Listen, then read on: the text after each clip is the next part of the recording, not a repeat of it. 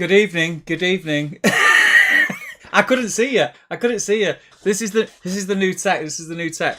Hello everyone, and welcome to Battle Streams in Middle-earth, episode 69. Woohoo! Just let me move my camera. I hope you're all well. Before we get stuck into it, before I introduce, I think we're on opposite sides as well, which is weird. No, they won't like it. But let us know that you can hear us. Bang on time. Well, it should be.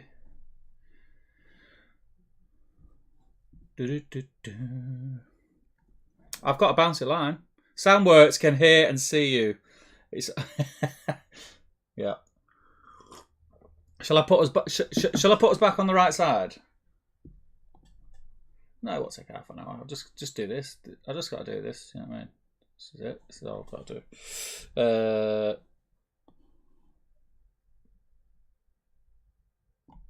Yeah, that's well. Damien muted. Can you hear Damien? That's what I want to know.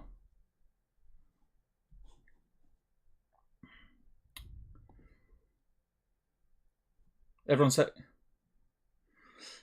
this is terrible. This is terrible news. Can you hear him now? Oh, well, am I going to have to keep talking? Am I? Yeah. This is just a test. He's saying no, still saying can't hear Damien. Shall I just hum a little tune and see if we can bring it in? This is what they call in the industry the problem. Do you know what I'm going to do? I know what to do. I'll tune in. Bear with us, people, because we are actually what's going on now? He just said, "Oh, now he's back." No, yes, can't hear him. I don't even know what they're talking about. I don't think they can hear him now. Can hear him now. You can hear him now. Yeah. Look, yes. All good now. Stop. Whatever you're doing, stop. Stop messing with stuff. You're back on your side. I'm back on my side. I think that the world is back as it should be. So welcome everybody. I hope you're all well. The reason we had this palaver is because we are using a slightly different way of getting the video of both of us on screen. We normally use Zoom and screen grab, which causes loads of problems that we've had in the past, and hopefully now this inbuilt way of doing it is going to be a lot better. So if there is a few little teething problems this episode, can't hear one of us for 4 hours. I mean, I did it by accident. I think they can hear us. So, welcome to Battle Streams of Middle-earth. This is, of course, our fortnightly series where we take a look through this bad boy. This is the DXD part of Battle Games in Middle-earth. Yes, it is. It was released in the kind of early 2000s, and they called theirs Battle Games in Middle-earth. But what did we do, Steve? We only went and changed one of the words, didn't we? Yeah, you wouldn't believe it. So where it says games, we swapped that out for streams. Do you see? It's about streams. Yeah. It's about Stream Miller. It's a think piece. And in every episode, we take a stroll down memory lane. We look through the magazine and we see what the scenarios are like and what the rules are like and what the painting guides are like and so on and so forth. And use it to kind of theme our discussion for the week, really. Have you got a mug to hand? Yes, I'm just buzzing because the whip thread worked on time this time. Did it work on time? No. Anyone who would have been around at 8:30 this morning on Facebook would have wondered why the whip thread popped up. 50% of the time it works every time. Yeah, so I've got a bit of a story about my mug, but let's do our usual thing. Yeah. All right. Okay. Because I can't. I'm watching. I'll flip back to live view now. I'm over with you now. I'm not on YouTube. So indeed, the point of Battle Streams in Middle-earth. You can see where this is going, can't you? Yeah. No, she hasn't actually. Mate, I had my cup ready. It's the black one, isn't it? Yeah. I had my cup ready to put the water in. I come in here to sort this palaver out. Ran back in to get my brew. Who sat on the couch with a beautiful Battle Streams Clear the Backlog mug? Lily. Terrible wife of mine.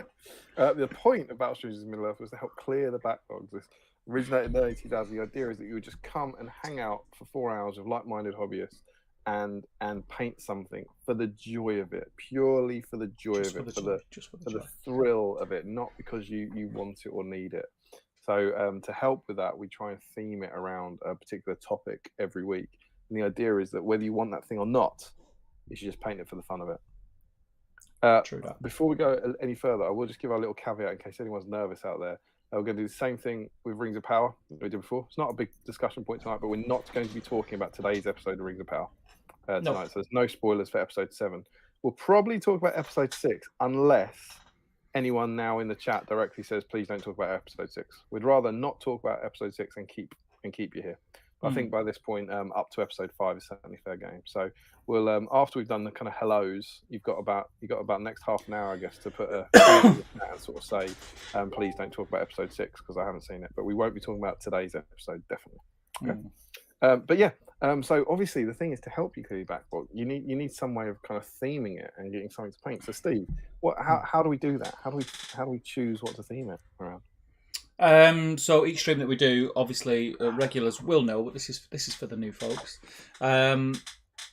Each episode of Battle Games in Middle-earth, us as a generalization, you received a miniature or miniatures in said edition, issue, should I say, and that is the theme of the night. So if you are working on theme, we want to see you painting that in the whip thread, which is on the Great British Hobbit League. See how I jumped there? I didn't wait for you to introduce for me to say where is it. I'm just straight in, mate. Streamlined. You love to see it. Streamlined. Go over to the Great British Hobbit League. There is a whip thread. It says this is the whip thread. It's posted by me. You can't miss it. There is a big thumbnail for the stream. Invite your friends. Invite your family. Wives, husbands, dogs, parents, grandparents, cousins, second cousins, next door neighbours. Everyone is welcome. Post it in there, and we will take a look at the Facebook post later on in the stream and go through it and see what you're all working on. Don't worry if you are not on theme. Still post what you're working on. It's always cool to see what you're working on. I'm going to disagree with that this week of all weeks.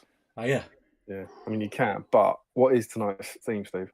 Tonight's theme is the best cook in Middle-earth. It's Eowyn. Eowyn week.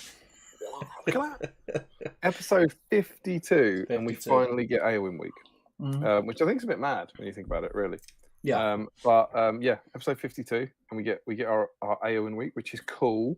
So we've had to wait 52 issues. That means, think about that as a named character. There have been 52 things which Battle Games in Middle-earth thought were more important. Deemed more important. Yeah, we've had like Gorbag, and we've had Grishnak and Shagrat not had Eowyn, so it's very exciting to get Eowyn in. So the point is, any Eowyn, and believe it or not, top of your head, how many Eowyn do you think there are? Sculpts. I think it's going to be deceiving, so because there's a couple of specials, so I'm going to go 2, 3. Are we going like foot and mounted? Yeah. Also, that's not on the top of your head. That's counting them all. All right then.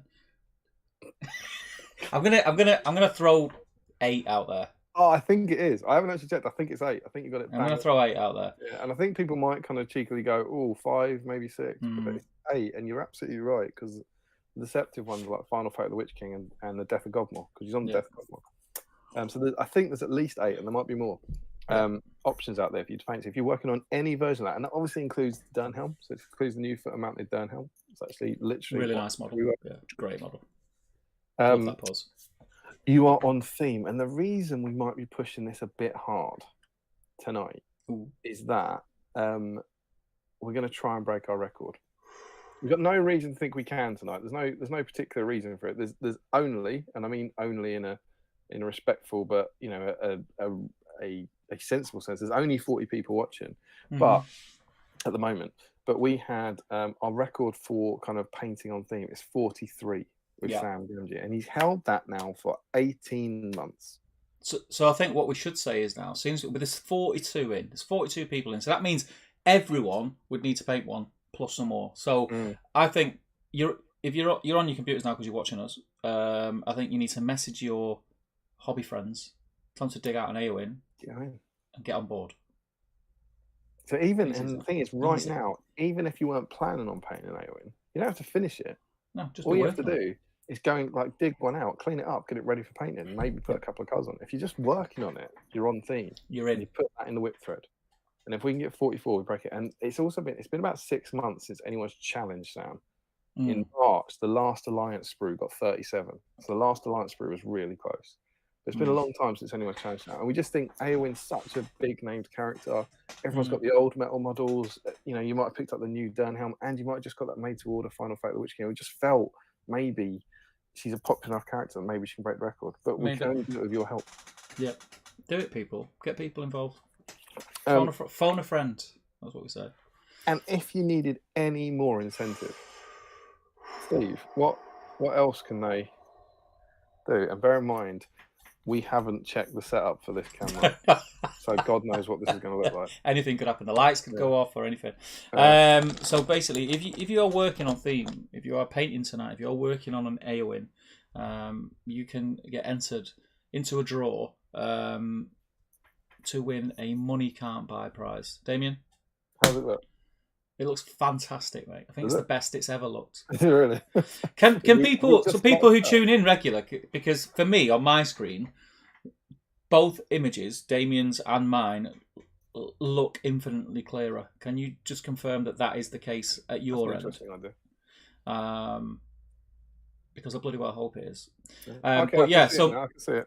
Yeah, so money can't buy. I think I could probably just pull. I can't do this live, but you might be able to see that live. If I pull that down a bit, does that get rid of a bit of cheeky bed at the bottom there?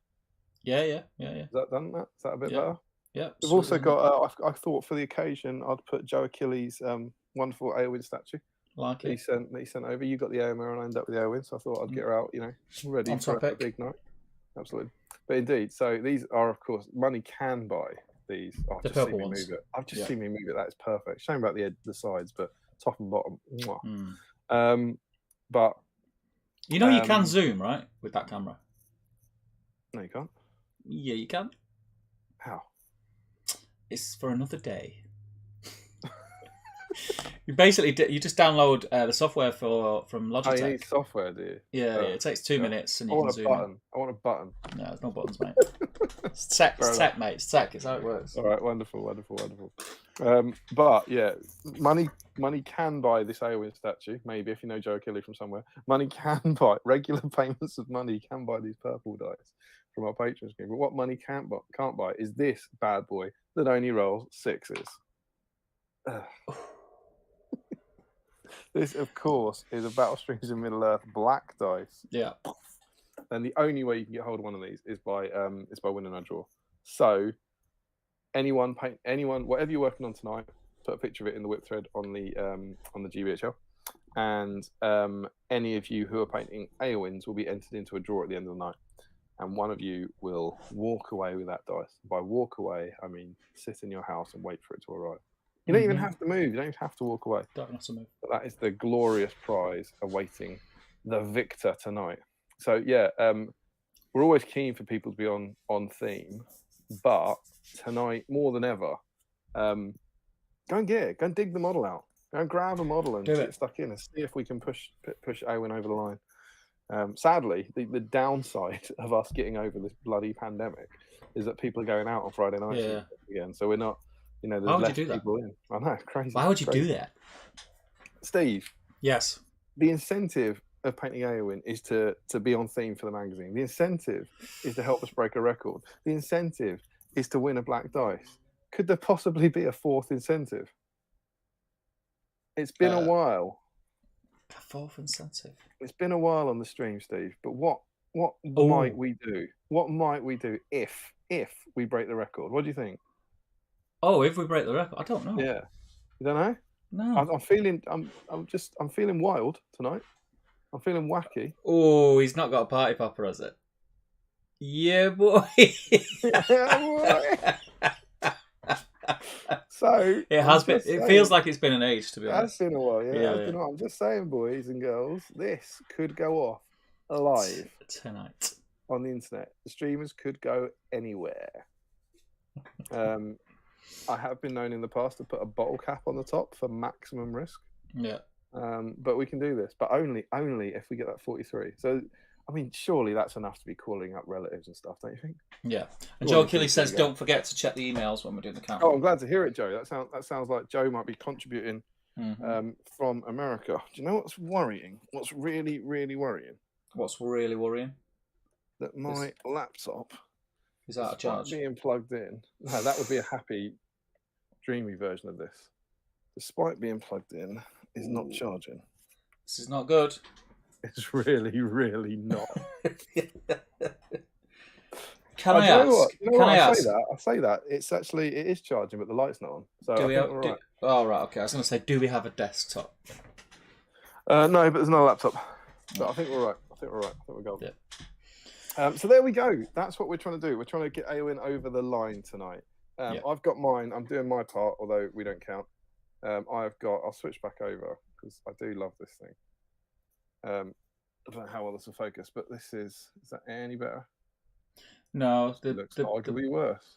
The BSIME logo on the dice tray is amazing. If you move the dice tray, is that a black background? I'm not moving the dice tray. It's a perfect position. What I'm going to try and do is lean backwards.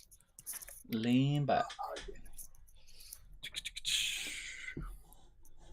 The problem that you guys will never understand is that on the stream, you are tethered by headphones. And if you're not careful when you lean backwards, you can destroy the internet. There is a way. There's the girl. Yeah, that's cool. So this is the wonderful new plastic Eowyn. I painted the mounted version in like January 2020. Do you remember for the SBG battle report? Yeah. And the issue 10 one, just before the pandemic. I never painted this one, but I've kind of dug her out and assembled it. And I didn't realise until I did assemble her that I don't know if you've made this model up, but that arm, her left arm, it's not that there's a version where she's holding the shield, but it's a different arm. So you don't just glue the shield on. She's got a kind of separate wounded arm for where the Witch King's broken her arm. So which is pretty mega. And I just think this pose is just awesome. It's clearly cool. Just as she stabs him right in the head. Yeah. So I went for helmet off and no shield because that's the moment. So, I've not built mine. Mine's never even come out of the box. It's still in a box. It's not. Fair enough. That's the point, though, isn't it? Because that's what we do in this hobby. We buy these models we love and we put them in a box. We don't do anything. But tonight we do. Tonight, everyone here is painting an Eowyn, and me and Steve are going to lead by example. Steve, what are you working on tonight? Mounted forlong. Mounted forlong the fat. I've been converting from mounted. Fantastic, Steve. You love to see it. You really do. You love to see it. I am clearing my back. It is my backlog. And to be fair, I've got 1, 2, 4 Eowyn's painted, and I've had them in my backlog for years. So my fiefdoms is getting painted for Throne of Skulls. You've had the other 4 Eowyn's in your backlog for years, right? Not really.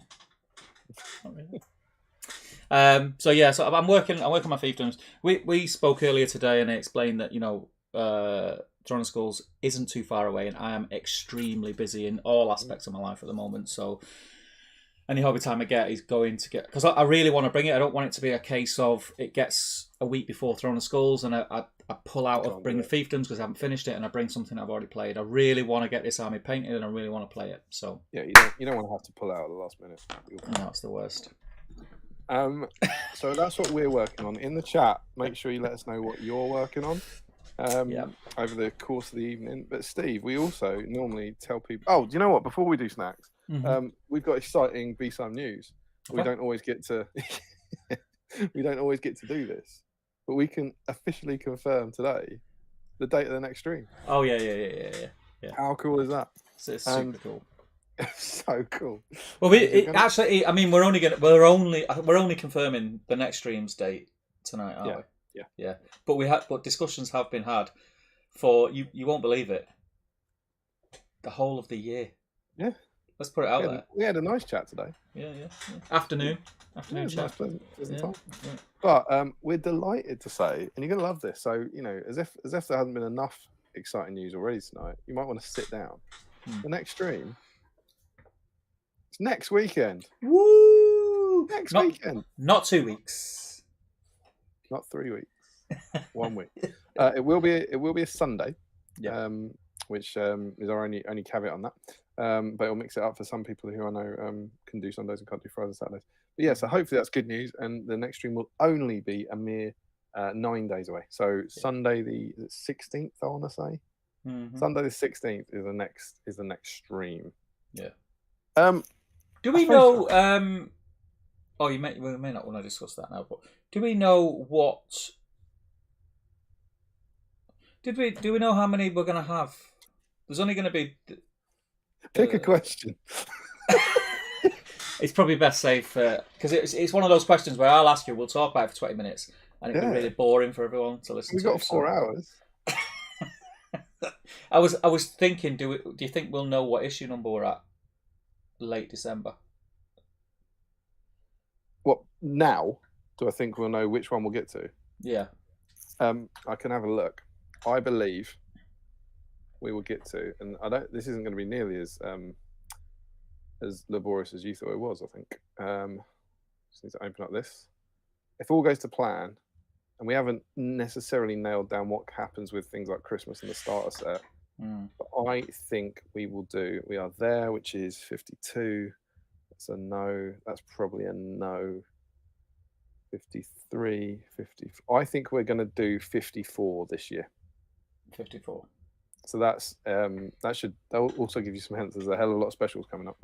If we're on 52 now, I think we're going to get 53 and 54 in this year. Yeah.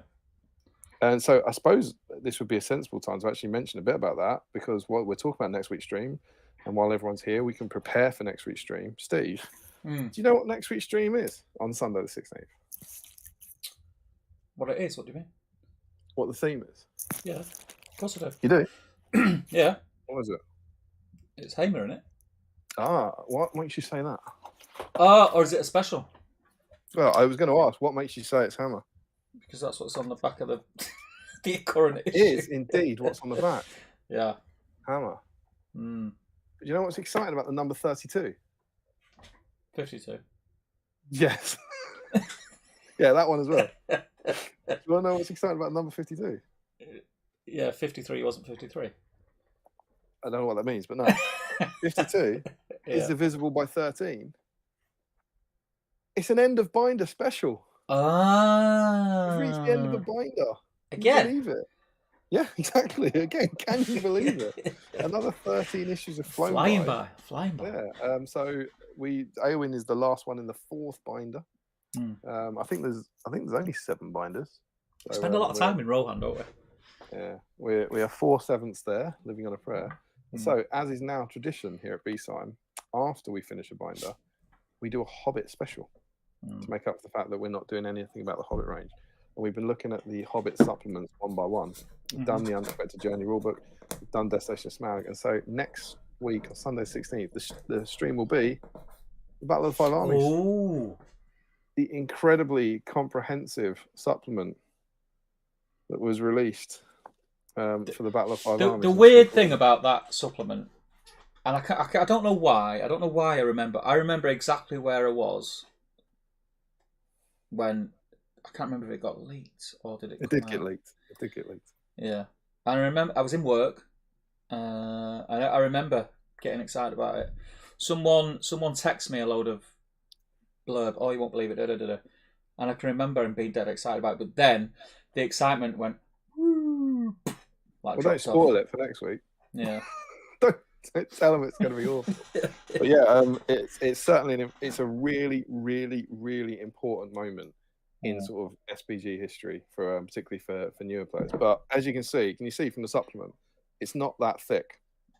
Right? And actually, if when you're holding it up kind of directly into the camera, I'm not sure if you can you even see it. It wasn't that thick, but it's only then when you turn it around that you actually see the thing. But there's a lot to love in here. There's some nice stuff, but we will have an in-depth look at that. So that's next week. That's Sunday the 16th, and the theme for this, as always, will be models that were released in Battle of Five Armies packaging. Yes. So models that were released in 2014. Shall we? Do you want me to run through them so people know? Yeah. Why not? So what you get is you get Bard the Bowman. There might be some more on this, but I'm going to go through the profiles because they're almost all new. Bard the Bowman, foot and mounted, the blue coat one. The Lake Town Militia captain. All of the champions of Erebor in their armour. Bilbo, Master Burglar. The Vanquisher's Necromancer, who've just come back out. So Saruman, Galadriel, and Elrond. Radagast the Brown on Eagle. Thranduil, foot and mounted. On horse, not the elk. Sorry, Steve. Yeah. Legolas, foot and mounted. It's a dramatic period. Dave Fredericks, Steve Crow, all the antlers in the world. Legolas foot and mounted, the one with Orcrist. Yep. Tariel Mirkwood Exile, who doesn't exist anymore, but that I think she's in the same pack as Legolas now. Yeah, the plastics. I think those three are all in there together. No, not the plastic. I think those fine cost ones are all together. Oh, are they? I think Legolas foot and mounted from The Hobbit and that Tariel are in the same pack. Right, yeah. The Mirkwood Elf Captain, the Mirkwood Elf Cavalry, the Mirkwood Elves, so not Palace Guard or Mirkwood Rangers, but the kind of resin elves, Lake Town Militia, Azog, Lieutenant of Sauron, the Louis Spence one. So just the dancing Azog, not the others. Bolg. If you don't know what we mean, Google it. It will all make sense. I'm fabulous. Bolg foot and mounted, and there's one more model, Steve. One more model. Is it huge? It might be quite large. Finally, he's on theme. You can paint. Yeah. If anyone fancies cracking Smaug. What a model! What a model! What a model! What a time to be alive. So there's quite a lot of choice, but that's it. So none of the Iron Hills dwarves, none of the kind of fancy Gundabad stuff like the trolls, none of that. It's all the stuff that came out for this. You've got that little clip there. Anything that was released in late 2013 and early 2014 in Battle of Five Armies and packaging. That's the theme for next week. How exciting, right? Yep. You're going to be on theme? You're going to be painting fiefdoms? Let me have a think. Is there anything in there that... Nothing Smaug. Oh, well, Smaug's over there. I couldn't really work on Smaug on stream, could I? Just can't have my keyboard and my mouse and stuff on the desk. I mean, let's see how I get on with my Fiefdoms army this week. I could possibly do a Bilbo. Very cool. Potentially, because there is a Bilbo that... You know, the Bilbo from Smaug or Master Bilbo Burglar. It has to be a blue coat Bilbo. Yeah, Master Burglar. Very cool. But there we go. We'll talk more about what we're working on next week. But you can get planning now. You've got a week to kind of prep a Battle of Five Armies model and come along for what I think will be a really, really interesting look into what the state of SBG was in 2014.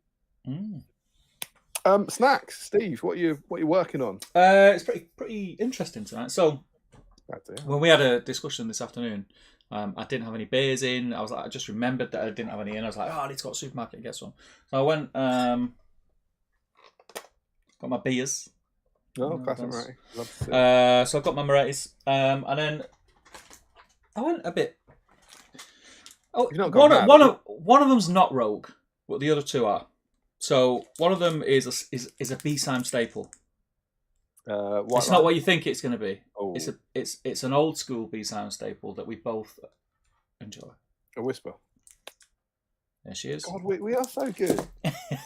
Then the next one I have not seen. Well, the next two I've not seen these before, and that's why I got them. I'm not going to eat all this chocolate on stream, but I'll have a taste of at least these two. He lied. So this one is. You see that? Dime mint even. Yeah. Okay, I don't really like dime, but I like mint. I like dime. I like a dime bar. Quite like the dime cake you get. Yeah, that's quite nice. That's quite nice. And then these, I do like these, but the normal version. And although I'm a fan of white chocolate, I'm not sure if I'm going to be a fan of these. But I thought I've got to give them a go. Oh, nice! Yeah, I like Toffee. What is it? Do you think Toffee? Toffee? Yeah, Toffee. Toffee. Toffee, yeah. Toffee. Not Toffee. No, it's Toffee, mate. Toffee. Yeah, I love Toffee. Yeah, I like Toffee. The problem with Toffee is you can't have one Toffee. That's the problem. Yes, eat the whole packet. But yeah, that's my snacks. What about you? Well, as you've probably seen, I've already I was here very early tonight, so I had a bit. That's done now. Mm-hmm. That's my pre-tea beer. I do have my standard cup of BSIME tea. Yeah. See, and I've got two snacks to help me through today. One new and one an old friend. Yeah. And one of the reasons I got one of the old friends was because I thought it was getting a bit old, so I better eat it. Even though the internet will tell you the opposite is true. What I've got, I know Joe Achilles in today. I'll give him a massive shout out. I've got my last Joe Achilles Twinkie. Ooh. From the wonderful care package that he sent us. And I know Twinkies last till after the Armageddon. Oh, the apocalypse even. It's the apocalypse, isn't it? And Armageddon, not the. I mean, that's only a couple of weeks away. Let's be honest. Yes, it's not looking great. When they start saying like it's the first time since 1962, it's been a reality. Like, oh, good. But we're not here to bring you down. We're here to lift you up. But yeah, so I've got my last Joe Achille authentic American Twinkie, which I was going to eat just because it's probably getting past its best. But to go with that, what I've also got is not only something we haven't had before, but something that we couldn't have had before because I believe they're new for this year. They're certainly new for this season. What I've got is a Mr. Kipling chocolate and marshmallow slice. And look at the wrapper. Yeah. Look at that. Can you see this is themed around Halloween? Mm-hmm. We've got some bats. We've got some little spiders going on at the top there. And I bought these for our Halloween stream in Sainsbury's, and they go off on October the 23rd. Convenient. So I thought, well, now I've got to eat them. And Charlotte found them as well. So Charlotte and Olivia and Emma have all had one, so they're gone. I had one earlier to try them. Just to test. I kept them. So check this out. This isn't normal with Mr. Kipling. This is individually wrapped in a plastic box. Do you know when you were saying that to me this afternoon? Yeah. Because he was as excited then as he is now about it. Like I was half listening because I was trying to make this work. They've been like that for a long time. But no, they're normally, most of them are in like little open like trays of 2, right? Unless bakewell slices are still in trays of 2. Well, because we get 8, so my kid's favourite are angel slices. Yeah, okay. Yeah. And they used to be in 2s, but I'm talking, that must have been 4 or 5 years ago. They've been in those packets for a while. Well, so angel slices are all individual now? Yeah, because we put them in the lunchboxes every now and again as a little treat. Well, bakewell slices aren't. Bakewell slices are still in 2 packs of 2. But when I was in Asda today, I seen them. And I thought, shall I do it just so we're the same? But I thought, no, because it was such weird. But you know what I did do? I bought the Mr. Kipling, the Viennese Whirls, the Halloween version that's got toffee inside. But they didn't last an hour after I walked in the door. Kids come home from school and they were gone. Kids came you only get 6. You only get 6. Dad, are there any left? And you said, no, they're gone. You only get 6. They're biscuits. Like a pack of 6 biscuits. I mean, as I said, bakewell slices have not gone over to this mode. And I just, it's not a bit... This is like the opposite of what we're meant to be doing now, isn't it? Yeah, it's excessive. It's excessive. I think it's in the mindset of kids' lunchboxes. So or fat guys on the internet. Yeah, because they'll always only eat one, won't they? You're wasting your time, Mr. Kipling. Packs of 3. This is nowhere on here whatsoever. Does it say anything about Halloween? It's chocolate and marshmallow. Are either of those Halloween-y? I think they're going with the marshmallow. The clutching. Fires. Yeah. Fire, kind of horror stories. I mean, it's more bonfire night, but... I know there's pictures, but it feels a little bit like, what have we got that could be Halloween-y? Like the chocolate marshmallow. Anyway, I'm not here to throw shade. So here they are. They're available in your local Sainsbury's. Other superstores are available. Good. Yeah, it's all right. That's what you've got in the middle. It just looks very dark. Very nice, very nice. Can I ask, are you hardwired into the interweb tonight, or...? You may. Huh? You may. Are you hardwired into the internet? No, I'm on Wi-Fi. Yeah, I think you keep dropping out a little bit because the quality of the image keeps changing, yeah. I'm sorry. Yeah. I don't know where the marshmallow is. Is it probably just little tiny pieces in the chocolate sponge? Is it? Do you reckon that's the where are we? There you go. There's no white or anything in there. No. Gone now. It smells very minty, this. Well, you hope so. So there we go. That's what we're working on. Steve, some highlights for you to look forward to.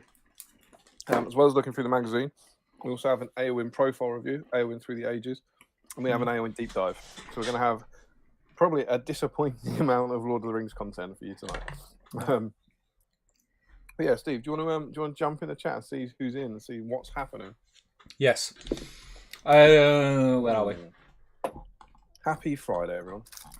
Yeah, I hope you're having a great weekend. Don't forget, people, do get in the chat, say hello. The chat has looked quite busy up to now, which is good. Keep them coming. If it is your first time here, we now have 49 viewers, so we are in a position to be able to break the record. Just saying, if everyone gets painting an Eowyn and posts a picture. If it's your first time on the stream, please do say hello in the chat, just so we know who you are. That'd be great. Thanks, Joe. Okay, chat. Frederick was in early doors. Hello there. Where's the whip thread? Joe says it's been and gone. Nice one, Joe. Joe did post. Joe did post in the early whip thread. I did see it, Joe. I did see it. That's the only reason I knew it was there, because I got a notification that Joe commented on it. Frederick says that we had one, but what about second whip thread? Reese is in. How you doing, Reese? Excuse me. Frederick asks Reese Taylor, "Are you Luke at Geek Gaming?" And Reese Taylor says, "No, I'm not, Frederick." I'm Reese. Very confusing. Only 7 minutes to go until the piano house starts, says Frederick. So, people were in early. More like 15 with Steve, says Reese. Rude. Joe Achilles says, "Good afternoon from the States. The smoker isn't going today, so there's no meat on the menu, but I am here to stream with you fine people. It's great to have you, Joe." And I just want to say before I forget, Joe, you have started a little bit of an obsession. So a few weeks ago, Joe sent us a box of goodies, which included the Twinkie that Damien was talking about. He sent me, because he knows I like my cooking and stuff like that, he sent me a tub of rub for meat. A meat rub for my pulled pork, which was delicious, by the way. But I now got moaned at by my wife because one of the cupboards in the kitchen is just full of meat rubs. I think I've got about 15 tubs of different kinds of meat rubs. So yeah, thank you for that, Joe. But he's terrible. He's so childish.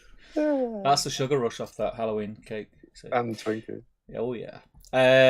Good stuff, Joe. Grab a beer instead, says Reese. Sean's in. How you doing, Sean? Says good evening, nerds. Mark's in. Hello, peeps. Agenda's in. Even though I hope everyone is well. Eowyn is based and ready to get primed. Good man. Masterball UK is in. Says good evening. Gaetan's in. How you doing, pal? Bang on time. Evening all, says Max Malice. I think that's no sound from Damien. We've got the sound issue thing. Yusuf is in. Welcome, Yusuf, to the Patreon. Indeed. So you've been quite lively in the chat. I've been keeping an eye on the chat, people, by the way. I've not had a chance to post much this week. I've just been uber busy, but I do keep an eye on it. Wow, very little piano house. Yeah, we started quite quick tonight. There was no whole stream for a while. Frederick's saying the sound works. Joe's upset that you're on the wrong side. He doesn't like it. Jill says we can hear you. No longer piano house intro. Damien muted. Gary George says good morning all. 6 a.m. on a Saturday here in South Australia.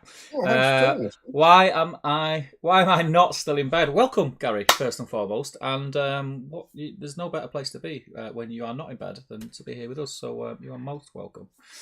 Yeah, top 2 activities in life: be in bed or watch Battlestream. Yeah, everyone's letting us know they can't hear Damien. Let's get past everyone saying they can't hear Mr. O'Brien, says Frederick.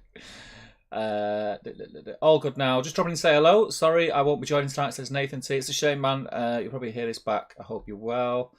I think he was planning to watch a few episodes of Rings of Power, one of his misses, I think. Catch up. Todd Egbert, he says, I can hear him! Exclamation mark. He screamed it. As in fear, I think it was. It works, yes, good, fine. Stop whatever you're doing, says Frederick. Ian Whitehouse is in. Says, now then all. How you doing, Ian? Joe Kelly says, don't worry, this is your first stream, right? There's bound to be mistakes. Oh, wait. It feels like a new stream because the way we're doing it is very different to how we used to do it. Very different. And yet the lateness was the same. Yeah, boy. Frederick says there was a brief moment when we couldn't see Steve and couldn't hear Damien. That sounds like perfect, right? Isn't it? We just done it to freak you all out. Dan Maskell's in. How you doing, Dan? And then Michael Haskell's in. Audience chat reaction is a tad delayed in real time. Makes for much merriment and entertainment. Evening all. Haskell and Haskell together at last. Yeah, it's crazy. You love to see it. It's like a heroic duo. Agenda says the video does look a lot clearer and crisp. Good stuff. Andrew Kerr says, good evening, gents. How you doing, Andrew? That's not true, Steve. We didn't wonder. What was I saying about wondering? If you wondered.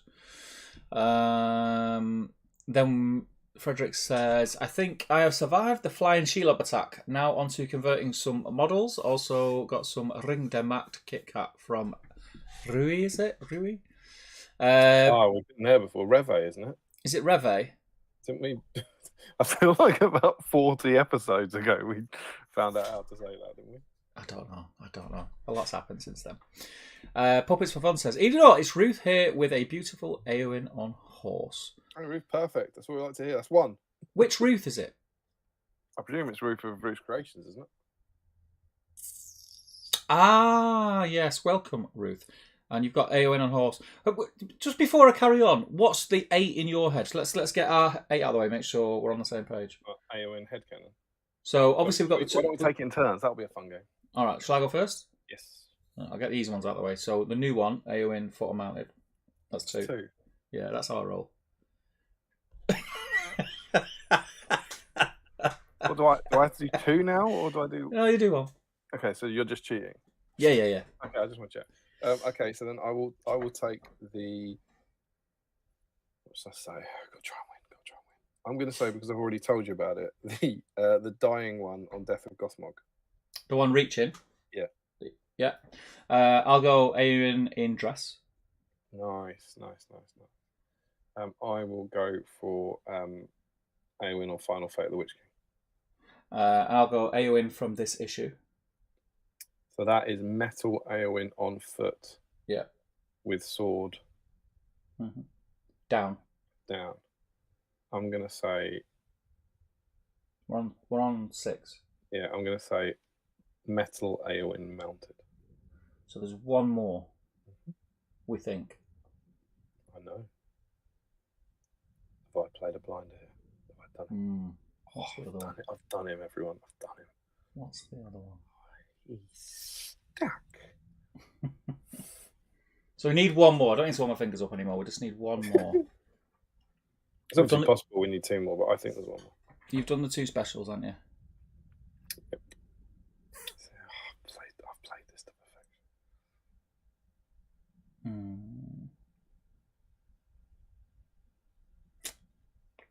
And you were worried about the other bit of content. This is the content I love. Is there 3 specials? No, it's not. It's not a special in that regard. Oh.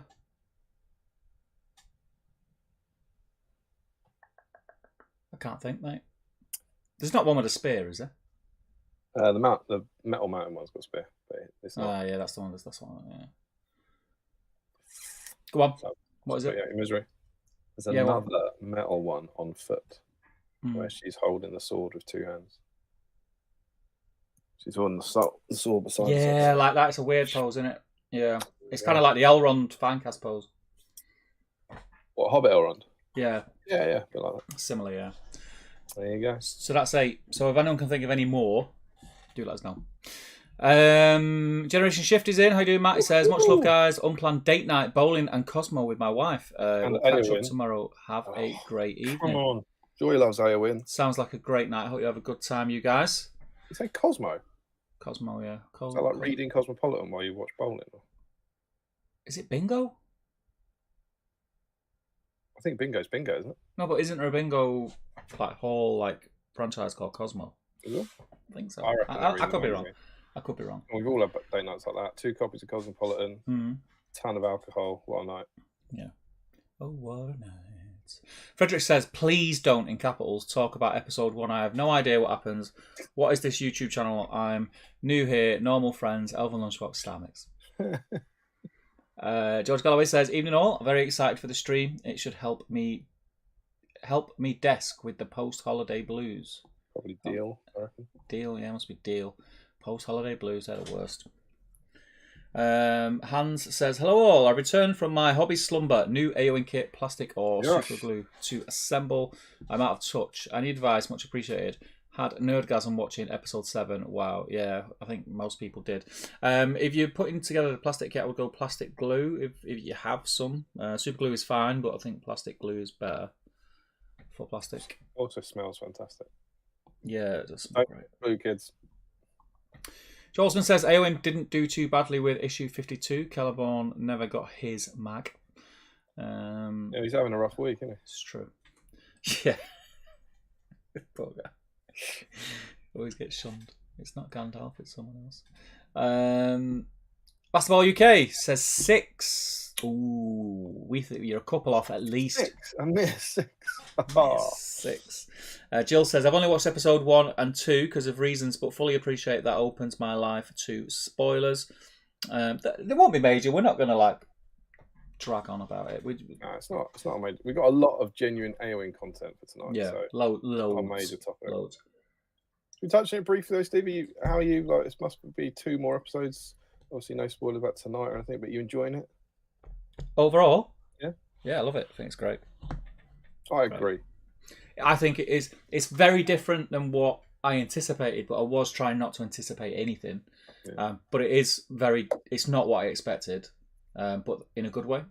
I can talk about this without being spoilerific about last week, because there's clearly last week there was a very, very big event that happened at the end of the episode, a huge event, and that I've said this to a few people. That is exactly what I would hope an adaptation would do. That is that's the sort of origin story of something that I didn't know I wanted. Yeah, it doesn't contradict anything in the canon. It's something I've never thought about, what that would have been like before, or how that happened. And I feel like it's added something new to the story without in any way contradicting anything. And I loved that, how that whole played out over the last sort of 4 episodes or something. I thought it was absolutely brilliant. So there are a couple of things which I think I'm all right to say. Please stop me, Damien, if you feel that I'm saying too much. So in episode 7, no, it's not anything in particular. It's a little bit darker than I thought it was going to be. Yeah, I agree with that. With some bits of it, so certain things happen that kind of make you go. Do you know what I mean? Saw that during the week there was an article or somewhere it came up that said if you're old enough to read the book, you're old enough to watch the show, and I don't agree with that. No, I don't. I've always had like the Lord of the Rings, the Hobbit. I mean, let's talk about more Lord of the Rings because the Hobbit is a lot more childish than Lord of the Rings. So Lord of the Rings has got this place where I feel comfortable for my kids to watch it. And Lily's shown an interest, and she's watched the first 2 episodes. Oh, the TV show. Yeah. So okay. I'm actually at the point now where I'm thinking, do I want her to watch the rest yet? Yeah, I agree. Because there are just a few things in it that are a little bit dark. The fight sequences in episode 6 were grim. Really. Well, also I can't say it without spoiling it. I mean, it was a few episodes ago, I suppose. What are we okay with spoilers? We've just done 7. We're not allowed to talk about 7. We said we'd be restrained about 6, but I think so. The bit in the tavern. Oh, what, with the single orc? You know where they all come in and they're trying to get them to. Oh yeah, that's last week, isn't it? That's last week. Yeah. That's pretty intense. Yeah. That was a bit. I was like, I didn't expect that. I thought it might be less than what it was, if you know what I mean. I agree with that. So, but yeah, that bit I wouldn't be too happy with Lily watching. So I'll probably not push her to watch the rest until she's maybe interested later on, because she's gone on to something else now. She's started watching because she's never seen the movie of Mrs. Doubtfire, and we went to watch Mrs. Doubtfire at the theatre last week, so she's now onto that. That's my friend Julie's favourite movie of all time. Oh, it's amazing! It's amazing.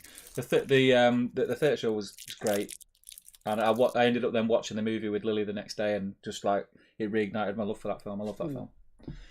I forgot how good it was until you watch it again. Classic. It's great. Yeah, it's great. I'll get back in the chat because I'm diverting.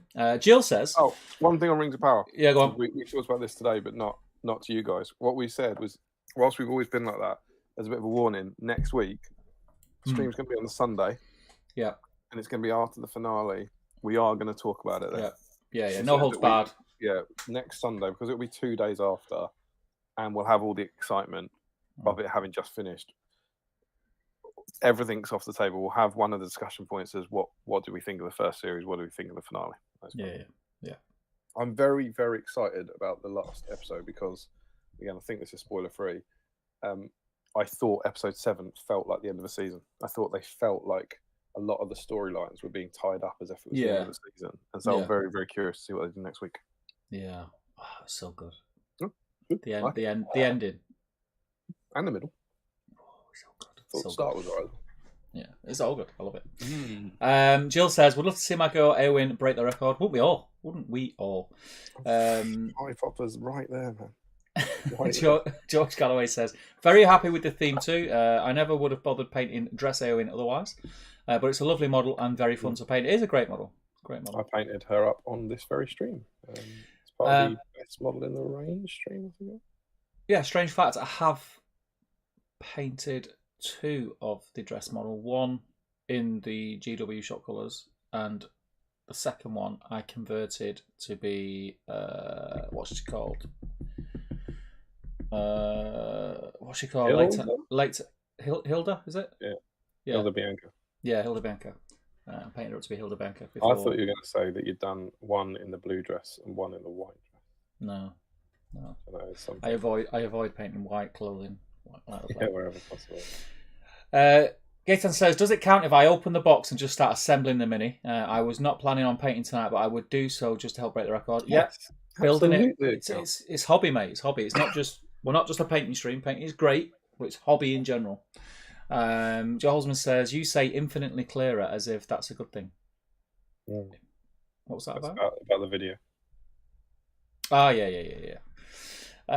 Cheeky. Gary George says, "Huge improvement in quality, guys. You're practically in HD." Sorry about that. Really?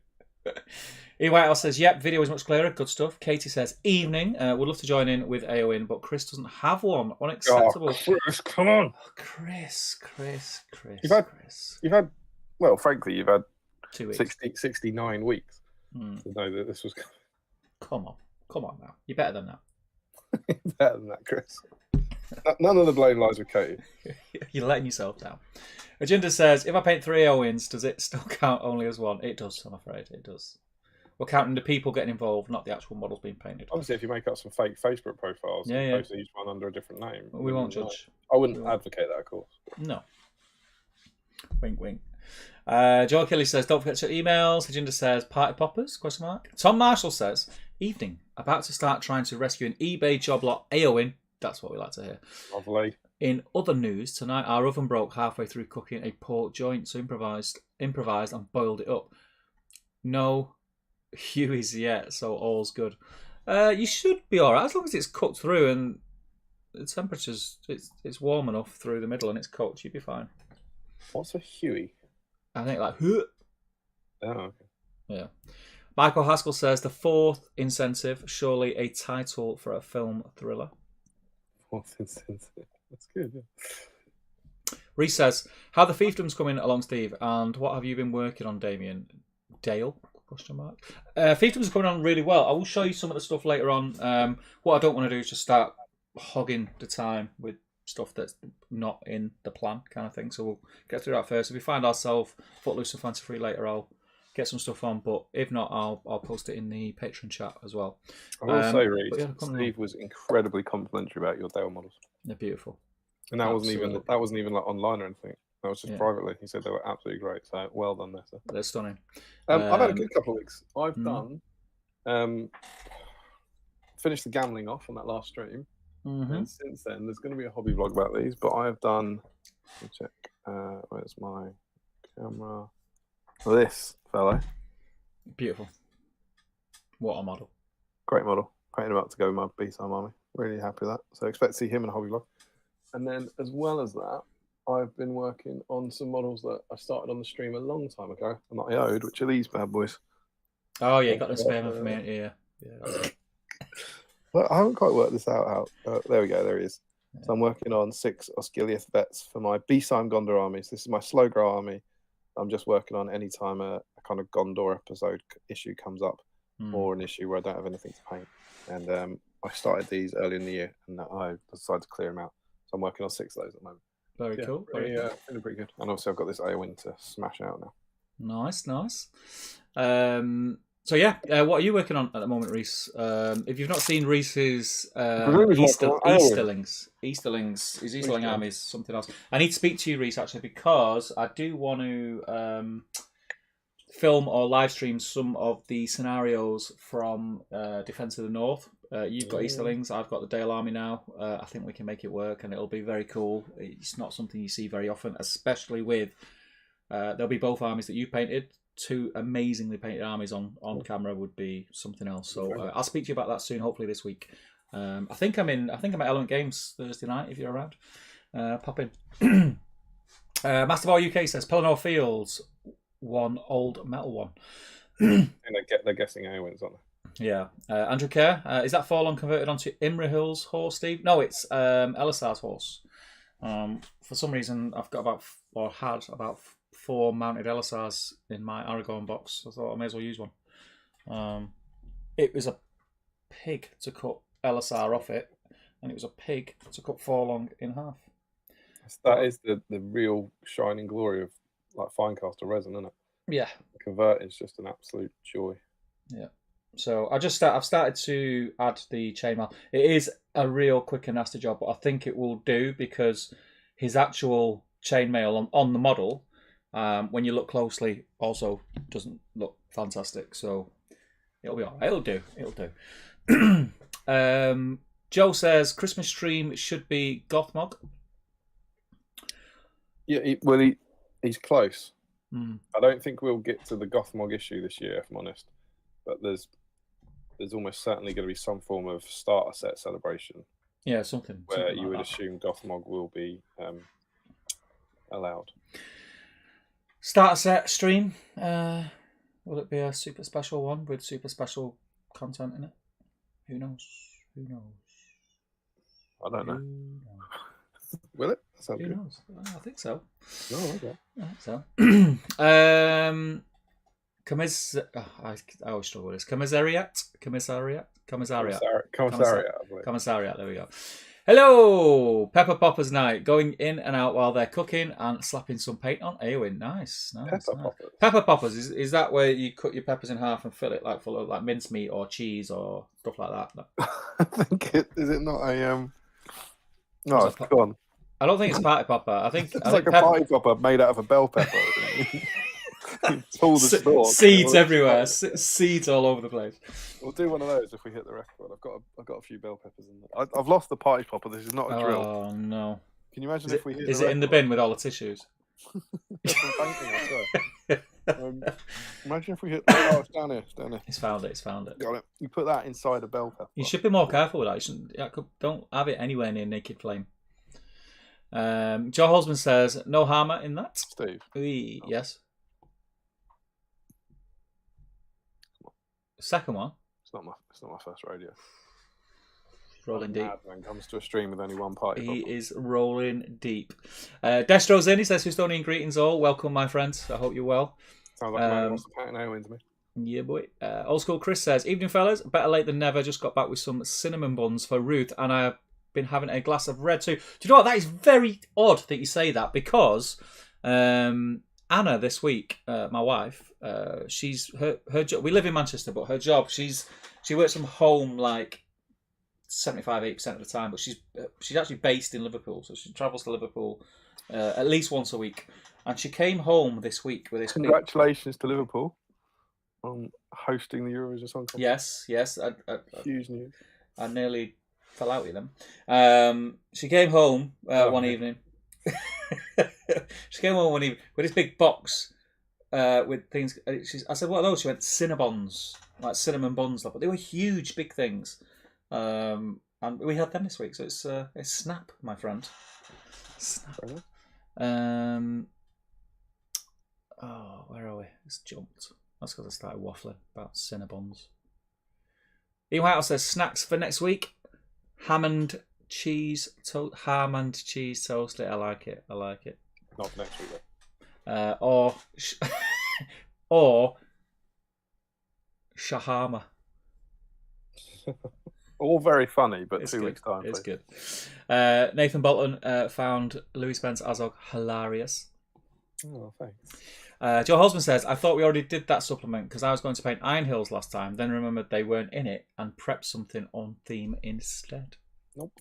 Destination smell. It's not like you. It's not like you to be wrong, though. Joe. Yeah, get with it. Katie says, I will be on theme next week. I need a Bolg for Thrones. Brilliant. Perfect. Perfect. Great model on. He is amazing. I played Bolg at the BSIME meetup a couple of weeks. Was it 3-4 weeks ago? Was it? Must be 3 weeks ago, and had an absolute blast with him. He's awesome. So good. Eric Schultz says, greetings all. How you doing, Eric? I hope you're well. Hawk Jacobson says, evening all. Working on a Mummock War Leader tonight. That's as close to Ian theme as I'm going to get. Stick a dress on it and a blonde wig and you're away.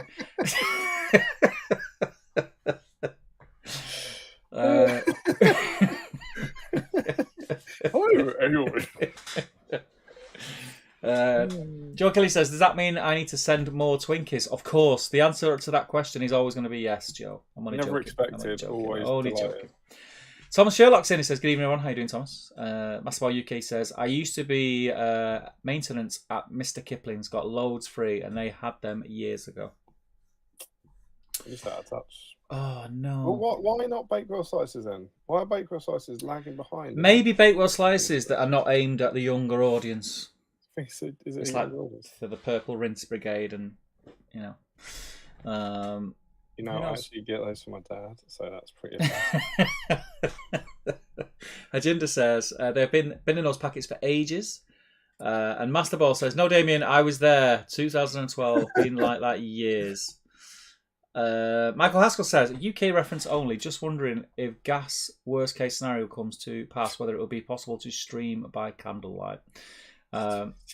What world are we living in? Could you imagine turning off the power? It's highly, highly, highly unlikely. From what I can make out, it'll be like the big companies that are told to cut down on their gas usage in the factories before it gets anywhere near the general public. It's a lot of scaremongering from the media. Sean Williams says, don't have Eowyn, so I'm just happy to be here. Good man. Good man. It's great to have you. Great to have you. Gary George says, I'm about to crack out my original Battle Games in Middle-earth issue 52 Eowyn from her original packaging. Yeah, exciting. Oh, look at that. Red blister. Perfect. Red blister. Sticky red blister. One of those on my foot. Yeah. Yusuf says, currently working on some Warriors of Minas Tirith. Good man. Quite happy with how they're coming out. I'm also looking for cool ideas for new army, good or evil, we'll be choosing in the coming weeks. Well, first and foremost, there are some great Warrior of Minas Tirith painting guides out there. If you Andrew did one. I did one, which I swear, to be honest, I swear by it. It's a great way to paint. It's quite quick, and they turn out great. If you go and search on Top Table Gaming, you'll find it. It's great. I've been mean. I'm using it for my Oscar bits, as I believe you. There you go. All right, sanctioned. He's okay. Go check that out. And as far as a next army, what army would you suggest? He's doing Minas Tirith now, so let's go evil, I think. I think I'd go something that would ally well with Minas Tirith, maybe Rohan, and I'd start with Eowyn. Yeah, tonight. Start tonight. Yeah, I would go evil, and I'd probably go. I'd probably go Mordor. Mordor. Yeah, I think Mordor's Nice thematic matchup. Yeah, I kind of like that kind of contrast. Yeah, who fights Gothmog? Eowyn. Mm-hmm. Dale Grove says, good evening all. Good to see your faces, gents. Great to have you in, Dale. I hope you will. To hear your finger words. Masterball says, Steve, you need to go to Hickory's. Yes, I do. I've been trying to get to Hickory's. I think I mentioned it on a couple of streams ago. My whole family went to Hickory's and extended family. I was supposed to go, and the day that they went was the day after I had my tooth out, my wisdom tooth out, so I couldn't go. I was annoyed. And the annoying thing is, there are two of them, literally 25 minutes either side of where I live.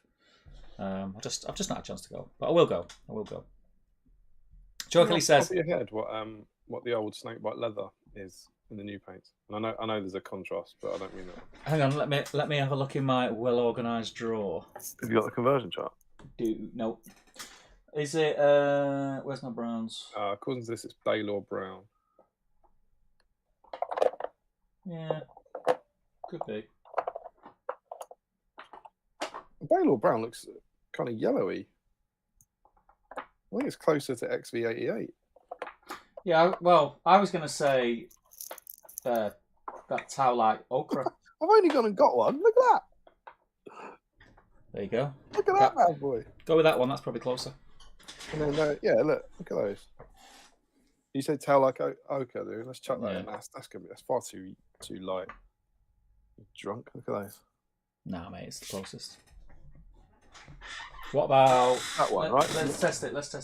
Let me have a look at it. What about Scrag Brown? Oh, I might not have Scrag Brown. Well, that's bang on. That's what you got. Yeah, I thought it might be. Yeah, the one I can't look at. Yeah. Oh, perfect. 100%. Do you know what? I say that. I feel like I might have bought it. Is it in my super secret unopened box? Do you know what was annoying? Last week, I organised my I've got like these IKEA desks. I've got like a few of them dotted around, and I bought all these little pieces of angle bead. And in one of the drawers, I've stuck loads of layers in. So my paints. Let me see if I can do this. This might work. Rather than Scrag Brown. Mate, they're not in the. They're barely in the same. It's nowhere near. It's nowhere near. I don't know where you got that from. Can you see that? So that's how my drawer looks now. Look, it's pretty hot. It's sexy, isn't it? I think I'm gonna go and it's only when you go through your paints you realise how many doubles you've got. And I think I've got probably. The weird thing is, I've probably got more doubles than I've got actual paints. I've got about 18 lead belchers for some reason. I'm going with XV88. That looks like the closest to me. I'm going to crack on with this because you keep distracting me. Joe Achilles says it's addictive, Steve. You will soon need rub for everything. Wait, that didn't sound right. It sounded perfectly right to me. Mr. Page is in. Good evening, guys. Welcome, Sam. For anyone who doesn't know, Sam is now more frequently known in the gaming world as TTG Sam. He's already nailed another couple of solo videos this week, which you'll be seeing soon. It's good to have you in, mate. Jason Mountain is in. Haven't actual caught a live stream in so long. It's great to have you, Jason. I hope you're well, mate. I seen a post from you, Jason. Was it on Instagram this week or last week? And it was just like a pair of trainers. Are they like new? Are you a runner, Jason? You've got. It was like just a pair of trainers. I thought, is that the Jason Mountain we all know and love, or is it a different Jason Mountain? Let us know. Mark says, I've been painting since the start of the stream and I've almost finished already. Just a bit of basing to do. Check Mark out. Someone's doing well. Yeah. Highland Faron says, even all, love painting with you two. Just got to watch. The laughs don't affect the steady hands. That's really nice to say, mate. Thank you very much. It's great to have you in. What did you say? What laughs don't affect? He hopes that the laughs don't affect his laughs. The laughs. Nice. The laughs. The laughs. Oh, we do have a laugh, don't we? We do have a laugh. Eric Schultz is asking you, Damien. Me. What's your favourite meat rub? Yeah. The Twister? You've seen my bin.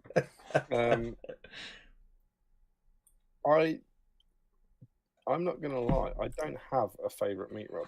All right, then let's go with it. Let's go with this. I'll make it more accessible to get an answer that will give people an insight into the mind of Damien. Thanks, if you were going to make a steak and it wasn't just going to be your bog standard salt and pepper, if you're going to put some sort of seasoning on it before you slapped it in the pan, what's your go-to?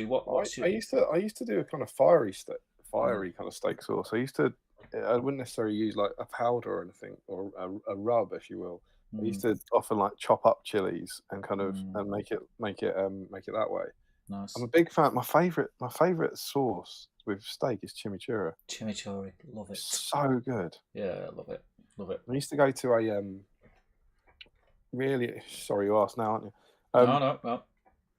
Very early in our relationship, we our first date. I don't mean me and Steve, by the way. I remember. We went to a Mexican restaurant on our first date, and then some months later, I don't know if it was a 3-month anniversary or 6 month or whatever, we decided to go back there, and it shut down.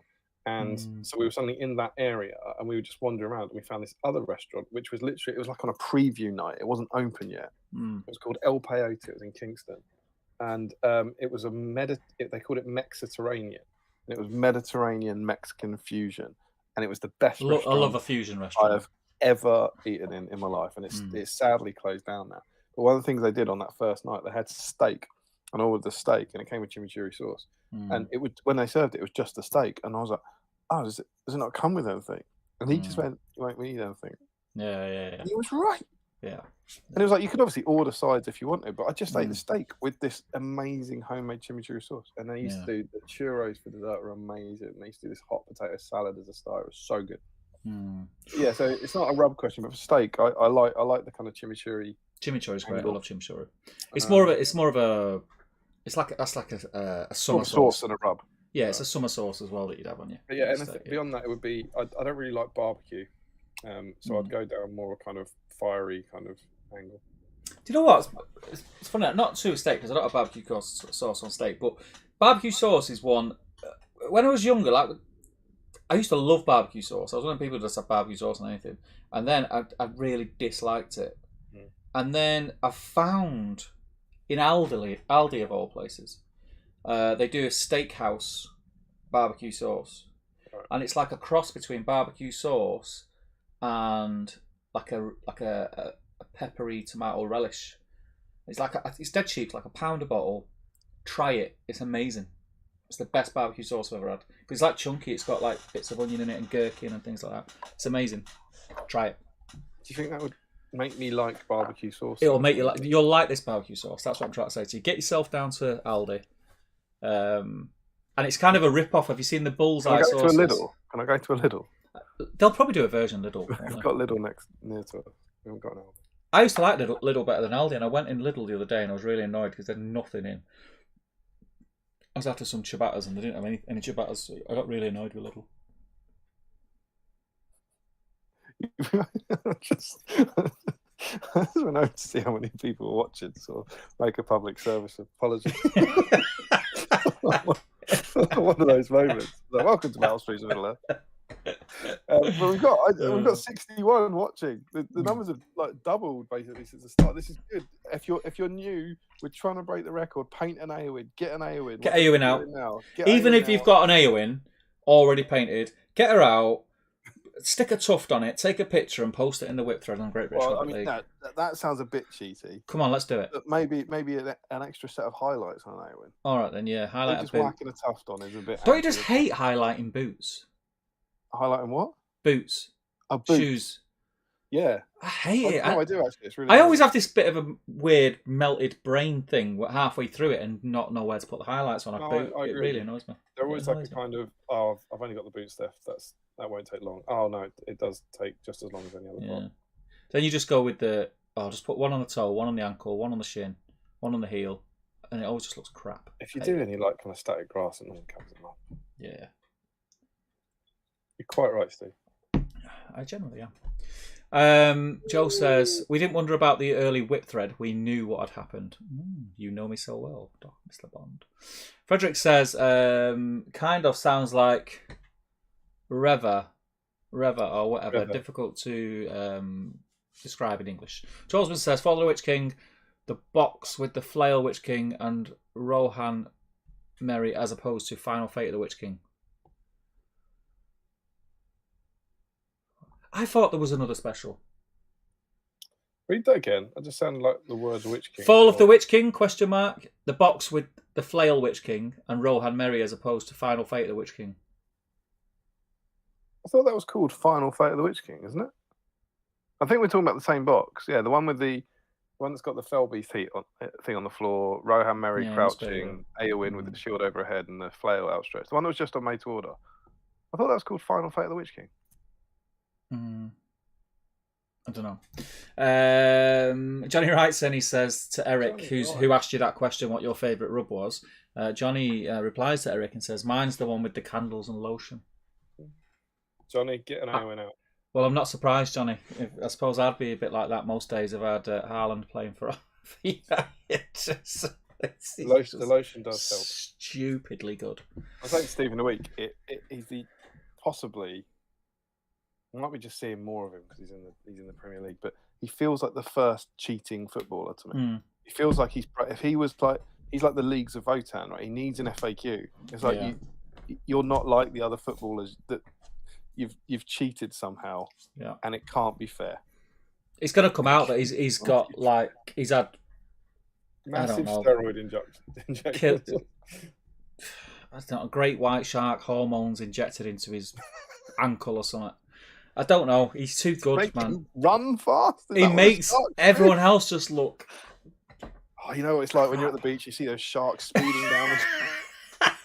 He's just so strong, though, isn't he? Like, he just runs through people. Like it's as if people are not even there. It's crazy. He's got a remarkable ability to be always there. Yeah. Yeah. He's a big guy as well, and he moves quick. It's really annoying. He does look like a villain from a Rocky film, though. He does. I think he looks like he's off Wallace and Gromit. Jolesman says, the above was my suggestion for the last of the 8, not potential 9th. Oh. Johnny said, evening gents, off to a GBHL... He wasn't contradicting us, he was guessing. Yeah. Johnny's off to a GBHL 18 Elite tomorrow. Wish me luck. Good luck, Johnny. I hope you do well, mate. Wear the polo. Wonder with prize.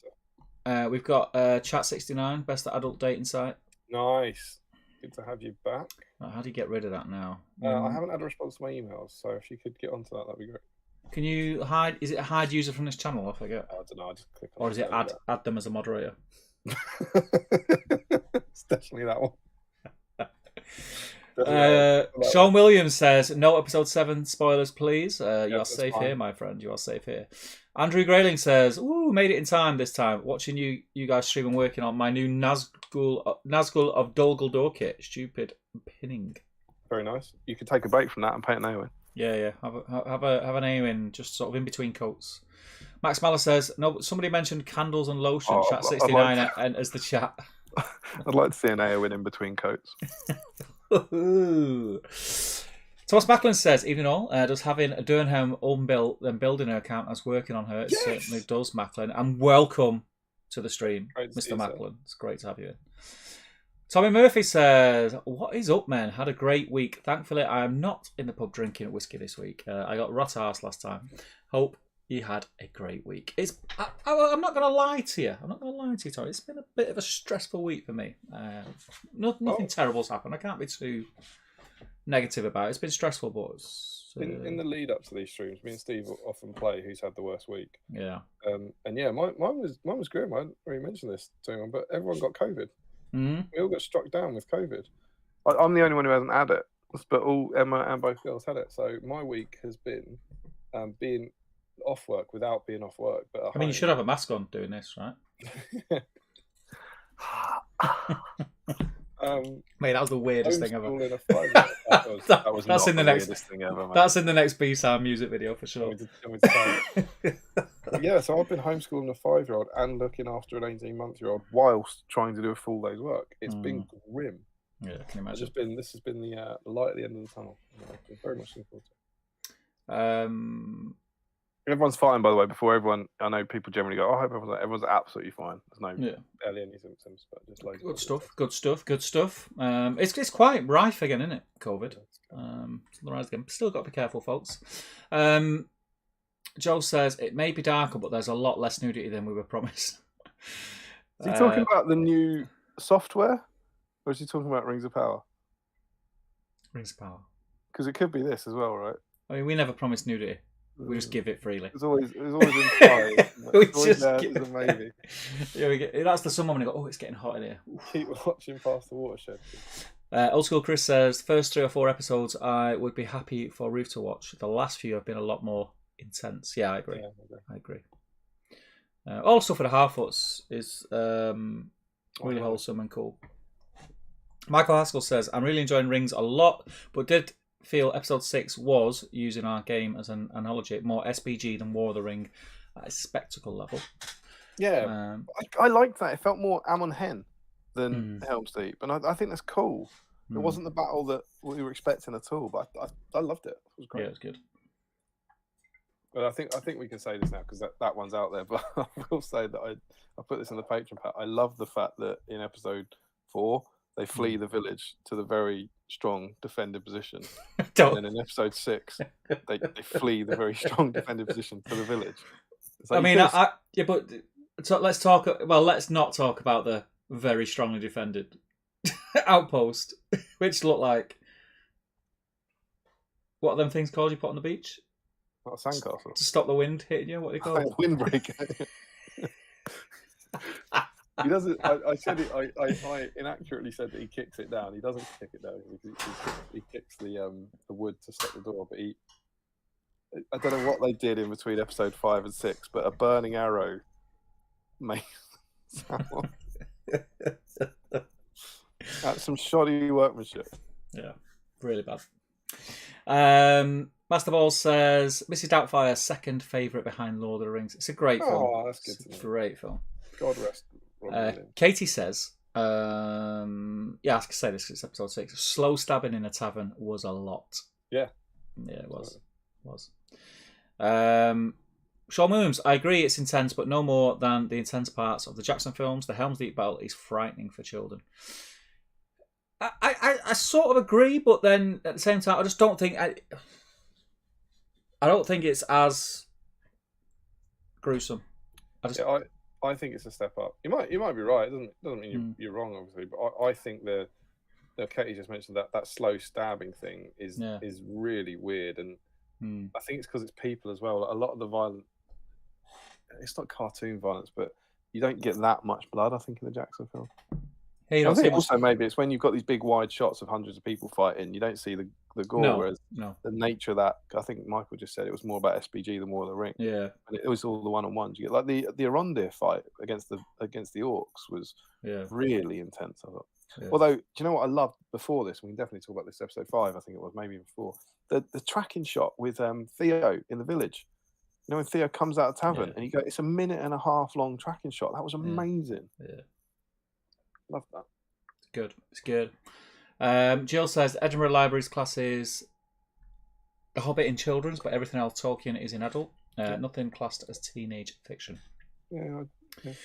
Michael Haskell says, Tolkien episode 8 next Sunday will be problematic for me. I'm away from Friday until Sunday evening with no chance to see it. Bring a laptop, Michael. Come on, get with it.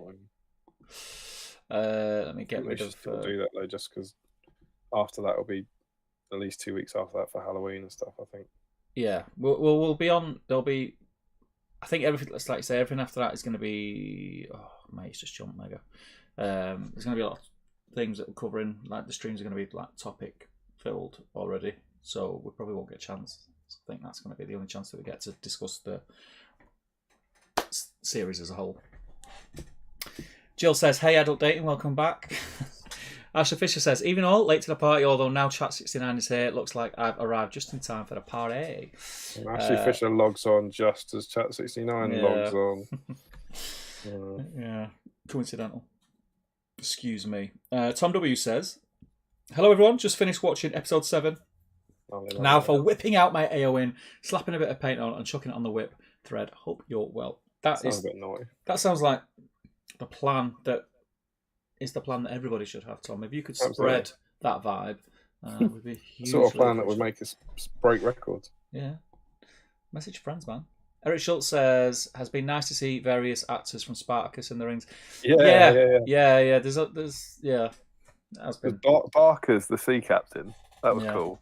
And then the guy that Halbrand beats up is the basically sleazy guy from the prequel. And the Queen, what's her name? Yeah, Navia. Yeah. Looking forward to your hobby vlog, Damien. Always enjoy them and some black dragons I'm currently working on. How big's your army now, Reese? Your Reese army must be huge. Aaron says, "Evening guys, jumping in late but cracking with Eowyn and finishing my bears. Good stuff. It's great to have you, Aaron." James Sherman says, "Evening all, painting Eowyn tonight too. Good man." Masterball says, Mordor. How you feeling about the Eowyn? How's she doing? We're getting seem to be quite a few out there. I don't know. Quite a few, and 60 people watching. Enough to convince them. If everyone watching started working on Eowyn, we'd get there. Yeah, if everyone watching started working on it, we'd smash it. Just over 2/3 of you. Just get an Eowyn. Please. Joe says it's quite quick, provided you skip the last step, says Joe. Ryan Cuthbert says, "Evening all." How you doing, Ryan? Reese says XV88, I thought. That's what I went with. Yeah. But that's not what the conversion chart is. No. Ashley Fisher says, talking of Ashley's. Watley beads. He says Watley beads. Watley beads? Oh, Watley beads. How are we spelling Lee Beads? What hyphen LE beads BEADS as in the ones that you have. When you're cheating at chess. If you know, you know. I wasn't even trying to cheat at chess. It was just an added bonus. So is that what WHAT and then hyphen and one word Lebedes? Le space beads. What Lebedes? What Lebedes? Question mark at the end. I don't know. You left to let us know, Ashley. Yeah, Ashley's. I'll just say a massive congratulations to our patron, Mr. Ashley Hampster Reed, and his dear wife on the arrival of their little baby. Amazing Congrats. news. Amazing news. Wonderful news, man. Hope life's treating you well. I saw him posting a picture up today doing some hobbying. I was like, well, you're going to be in trouble. Yeah, someone got a very forgiving wife. Yeah, that was quick, that was good. Sean Clark says, Steve, talk me through it like a 5-year-old. How did you do the draws? They look perfect for what I need. I did have the offcuts and I've thrown them away, which would have been really handy to show you. So I went on Amazon and I ordered PVC with racks in. Yeah. It's going to be really difficult, but I'll have a go. Right, this is a quick version. So, got a draw, went on Amazon, bought this, I think it's 25 or 30 mil angle. You call it third angle, and it's basically, like a 90-degree profile. I'm aware of the two sides like this, yep. In white, ordered, it comes in like meter strips, so I have to cut bits off the end.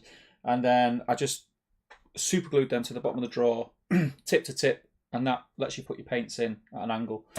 It's a lot more economical with space than these racks that I've got, which I just never keep neat. And I take paints off and they just go back in different ways. They're hidden away, they're not out, which is great. And it's also a lot easier for me to keep track of what I've got, hence having all the double stuff. Because when they're on the racks and I'm just throwing them on, it's hard to keep track. I'd be looking for a paint and couldn't find it, so I'd go and buy another one. Lead Belcher being the prime example of that, having about 8 tubs of Lead Belcher. So this is just, it's a lot better. I like it. So I've got another few drawers. So when I fill this drawer, I'll just do another drawer. Do it that way. If that didn't make any sense to you, Sean, drop me a PM and I'll take some proper pictures of it and show it you. It was dead easy. It was step 1, go on Amazon. Yeah. Step 3, just build the drawers. Just build the drawers. Basically the same way you build a garage. If you wanted to get fancy, put it on a hill. Matthew Allen's in. How you doing, mate? Evening all. Eowyn and Dunlan tonight. Good man. Good man. J Max in. He says, "Oi oi, barbecue sauce can be hit or miss. Love making it with bourbon. Yeah, I make my own barbecue sauce as well now, which I quite like because I have a little bit of a kick to it. When I'm doing wings, I make my own barbecue sauce. But generally, I don't just eat barbecue sauce. My eyes have been open to so many new sauces. Hajinder says, the sauce is good. Aldi have some good rubs too. Aye, I bet they do, Hajinder. It is great sauce. You need to try it out, Damien. It's the same joke. Always the same. It's always the same. Always the same. Always the same. Good joke. Sean says, J-Mac, I saw Miniac's video. Your picture was glorious. I don't know what that's about, but I hope it was good. Sean Williams says, there are so many types of barbecue sauce. Some are great, some are terrible. I will say, never try Alabama-style barbecue sauce. Okay. Sweet Baby Ray's is the best barbecue sauce, says Ashley Fisher. Never had it. J-Mac laughs and then says, belly dancer. That's presumably about his picture. Sean Clark says, I've never felt so represented. What's that to do with? I presume that at some point on one of Miniac's videos, J-Mac has posted something, perhaps with him doing some belly dance. Ah, okay. J-Mac, I've seen in his videos, is more than willing to sacrifice himself on the altar of humility for the good of his hobby. Nice. You like to see it. J-Mac says, ha ha ha, and oh sexy bot is back, says Frederick. Let me see. Click that, yep. Hide user on this channel. We need a moderator, mate. That's what we need. You can get a sexy bot to do it. They're always in. Yeah, they're always in. There are 2 boxes, Final Fate and the other. There are 2 specials. Jolsman says 2 different boxes. Final Fate of the Witch King is the vignette that was recently on Made to Order. Fall of the Witch King was a box that had Rohan Merry, Flail Witch King, and Eowyn holding a sword. Oh yeah, just the sort of crappy bundle them together. It's the normal one. Yeah. Sorry. Yeah, you're right. I was thinking of Final Fate of the Witch King with the sort of those exclusive models. That's the one I was thinking of. Frederick says, if you 2 are not careful, Green Tree will green stuff a 2-legged shark for next stream. Joke about it. Ryan Cuthbert says, check on the chat, guys. It's probably warning us about sexy bots, isn't it? Yeah, sexy bot. You can't put in the chat to get us to check on the chat. Yeah, because it's after what you're telling us to check on, so we're going to get to it before we get to you telling us to check on it. It's like what's Chekhov's chat? Yeah, it's like the Matrix. Tommy says, sorry to hear you didn't have the best week, lads. If it's any consolation, Steve, I was watching your old Brie videos for inspiration. I'm in the process of building a massive tavern. So he had a really bad week as well. I think they were like my early hobby vlogs. Yeah. Frederick says, not having a terrible week or anything, but I recently got my grade after a professor forgot to enter it into the system for a year, and then he entered it wrong, and now I have to get that fixed. Oh, man, that sucks. It'll be all right. From experience, it'll be fine. He'll be panicking. He'll be talking to registry. They'll be fine with it. Tommy says, based on Prancing Pony, but going to make it as either Chet or Archet as opposed to Brie. Maybe the Forsaken Inn. That'd be cool, man. That'd be cool. Scott Newman says, hey guys, just tuning in now. Planned from the start, but I had an unexpected visit from the folks. Bang on 8:30. Rude. Did they bring Eowyn's? In now, and Eowyn is on the desk. Hope everyone is healthy and well. It did bring Eowyn's. It's great to have you, mate. I mean, you could have got them to tune in, bump up the numbers. You know, it all counts. Algorithm and all that. Jolsman says, we also got the beast that was Jason Orchis during the village battle. Jason Orchis, who's that? It's obviously someone from Spartacus, but I don't know the beast. Oh, he's the beast. Beast? Is that do you mean what's his name? The one that Crixus and Spartacus fight? When he becomes the bringer of rain. Is that who you mean by the beast? Who is he in? I don't know. Maybe it's like a massive orc. Yeah, maybe. Oh, was it that big orc? Theocles. Ah. Crixus and Spartacus fight Theocles. Maybe he's talking about him. Don't know. Maybe. Also, Chris says the smaller scale of Rings of Power makes it feel a lot more personal and humanized than hundreds of people, orcs hacking at each other. On a smaller scale, each death feels more personal. Yeah, I agree. I'm doing one, says Masterball. Also, I'm not going to talk about the resolution of this because it's in today's episode, but I like the fact that there are some. I'm going to be very careful. There are some characters made up for the show, so you don't know what happens to them. Yes. There are some characters that, unless they take a massive liberty with, have got plot armor. Yeah. So it's just pointless trying to do stories about are they all right. There's a scene like in the episode 6 where Elendil kind of gets pulled off his horse and he's fighting orcs. So it's like, I reckon he'll make it. Yeah. But people like Halbrand, Arondir, Bronwyn, Theo, you know what happens to them, and they're kind of main characters, but they could very much Game of Thrones it. Yeah. I quite like that. We've got Chat 69 again. Good to see you. How does it keep? Did it keep? It must be multiple accounts with a similar name. We're just big fans of the magazines, so they're always in. That's annoying. It's just jumped again. Jill says, I offered 4 months ago. Oh, to be a thingy. You can do it, Jill. You're more than welcome. Joe Kelly says, barbecue sauce section. J-Mac Armies of Middle-earth. Maniacs roast me vid. Oh, is that Maniacs? Johnny says, you say that, but you skipped my Haaland chat message, Steve. Which one? I missed the message. Let me go. No, I presume that means I reckon he's sent you something directly, isn't he? And I don't think so. No, I don't think so. Don't think so, mate. I don't think so. Maybe sent some other red. It's blocking out. Maybe I just can't see that kind of stuff. Old School Chris says, do you think the sexy bot is painting an Eowyn? Which would they paint? I think the dress. They'd go for the dress. I reckon, yeah. Dress one. Or maybe the one that's in between two coats. Joe Kelly says, here we go. Alabama barbecue sauce is traditionally a white sauce. Oh, yes! Not universally liked, but can be good. Sweet Baby Ray's is everywhere in the States. Available at every market. Not bad. So I have actually... It's funny you say that. So the Alabama barbecue sauce... I seen a video about that. I couldn't remember it's called Alabama barbecue sauce, but I knew it was a white sauce. Someone was doing it on wings, and I saved a video to try it at home. So I will be trying that soon. It looks odd on the chicken wings because when you toss it in the white sauce, it doesn't look right. But apparently it's amazing. Eric L says, checking in with a quick hello. Hope everyone is well. Making on-theme use of 5 minutes over lunch to restore and spray an eBay salvage Eowyn for my daughter to paint now. We'll send a whip email entry. Perfect use of your 5 Great news, Eric. Great news. Good man. Osman says, nothing to do with Spartacus, an orc version of Jason Voorhees. Jason Voorhees of Friday the 13th. I get you. Right, yeah. Yeah, I know what you mean. Yusuf says, also, where are my shiny Patreon dice? I believe you joined like about a week ago, didn't you? they'll be coming, but there's a nice cheeky backlog. I've got about 9 sets to send out, so they'll be coming at some point soon. Joel says, speaking of Arondir, my current theory is that he and Bronwyn are ancestors of Imrahil.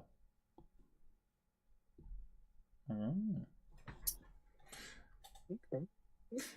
Joel Kelly says, I prefer Killer Hog's barbecue sauce. They also make a nice vinegar sauce. Steve, shoot me an email at some point and we can talk smokers and get you set up.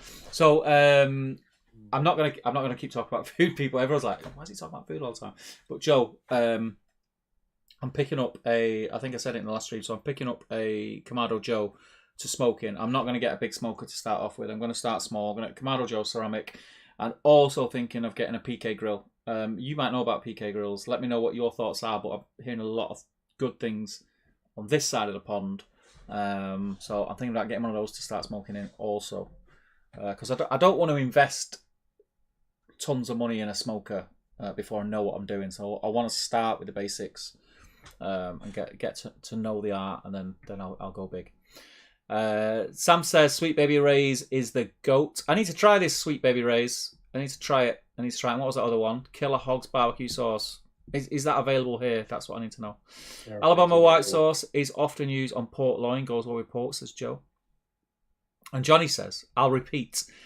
There's a petition. Oh yeah, I've seen it on gov.co.uk to get Haaland banned from the Premier League as he's a robot. It has 2 million signatures. If only they all had an Eowyn to paint. There's a guy. I don't know if you've seen it, Johnny. I don't know if you're on TikTok. But there's a guy on TikTok, and he's obviously a mank, and he's obviously a red, and he's been posting videos since Haaland signed for City and started scoring like hat tricks every 5 minutes, and they're like funny like skits, but it's basically him coming downstairs and walking into his lounge, and his girlfriend's obviously got a phone filming him, and he's got his phone in his hand, and he's running off all these stats about Haaland and how it's not fair, and I think he's done about 5 or 6 videos now, and they're hilarious. He's like proper upset, like nearly crying and everything. And like now his missus, they've got to a point where his missus is winding him up saying that he's in love with Haaland and everything like that. Check him out, it is quite funny.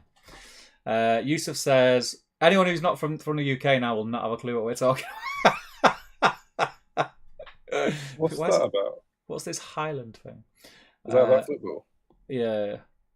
What's this Highland thing? Yusuf says, up for a fishing trip in the morning, guys, so have a good night. Good luck with the fishing trip, mate. I've never fished. Have you ever fished, Damien? No, I haven't. I've never fished. It's not been some.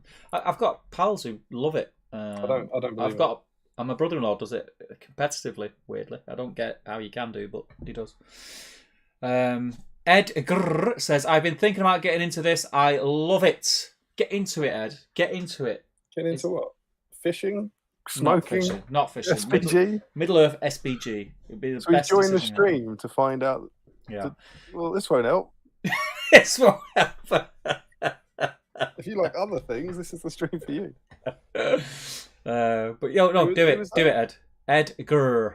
Is that a new person? Yeah. New. Welcome, Ed. Let us know where you're from, Ed. Whereabouts you are. We'll try and point you in the direction of Some cool people. If Steve ever manages to catch up on the chat, we're gonna. Mate, I'm nearly there. Eowyn. I'm slowing down so I don't get to the end. That seems like a strange choice. I wasn't talking about the chat. Just love it that much. Oh, I don't want it to be over. J-Wax says, love sauce. Just made a mango habanero sauce. That sounds good. Love mango. He's called it Arse Blaster 5000. Showman says, thanks, now I'm craving barbecue. Yeah, tell me about it. I always crave barbecue. I never crave barbecue.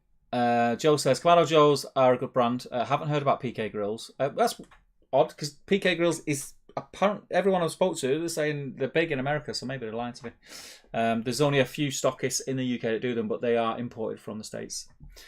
Traeger is the best if you can get them there in the UK. Yeah, we've got Traeger. There's another one. Can't remember the name of it. I'll remember the name of it for next time, Joe. Joe says to Johnny, I prefer the other Haaland proposal. Every team in the world going to World Cup gets to play Haaland for a single 30-minute period. He'll get airlifted and subbed on. Yeah, that was funny. Sam Page says, just finished off my Eowyn trying to persuade Nick to join in with the new Durham medal. Do it, Nick. Do it, Nick. Nick, do it. Do it now. Imagine Bump the numbers, Nick. Bump the numbers. What if you were 44? Imagine if it was you. Imagine if you broke the record, Nick. Come on.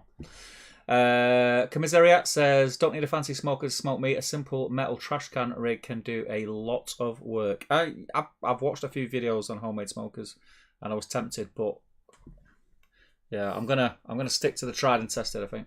Joe Kelly says, and to connect all the food talk to Middle-earth, if Eowyn had simply watched I Can, You Can Cook, then perhaps the stew that she was serving Aragon wouldn't have tasted so rank, and it could have ended very differently for Eowyn. Could have ended very differently for her.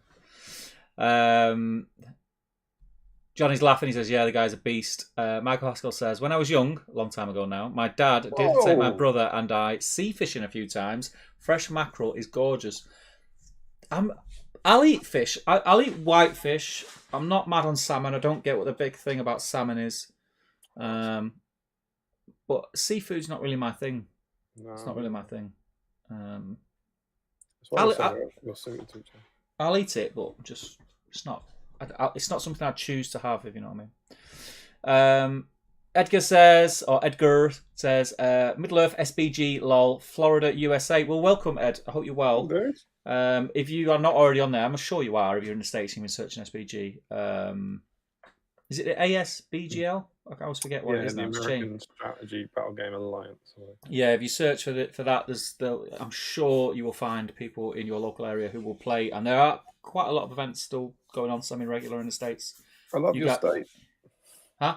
I love your state. Yeah, very jealous. Frederick says, do you think that maybe the sexy bots keep coming back because of the 69 in the video title?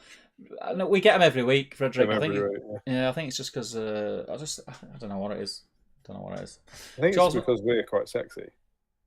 I was going to say I think it's because our viewers are quite sexy. I was going to put it that way. Well, maybe it's because everyone here is sexy, so they assume that sexy people want sexy things.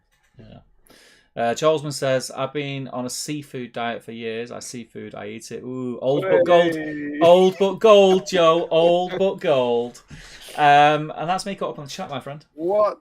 Caught up on the chat, finished my beer. I'm going to have a white chocolate toffee at the same time I finish a colour. Are you drunk?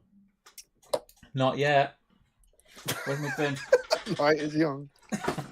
I've made some, thanks for doing that. I've made some very good progress on Eowyn. I think she's looking good. I've been reading the chat for almost an hour. I'm going to try a white toffee feed. They look nice. Can I have one? Yeah, mate. Yeah. B&M bargains. Do you know what I went in for? Bargains? It's been all over the interwebs that so you know that when Doritos do their own pots of sauce, like the salsa and the pot with the cheese, nacho cheese. Well, they do it in squirty bottles now, but there's only B&M bargains that sell it. So I went in for the cheese sauce because we had hot dogs tonight, and I was going to put cheese sauce on it. But sod's law, I went in B&M bargains for cheese sauce. Sold out. No. So we'll come out with a lot of shit instead. I went in to Sainsbury's the other day to get a bunch of stuff, but I wanted some ginger nuts for my dad. No. I like ginger nuts. Some shortbread for my mum. Some tomatoes for our lunch. They're all right, are they? Most of our stuff. They didn't have any of those things. It's annoying. No biscuits for mum. No biscuits for dad. No tomatoes for lunch. Nightmare. Annoying. I hate that. Annoying. It's the worst. The worst. You're like useless. You're like John Travolta in Pulp Fiction. You're always just looking around. You're in there. You're like, well, I've come in. I'll have to spend something. That's it. This is the state of my life. I don't think Joe's ever joined. They're legit. I'm glad to hear it. She's never joined the stream before. One of my really good friends from like my home group. I don't know if you and Anna do this at all, but we've got lots of separate WhatsApp groups with different couples. So like if you're ever meeting up, whatever, so all four of you chat as well as the kind of big group one, and they're always called like the combination of surnames. So it's normally O apostrophe and their surname, whatever. That's all irrelevant. She's a big Lord of the Rings fan, but like kind of casual, read the books, like the film. Just a pretender, we like to say around here. Just to our chat. How are you all? Important question. And I don't know if I can say it, but it's just confirmed. Well, I don't know. It's the end of episode 6. Oh, yeah. So I'm not, just in case, I'm not going to, because I think it's the big thing. But it basically says important question, and then is the place where the big thing happens in episode 6 about to become the place that we know, essentially. And it's like it's quite, and then we're loving it, highlight the way, and I quite like getting the messages from like non-nerds about it.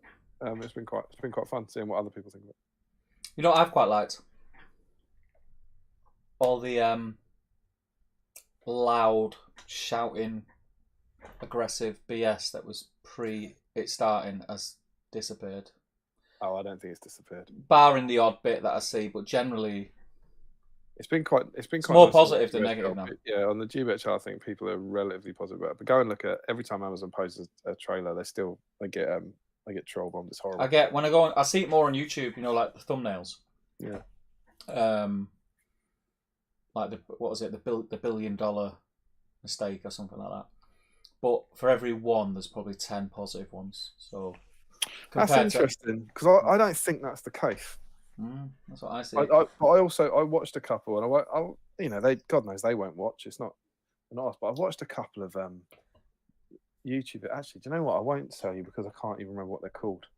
But there were 2 YouTube channels, and nothing to do with gaming, but they were just so aggressive. They were like huge shouting, like and I know this content's out there, but I just don't try and watch it because it's not really my thing for anything. But it's just people watching the whole episode and yelling about what a travesty it was. I was like, wow, you're really angry. I'm sorry. Isn't it breaking still breaking like loads of records for viewing figures and stuff like that as well? Yeah, but then there's, as much as anyone saying that, there's enough people saying that they're distorting the nature of those figures. So, but there's, I'm going to be so careful here because I think I can say this, but there is a sentence in episode 7 that I've stayed away from the internet, but I think is going to be the sentence that, if you thought it was bad so far, you ain't seen nothing yet, angry nerds. There's a single sentence in episode 7 that I remember. I was like, whoa, we've talked about that. That's big. And anyone who's seen it will know exactly what it is. But it's like, if you thought there were people pissed off now, you wait until that. But yeah, I don't know, they're maniacs. What are you gonna do? So just enjoy it, people. Just enjoy it, or don't enjoy it. Don't watch it. Yeah, what we'd like you to do now is I'm going to dive into some of our deep dive stuff for Eowyn. So Steve, you should be painting, my friend. Yeah. This is your time. But I'm going to do it in a different way to what I've done in the past. So if you're brand new here, what we sometimes do when we've got named heroes, we have a look at the history of the character in the game. This will be the time to. I know normally you're watching us because this is such entertaining to stuff visually. So this is the time to make sure you get stuck into those Eowyn's, and I'm going to take you on a little history tour. But I'm going to split the deep dive into 2 different things. I'm going to start with a conversation topic. I'm going to give you guys some homework, all right? So stop all your normal chatter, and I want you to tell. We can start chatting about Eowyn in general if you want, but I'm going to jump to the end. And here's the conversation topic. I want you to put the comments in, and we'll read through things. I'll start with Steve. My conversation topic is: how do you feel about Eowyn and Faramir at the end of Return of the King? in What do both you mean, how do I book feel? and film. Well, you know, about that relationship, about Eowyn ending up with Faramir. I feel sorry a bit for Faramir Don't we all? because he's always going to be thinking second choice, booby prize. Every time Aragorn walks past, he's going to think, "Ugh, please don't look at me, wife." Oh, indeed. But that put in your, you know, you can do generic Eowyn stuff as well about thoughts on Eowyn. But for now, I just want to, you know, is it? Do we believe it? Is it too quick? Is it a pity party? I mean, she moved on sharpish, didn't she? Well, it's funny you mention it, Steve. I'm going to tell you how quickly she moves on or doesn't move on. So that's where I'm going to start. I'm going to start right at the end with the steward and the king, right? Yeah. And I thought it'd be fun to actually go through it. So this is all published stuff. This is Lord of the Rings, and we'll track the story of their love. All right? Yeah. You ready? Yeah. So basically, Eowyn's all like, "Oh, I want to go out," and the warden bloke goes, "You can't go out. You need to go and ask Faramir." And she goes, "All right, I'll go and ask Faramir." And Faramir says to her, "If you stay in this house in our care, lady, and take your rest, then you shall walk in this garden in the sun, as you will, and you shall look east, whither all our hopes have gone. And here you will find me, walking and waiting." And I believe this is the first time they've met, by the way. And also looking east. "It would ease my care if you would speak to me or walk at whiles with me." And she says, "How should I ease your care, my lord? I do not desire the speech of living men." And he says, "Would you have my plain answer?" "I would." "Then, Eowyn of Rohan, I say to you that you are beautiful. In the valleys of our hills there are flowers fair and bright, and maidens fairer still, but neither flower nor lady have I seen till now in Gondor so lovely and so sorrowful. It may be only a few days are left ere darkness falls upon our world, and when it comes, I hope to face it steadily, but it would ease my heart if while the sun shines I could see you still, for you and I have both passed under the wings of shadow, and the same hand drew us back." "Alas, not me, lord," she said. "Shadow lies on me still. Look not to me for healing. I am a shield maiden, and my hand is ungentle. I thank you for this at least, that I need not keep to my chamber. I will walk abroad by the grace of the steward in the city." Okay? Time passes. She's got an ungentle hand. Next day, this is the next day, all right? Yeah. They go and see it, and they sit down. Next day. Yeah, next day, they go and they meet again. So she rang Aragorn and went, "It's definitely a no." Can't ring Aragorn. He's off at the Black Gate, and that's important. Right, so she doesn't know where Aragorn is. Right? Okay. So he sees her in the morning, and it says they chat, and each day afterwards they did likewise. And so the 5th day came since Lady Eowyn went first to Aragorn. So they've chatted for 5 days. Right, it's a bit like Love Island. We're in quite an intense situation here. You know, they're spending. We don't know how much of the day they've got to do together. They haven't got the internet at the moment. I don't think she's into him, but he's got the key to the love hut, whatever it's called. I don't whatever it's called. what part of Middleearth are you talking about? On Love Island, I'm talking about. Oh, you mean the hideaway? Yeah, the hideaway. Yeah, absolutely. Eowyn and Faramir in the hideaway tonight. Brilliant. And so 5 days later, right, they start chatting again. Well, they've chatted all 5 days, but we don't know what they said. And then, "What do you look for, Eowyn?" said Faramir. "Does not the Black Gate lie yonder?" said she. "And must he not now come hither? It's 7 days since he rode away." And Faramir goes, 7 days? And presumably he's thinking, I've just put 5 days of graft into this. But anyway, joy, 7 days.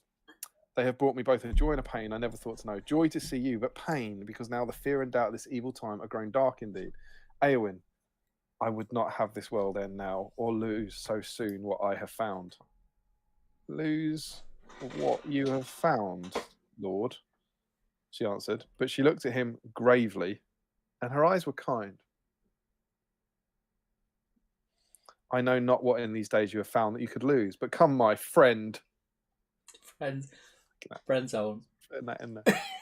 Let us not speak of it. Let us not speak at all. I stand upon some dreadful brink, and it is utterly dark in the abyss before my feet. Yet whether there is any light behind me, I cannot tell, for I cannot turn yet. I wait for some stroke of doom. Imagine flirting with a girl who's talking like that.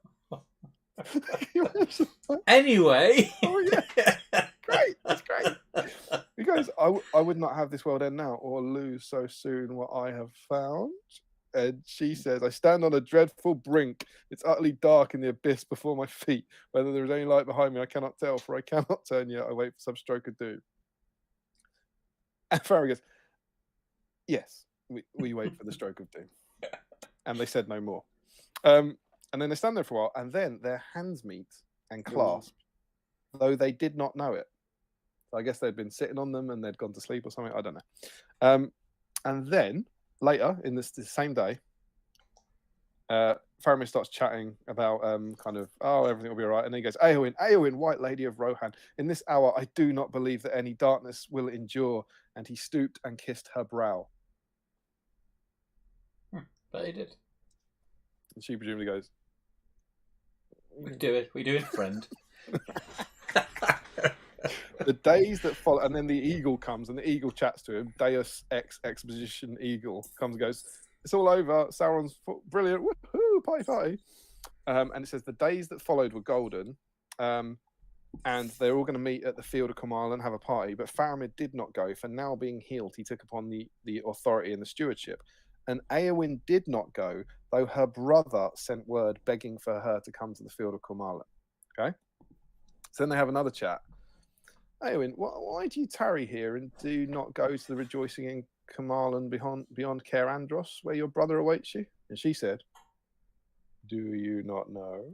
And he says, well, 2 reasons there may be, but which is true, I do not know. And she said, I do not wish to play at riddle, speak plainer. So I think, whoa, after the last 5 days we've had, yeah, direct. Then if you will have it so, lady, he said, you do not go because only your brother called you, and to look on the Lord Aragorn, Elendil's heir, in his triumph would now bring you no joy. Or because I don't go, and you desire still to be near me, and maybe for both of these reasons, and you yourself cannot choose between them. Eowyn, do you not love me? Or will you not? She's forward, he's needy. It's a match made in heaven. So she says, I wished to be loved by another. Yeah. Oh, God. Imagine watching it. Oh, God. But I desire no man's pity. That I know. You desired to have the love of the Lord Aragorn because he was high and puissant, and you wish to have renown and glory and be lifted far above the mean things that crawl on the earth. And as a great captain made to a young soldier, he seemed to you admiral. I think he fancies Aragorn as well. Sounds like For so he is a lord among men, the greatest that now it's getting all very Game of Thronesy. But when you gave only understanding and pity, then you desired to have nothing unless a brave death in battle. Look at me, Eowyn. And Eowyn looked at Faramir long and steadily, and Faramir said, do not scorn pity, that is the gift of a gentle heart. Eowyn, but I do not offer you my pity, for you are a lady high and valiant, and have yourself won renown that shall not be forgotten. And you are a lady beautiful, I deem, beyond even the words of the elven tongue to tell. And I love you. Once I pitied your sorrow, but now were you sorrowless, without fear or any lack, were you the blissful queen of Gondor, still I would love you, Eowyn. Do you not love me? Then the heart of Eowyn changed, or else at last she understood it, and suddenly her winter passed, and the sun shone on her. I stand in Minas Anor, the tower of the sun, said she, and behold, the shadow has departed. I will be a shield maiden no longer, nor vie with the great riders, nor take joy only in the songs of slaying. I will be a healer, and love all things that grow and are not barren. And again she looked at Faramir. No longer do I desire to be a queen, she said. Faramir laughed merrily. That is well, for I am not a king. Yet I will wed with the White Lady of Rohan, if it be her will. And we will dwell in fair Ithilien, and there make a garden. All things will grow with joy there if the White Lady comes. Then must I leave my own people, man of Gondor? She said. And would you have your proud folk say of you, oh, there goes a lord who tamed a wild shield maiden of the north. Was there no woman of the race of Numenor to choose? I would, said Faramir. And he took her in his arms and kissed her under the sunlit sky, and he cared not that they stood high up on the walls in the sight of many, and many indeed saw them, and the light that shone about them as they came down from the walls and went hand in hand to the houses of healing. There's the love story of Faramir and Eowyn. You got a couple of minutes. Get any comments in the chat, and I'm going to jump into them. Steve, thoughts? Where are we? Yes. Two intense characters for different reasons. Suited. Do you think it will last? No.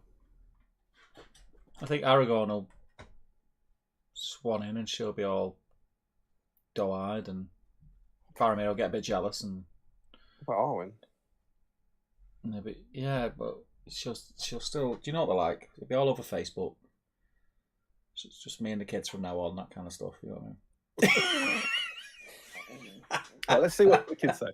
Joe Holzman says, flew through the chat, only took 2 hours. Commiserate says, Edgar is advising Edgar to join the Middle-earth SBG Discord, a bunch of Florida players. It's cool. Harry Bates in, evening, Harry, good to see you. Ashley Hampson Reed is in. Yep. He says, don't know if you missed my message, but thanks, guys. Jess and Yara are doing great, thanks. Hooray, congratulations. And yes, I'm fainting very fast at the moment. Wonderful to have you in, and congratulations. Harry says, mounted Theoden yesterday. The gold inlay was given a mannerism. Yeah, they're not fun to paint. You know who is fun to paint, Harry? Eowyn. Lots Come of on, fun Harry. to paint. Chat69 is back. Let's hide the user on this channel. And Are you on live chat, by the way? yes, it's always the same. I think report is quite good. Who knows? I missed what? Old school Chris. Yeah, 2 Eowyn's in the whip thread. Off to bed for roof now. I might turn up 2 from the one household. You'll love to see boom. And Harry says the YouTube videos on Rings of Power are ridiculous. They're looking for every reason to show. Yeah, and I mean, some of them won't be, but there are some just really, really, really angry people out there. I just don't watch it. Be all right. Frederick, don't think it's disappeared.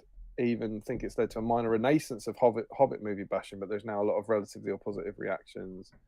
Frederick says, welcome back to Chat 69. Harry says, does the sentence contain a word in it? Yes, it does. I can't believe you picked up on the sentence. Andrew Kerr said, I recently saw the first 2 episodes of Rings of Power and was hesitant at first, but I freely admit I enjoy what I see. Well, get stuck in. I think it's cool. Thomas Sherlock, do you know what genuinely I think helps? That even the stuff that, as I said, the sentence very divisive. I wasn't keen on the mithril stuff, but it's an adaptation. It's based on Tolkien's work, and I don't know. I guess I'm lucky that I just find it really easy to go, oh, that's different. Anyway, I just find it quite easy to move on and say, like, this is a different take on it. I don't know. I just don't struggle with it. Thomas Sherlock is painting the fall of the Witch King Eowyn. You'll love to see it. Sean Williams, I don't watch the angry shout react videos because they're just clickbait, and watching them encourages the creators to keep making more. I agree with you, but they still put an awful lot of effort into their hate. Do you know what I mean? I think they are clickbait to get people, but they also that's a lot of time to pretend to be angry. You know? And I think we're on to the Eowyn insta. So we have old school Chris in Faramir. Hi, honey, I'm home. Oh, Stu again. Frederick Schultz, don't think it was too quick given the circumstances. It's actually quite realistic that 2 people meet this way. Indeed. There's the Love Island analogy again. George Harold. Yes, that is the sentence I'm talking about, George. Harry, surely they would have met before, son of the steward and niece of the king of 2 neighbouring kingdoms. Well, I don't think so. I think they're kind of estranged at that point, aren't they? Yeah, I mean, where was Gondor? Where was Gondor when the Westfall? Where was Gondor when my sister gave birth to her daughter? And Faramir is like, where was Rohan visiting with that teenager? Right, where was that? I think they could have met, but I don't think they did. If that makes sense. John Williams said because of the implication, quote marks. I'm going to do some hobby while you're catching up, actually. Sure, you should be. Sam Page, success. Nick is now painting an Eowyn. Yep. And Frederick Schultz has done fantastic. Hot boys and girls in the houses of feeling, waiting for your call. Please don't Gondor singles today. Tell you what, just who knows? I'm screen grabbing that. That is beautiful. Chat 69 is back. Oh, just go away. Please go away. Frederick Shaw's, please don't tell me I'm not a bot. Jill Garage says, what did you do? And she says, you called them. Yeah, they must have sensed it. Tom Marshall, I think I'm in the minority of this group and not particularly liking Rings. I think I expected more for 8 million episodes. That's fair enough. That's a reasonable thing to say. I have to like it. Joe Holzman, Boromir would have won her over an hour after Aragorn. And in response to Frederick Schultz saying, I'm not a bot, Sean Williams says, that sounds exactly like what a bot would say.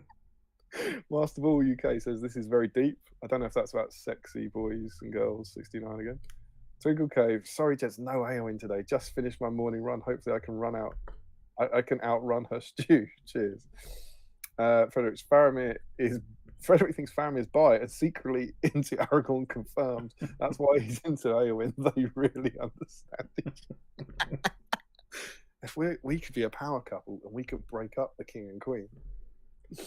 Go in their house, there's pictures of Aragorn all over the wall. What a night. Don't go in that room. Why not? They're in. Masterball UK. Why we are on Eowyn. While we are on Eowyn, are we going to mention the animated series coming up? It's a film, isn't it?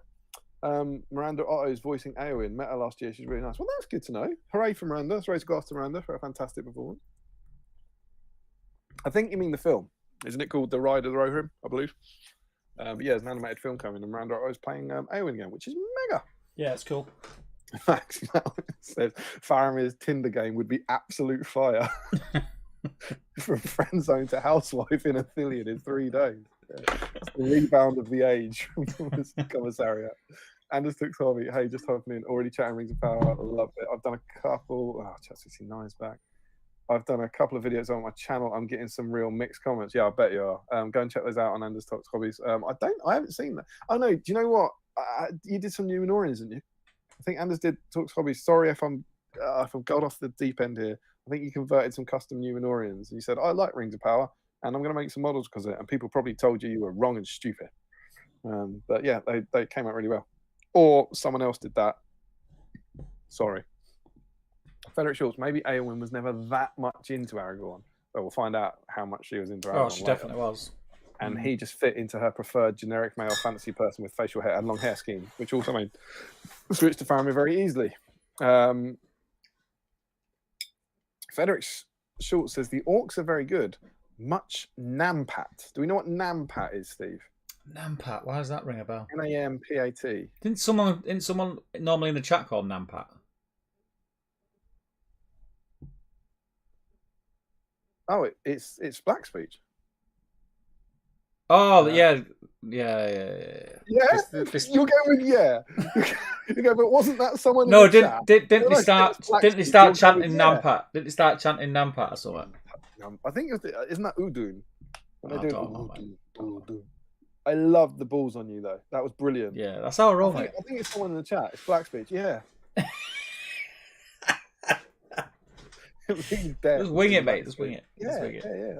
That's what I meant. The chat in Rings of Power. Yeah. Your video's gone really. Oh yeah, I can see that. Nothing has changed around me, so I hope Pixelated. it's still here. Maybe it's the black speech. The sound's fine. Okay, cool. I mean, when Aragorn came onto the scene, she was batting Greener off. No wonder she jumped on it. Joe Achille, can you even imagine how many girls Boromir just took away from Gentle Faramir when they were teenagers? I think he probably looked after it. I think Boromir was probably his wingman. Masterball says, yeah, it's a film. Joe Holzman, War of the Rohirrim. Yeah. War of the Rohirrim. Yeah, not Ride of the Rohirrim. Apologies. Eowyn's been rating it. I think in a Hobbit style, old Bilbo flashback style. And Anders Talks Hobbies here. Yeah, that is exactly it. Real time to do some orcs now to go in. Yeah, I mean, the orcs, just amazing. I love them.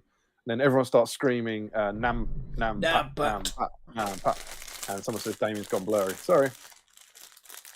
Hopefully whatever caused it to go blurry will cause it to stop. So there we go. That's what people thought so far. Keep your generic Eowyn comments, not about their relationship. But what I thought I'd do, would you believe it? Tolkien talked about it. I think a lot of people said, that all happens a bit quick. So I thought we'd have a look at what Tolkien said. Yeah. So this is from a letter in 1963. So we're 8 years after the publication of the book. Yeah. And he says, this is Tolkien in response to a fan letter. It's possible on Eowyn. It's possible to love more than one person of the other sex at the same time, but in a different mode and intensity. I do not think Eowyn's feelings for Aragorn really changed much. And when he was revealed as so lofty a figure in descent and office, she was able to go on loving and admiring him. He was old, that's in italics, and that is not only a physical quality. When not accompanied by any physical decay, age can be alarming or awe-inspiring. Also, she was not herself ambitious in the true political sense. Though not a dry nurse in temper, she was also not really a soldier or Amazon, but like many brave women, was capable of great military gallantry at a crisis. And over the page, I really like this. He then talks about Faramir a bit. He's really complimentary about Faramir. Criticism of the speed of the relationship or love of Faramir and Eowyn.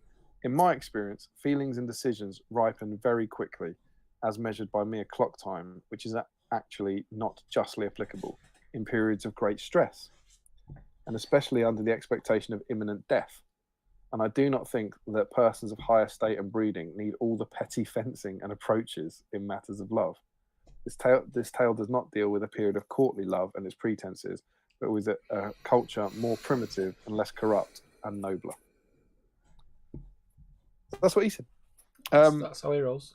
Yeah, so it's kind of the idea that feelings ripen very quickly in periods of great stress. It's the idea that they're about to die, which might speed up your love.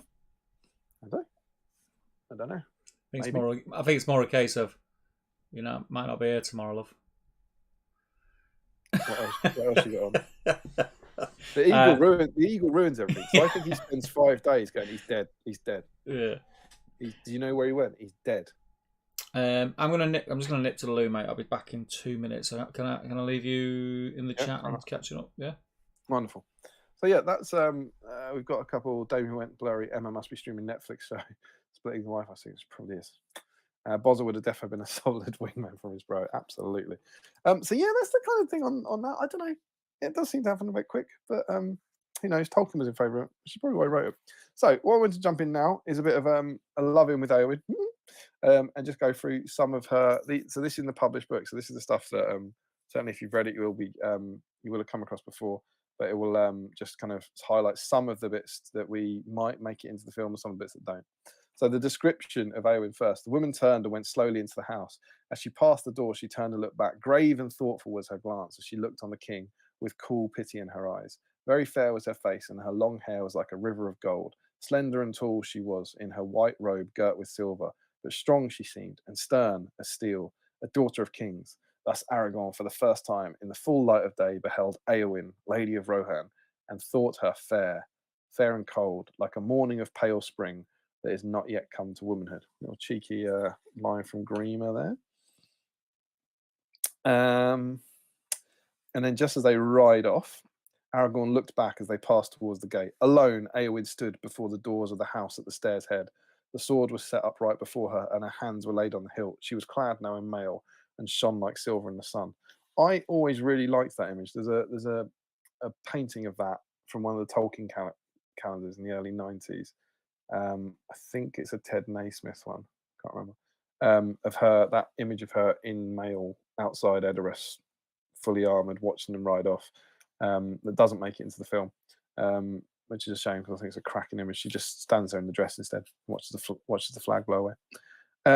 And then later, we're now in the passing of the Grey Company, so we're into Return of the King, and she's basically saying to Aragorn, "Can I come? I'm really awesome." And he says, "No." And she says, "All your words are but to say you're a woman, and your part is in the house. But when the men have died in battle and honour, you will have leave to be burned in the house, for the men will need it no more. But I am in the house of Ale, and am not a serving woman. I can ride and wield blade, and I do not fear either pain or death." "What do you fear, lady?" he asked. "A cage," she said, "to stay behind bars until use and old age accept them, and all chance of doing great deeds is gone beyond recall or desire." It's a wonderful reference there to the bit in Edoras in the film. That's almost word for word, those last kind of sentences. But I don't think we get that kind of bit where where she really lambasts him for the difference between men and women, essentially, in the tree. So we get some early sort of Spice Girls-esque girl power there, saying, "Why do I have to stay behind just because I'm a woman?" And then we come to her, possibly her most famous moment, which I thought was worth going on. So this is her confronting the Witch King. But Theoden was not utterly forsaken. The knights of his house lay slain about him, or else mustered by the madness of their steeds, were borne far away, yet one stood there still, Dernhelm the young, faithful beyond fair, and he wept, for he had loved his lord as a father.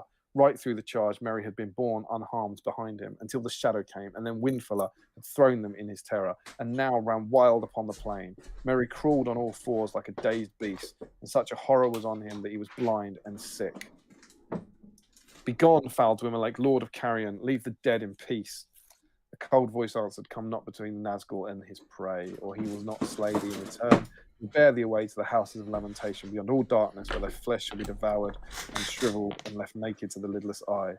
A sword rang as it was drawn. Do what you will, but I will hinder it if I may. Hinder me, thou fool. No living man may hinder me. Ha! You know where she's going with this. Then Merry heard of all sounds in that hour the strangest. It seemed that Dernhelm laughed, and the clear voice was like the ring of steel. But no living man am I. You look upon a woman. Eowyn am I, Eowyn's daughter. You will stand between me and my lord and kin. Begone if you be not deathless. For living or dark undead, I will smite you if you touch him. That's better than the film. Yes. That's so good. Needs more of that. The winged creature screamed at her, but the ringwraith made no answer and was silent, as if in sudden doubt. Very amazement for a moment conquered Merry's fear. He opened his eyes, and the blackness was lifted for them, and then was scrolled down.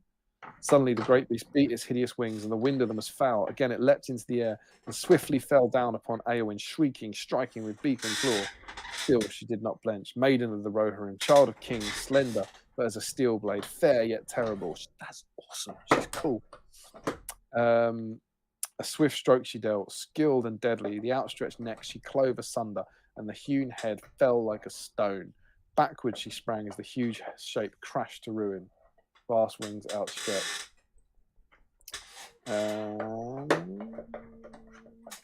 And then Merry stabs him.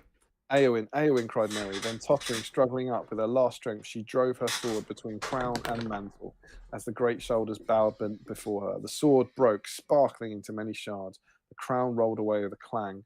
Eowyn fell forward upon her fallen foe, but lo, the mantle and hauberk were empty. Shapeless they lay now on the ground, torn and tumbled, and a cry went up into the shuddering air and faded to a shrill wailing, passing with the wind. A voice bodiless and thin died and was swallowed up, and was never heard again in this age of the world. Pretty much about us. A great scene in the film, but I think the book kind of gets it, kind of nails it. Just noise back. See what we can do about you. I'm back, by the way. Yeah. Let's just try to find my surface primer. Frederick Schultz said, how much stew do we need to perform an actual deep dive? Well, you'd have to be pretty high. And he also says, begone foul Dwimmerlake. That use of the word by GW and SBG hints at the fact that in their Lord of the Rings canon, one of the Nazgul was a king of Rovanion of the Aeod. Aetheod. What's the Aetheod? I don't know that. Something to do with Rohan. So Dwimmerlake just means ghost, doesn't it? I think. I don't know. Jill makes a really important point here. She says the book makes it feel much more about her skill than chance. I don't know if we talked about this during Witch King Week, but what do you believe? Why do you think she can kill him? Do you think she can kill him because she's a woman? Like it's a biological loophole? I don't know. It sounds a bit odd because saying that no man can kill him thing, I always think would have meant the race of man rather than male. But then I don't know. I try and not dwell on it too much because you could pick holes in it. I think the line is actually, isn't it? And not by the hand of man will he fall, or something like that. I can't remember the line from the prophecy. It's something like that. But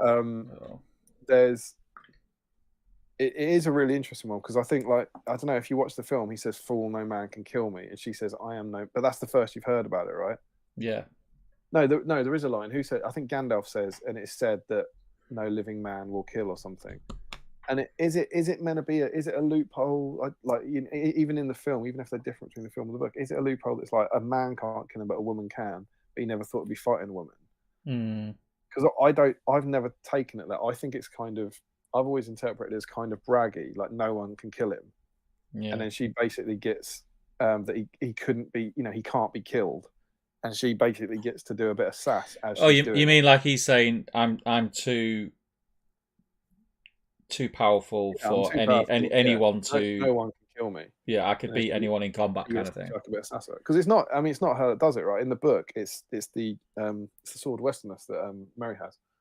It's Merry's sword that kind of, I think, allows him to be killed. Yeah, like weakens him.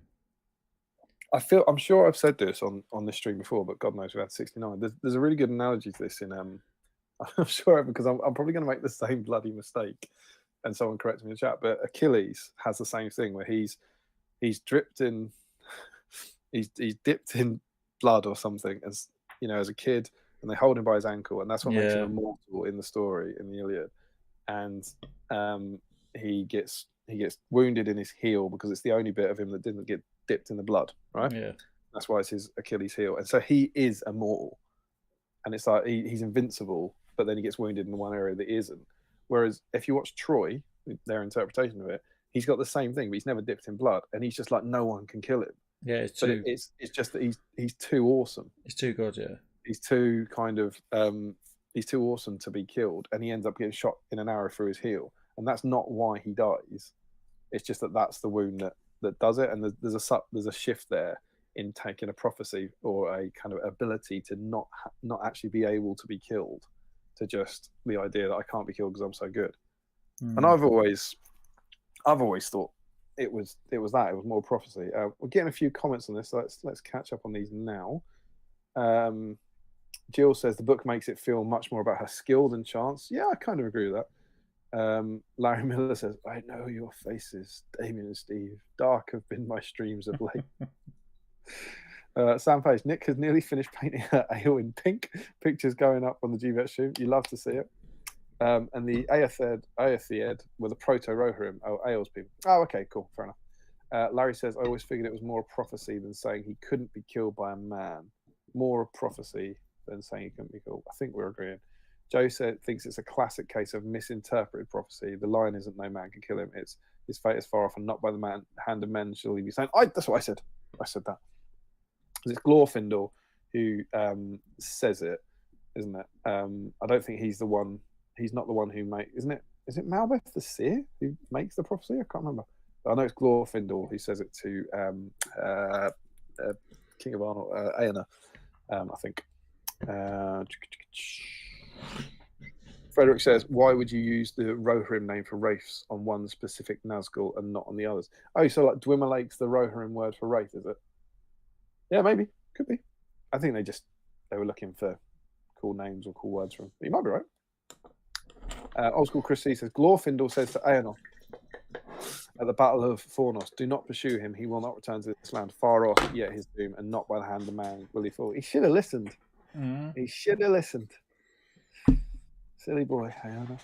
Larry Miller, I think he was supposed to be one that harassed the Rohirrim on his downtime. Maybe we might see him arrive in an adaptation. Frederick Schultz, I think it's just a prophecy about who kills him, not a law of some sort dictating that he's almost invincible. Yeah, I think we're agreeing. Are we? I don't know. Larry Miller potentially was supposed to be a former Rohirrim king. George Howard, I don't think it's a gender loophole. Yeah, Glorfindel's prophecy, not a statement of anyone's capacity to kill him, regardless of whether they're man, woman, or elf. Joshua Crosby Achilles was dipped in the river Styx. I made that mistake last time. And rather, it's just a prediction of who will kill him. Reese, was it just foresight, Gandalf, or Glorfindel says no man can kill him? I thought it was a prophecy. I thought someone made a prophecy and Glorfindel was repeating the The prophecy. That's going off the top of my head though, so I could be wrong. Did the stab from Mary's blade of Westerness remove the charge protecting him too? Yeah, that's what I say. It's definitely. I can't remember the bit. I haven't got the bit in there, but it's Merry's sword that they make a mention about the sword, like it was only Merry's sword could have done that wound or something. Jill says if it just encased his foot in concrete and put wheels on it, Achilles would have been fine. That's Eddie Izzard, isn't it? Is that Eddie Izzard doing that on the Battle of Troy when they all hide? I think that's Eddie Izzard saying that's how he'd get around. It's a brilliant sketch when all the Trojans get inside the horse and they knock before they let it in. They all the Greeks get in the horse, and before the Trojans let it in, they knock on it to find out if it's hollow, because we know how to do it. So they go knock knock knock knock knock knock knock knock knock knock knock knock, and then everybody go hello. Oh yeah, so we're all yeah. I think Achilles had his foot in concrete on wheels, I believe. Lovely sketch. Commissariat. Don't forget the barrel white blade that pierced with. Didn't forget it. Talked about it. Gave Eowyn the opening. Indeed. Joe Holes. Oh, people care about the Eowyn. This is great. Joe says Josh beat me to the punch. Joe Holzman said I thought it was dragon's blood, but that may be something else. Yeah, I think we're all confused by the same thing.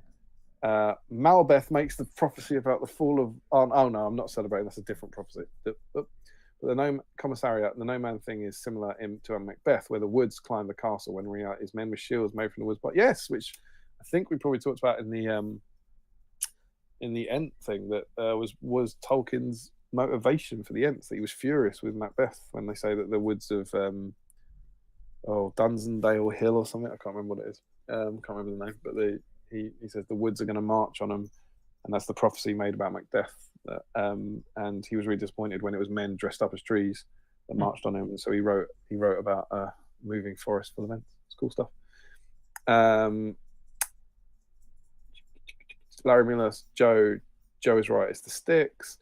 Gary George. It's very much like Macbeth prophecy from the witches. No man of woman born shall kill Macbeth. Then along comes Macduff and breaks his confidence, allowing him to defeat him. Yeah.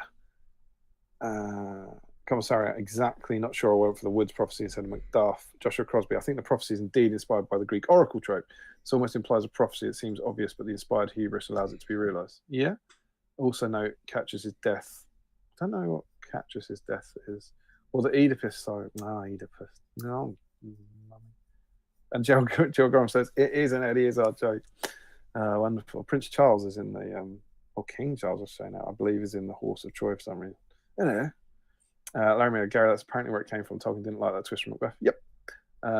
George Harold, I thought that the prophecy was from Glorfindel when the Witch King. Glorfindel says it, but I didn't think he'd made it up. I could be wrong. I thought he was repeating a prophecy. Larry Miller also was annoyed at the moving forest bit too. And Joe Kelly says, remember when you guys first tried to pronounce my name, and instead of saying my name was like the Greek hero, I just wrote my name out in the chat again. That was brilliant by me. When you guys first tried to pronounce my name, and instead of saying my name was like the Greek hero, I wrote my name out. Oh, I see.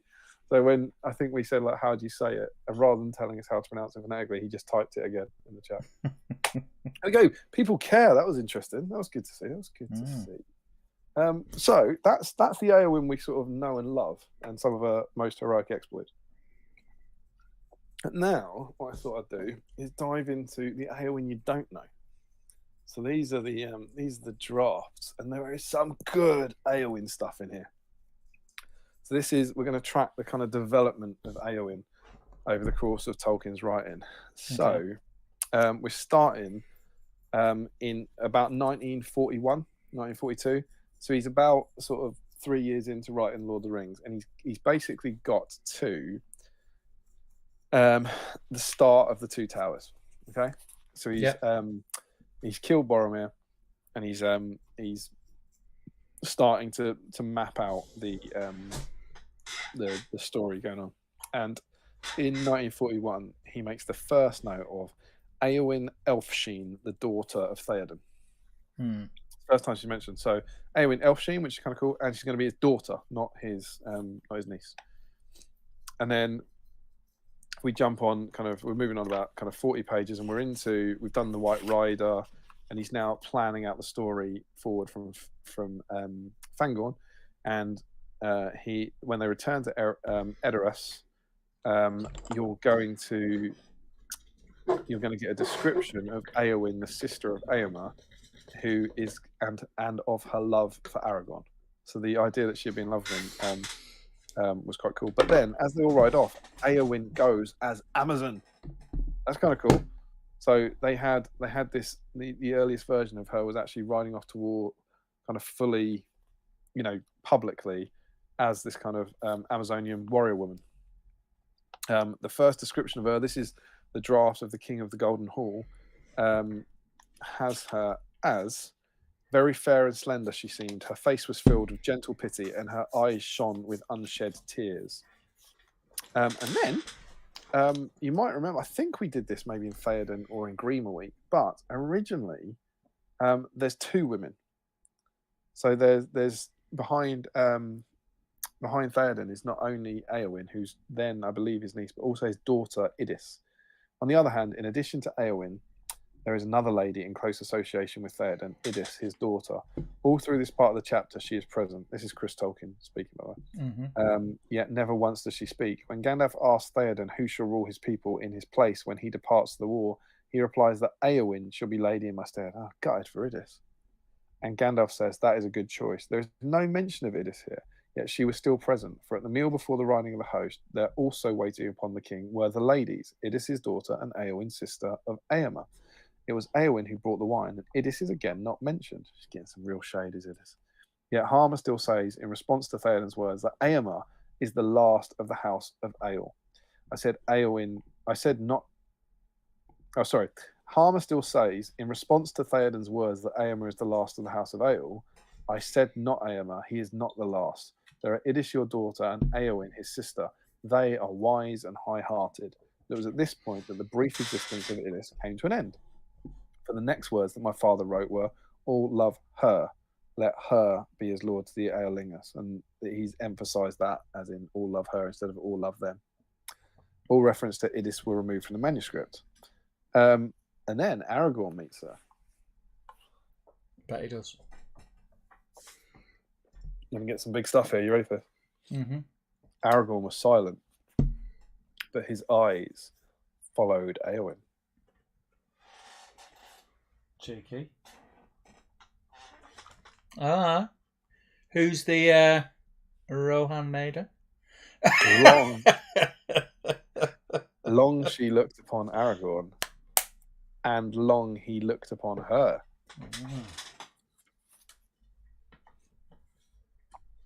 Tolkien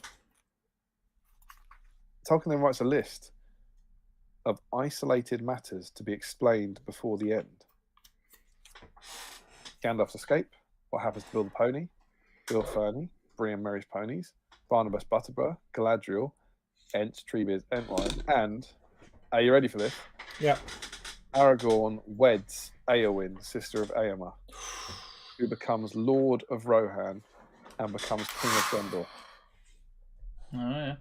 I'm going to put my microphone on mute because I'm about to use a hairdryer. So, yeah, originally, Aragorn was going to marry Eowyn. Eomer would become Lord of Rohan, which is interesting, not King of Rohan at that point. And Aragorn would be King of Gondor, married to Eowyn. Even more reason she'll be furious now. But then almost immediately after that, he writes, cut the love story of Aragorn and Eowyn. Aragorn is too old and lordly and grim. Make Eowyn the twin sister of Eamund, a stern Amazon woman. And then he writes, probably Eowyn should die to avenge or save that. I kind of like this, though. She's had a bad few sentences. This is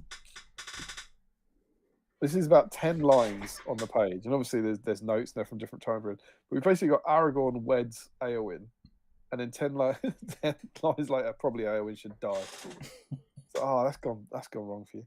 To avenge or save Theoden. So that doesn't happen, but you start to get the seeds of like kind of saving Theoden. But my father added in a hasty scribble the possibility that Aragorn did indeed love Eowyn and never wedded after her death. So they're going to get married, then they're not going to get married. He's going to cut the love story, and Eowyn's going to die. But then basically Aragorn's going to realise that he loved Eowyn Yeah. and not get married. Yeah. And obviously, it goes without saying, at this point, we have no mention of a certain elf maid. I am going to mute myself. If such a thing is possible in this newfound technology.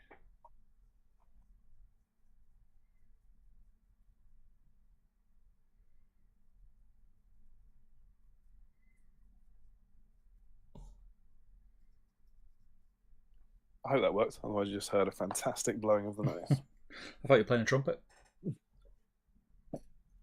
So then, we're going to jump on to the next book, which is now several years later. So I think this is about 1944 or 45. So literally 4 years have passed since he was writing the other stuff. And he's now writing the chapters about, we're on to, where are we?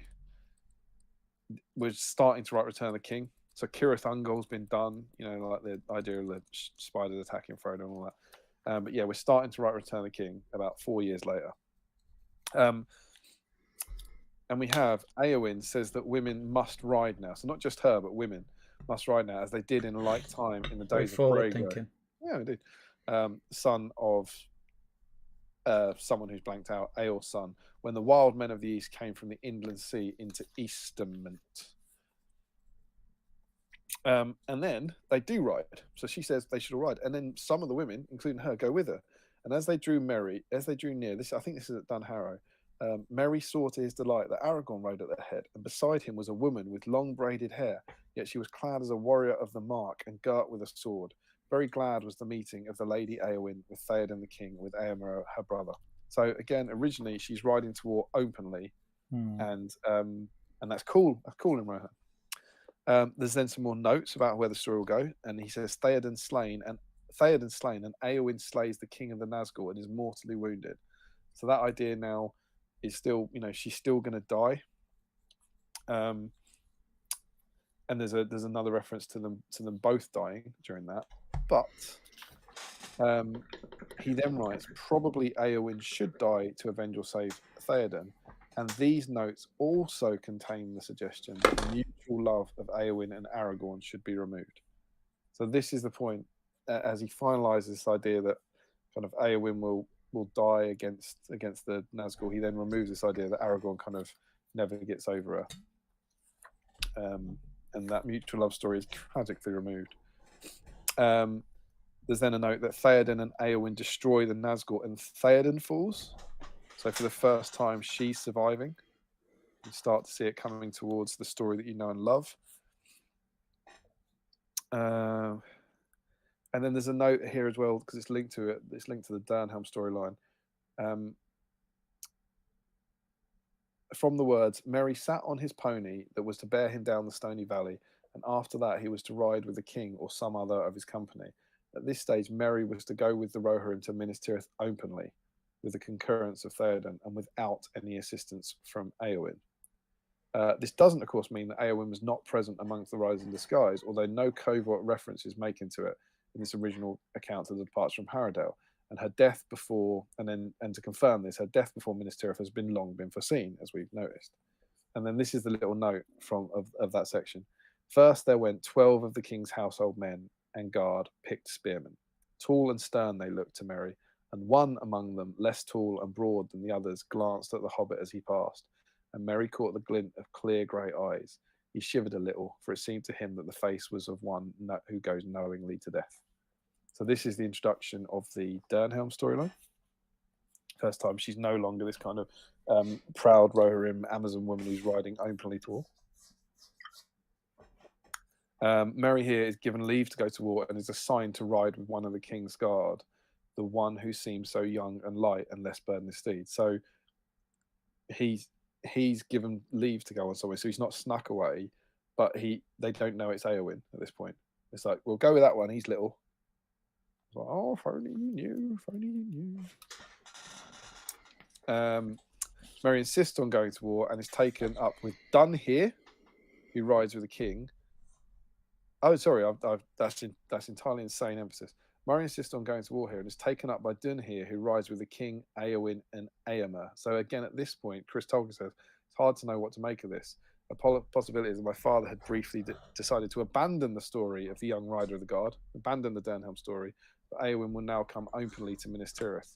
But this is the idea that's why the emphasis was wrong there, that he's going to go to war and ride with the king and Eomer and Eowyn. They're all going off for a kind of big family war party.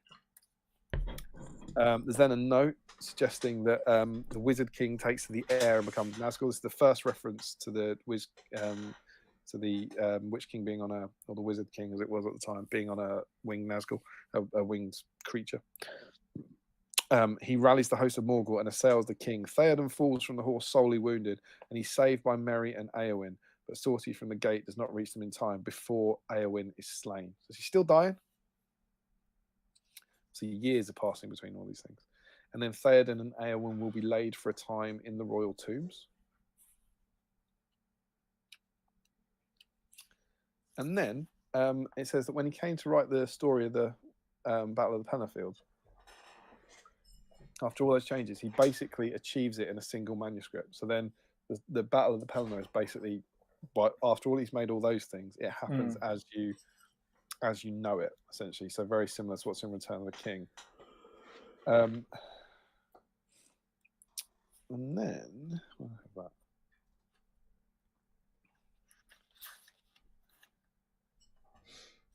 Thought it'd be nice to do this slightly different version, because I think there's some mega dialogue in here that don't make it. So this is Eowyn's original confrontation with the Witch King. I think is a nice way to kind of finish this little bit on. Eowyn, daughter of Eamund, but Theoden was not alone. One had followed him, Eowyn, daughter of Eamund, and all had feared the light of her face, shunning her as nightfall turned from the day.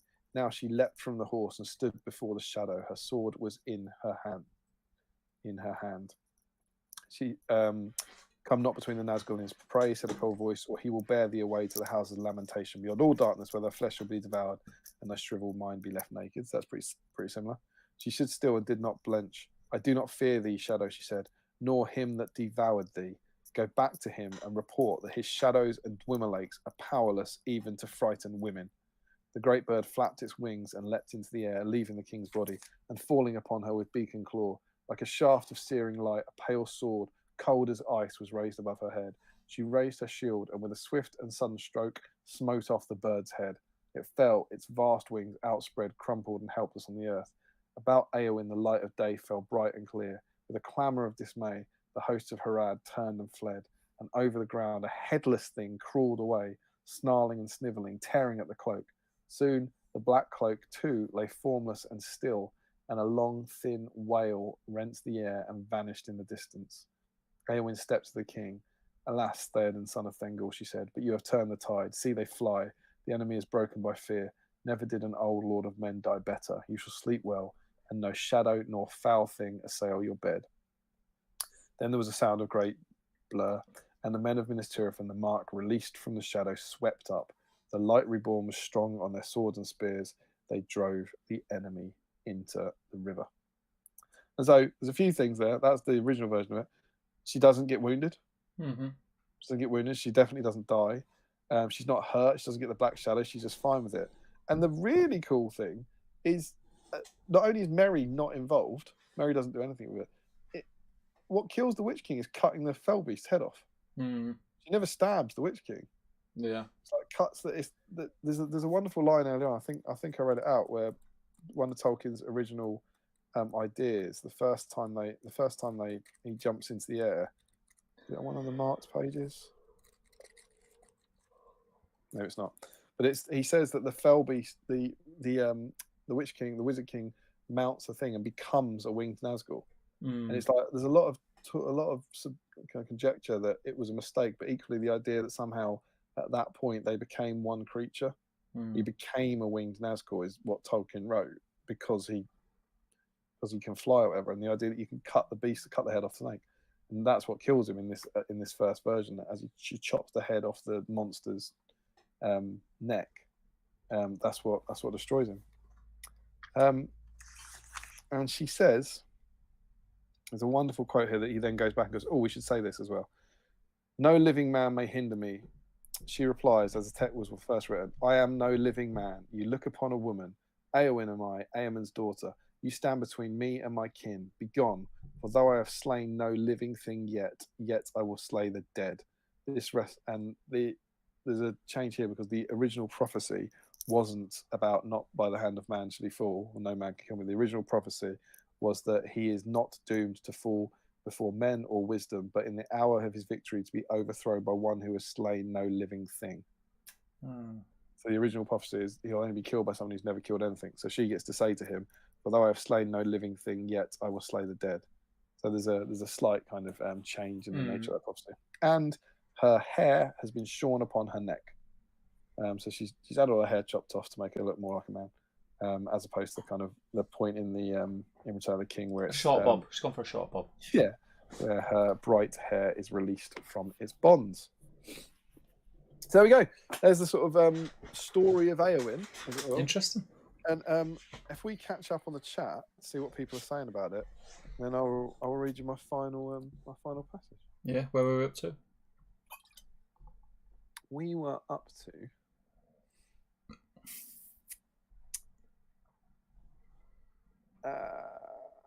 Joe Achille. Remember when you guys first tried to pronounce my name? And old school Chris Lee says it was Glorfindel prophesying. Joe is popping away for dinner. See you in 20 minutes. All right. Frederick says Eowyn as Amazon. Wow, Tolkien predicted the series. Eowyn is Sauron confirmed. Also, could be. Suddenly occurred to me yesterday. She's actually really irresponsible. Is that what I say? By going to Battle of the Pelennor Fields, would Rohan have an heir if all three had died? Asked Larry. Oh, they wouldn't. Cold as ice. That house wouldn't be, would it? Cold as ice. Was it also willing to sacrifice their love? Says Larry. It's a song joke. It's a song, it's a music joke. That's it, mate. Caught up. What is it? Yeah, that's it. Wonderful. That's it. If you do your closing out, I'm just gonna be thingy for a minute because shocker. I won't give anything away, but you know all the stuff that we were like planning and like was gonna make like Joe really happy. Yeah. I can't find my issue. Oh, you're kidding. Fear not. I have an alternate plan. I can't wait to see what. So that's gonna be. I'm not gonna tell you. I'm gonna let it surprise you as well. I'm excited. Yeah. The final passage I wanted to read on Eowyn's long, exciting journey was what is essentially pretty much the her last mention in the book. It's her penultimate page, and it's at Theoden's funeral. So they all go back to Rohan, and they hang out and have a funeral. But then they decide to, as you often do in a wake, where you try and celebrate people, or whatever. Éomer tries to brighten the mood, right? I might be putting some emphasis on this myself. At last, when the feast drew to an end, Éomer arose and said, now this is the funeral feast of Theoden the king, but I will speak, ere we go, of tidings of joy. He would not grudge that I should do so, since he was ever a father to Eowyn my sister. Hear then all my guests, fair folk of many realms, such as never before been gathered in this hall. Faramir, steward of Gondor and prince of Ithilien, asked that Eowyn, lady of Rohan, should be his wife, and she grants it full willing. Therefore they shall be troth-plighted before you all. And Faramir and Eowyn stood forth and sat hand in hand, and all there drank to them and were glad. Thus, said Éomer, is the friendship of the Mark and of Gondor bound with a new bond, and all the more do I rejoice. No nigger to you, Éomer, said Aragorn, to give thus to Gondor the fairest thing of your realm. Careful, said Arwen. Easy, Tiger. Yeah, presumably. Let's bring it down a bit, would you? A bit less of the fairest thing in your realm. He's doing that. I think Aragorn's down a bit of that. Oh, maybe I should have. That's the thing. Then Éowyn looked in the eyes of Aragorn, and she said, "Wish me joy, then, my liege lord and healer." Careful, said Faramir. And he answered, I have wished thee joy ever since first I saw thee. It heals my heart to see thee now in bliss. Careful, said Arwen and Faramir together. Bit of flirting going on. They're having a cheeky little flirt, right? Quite nice. If Faramir don't chin Aragorn now or something.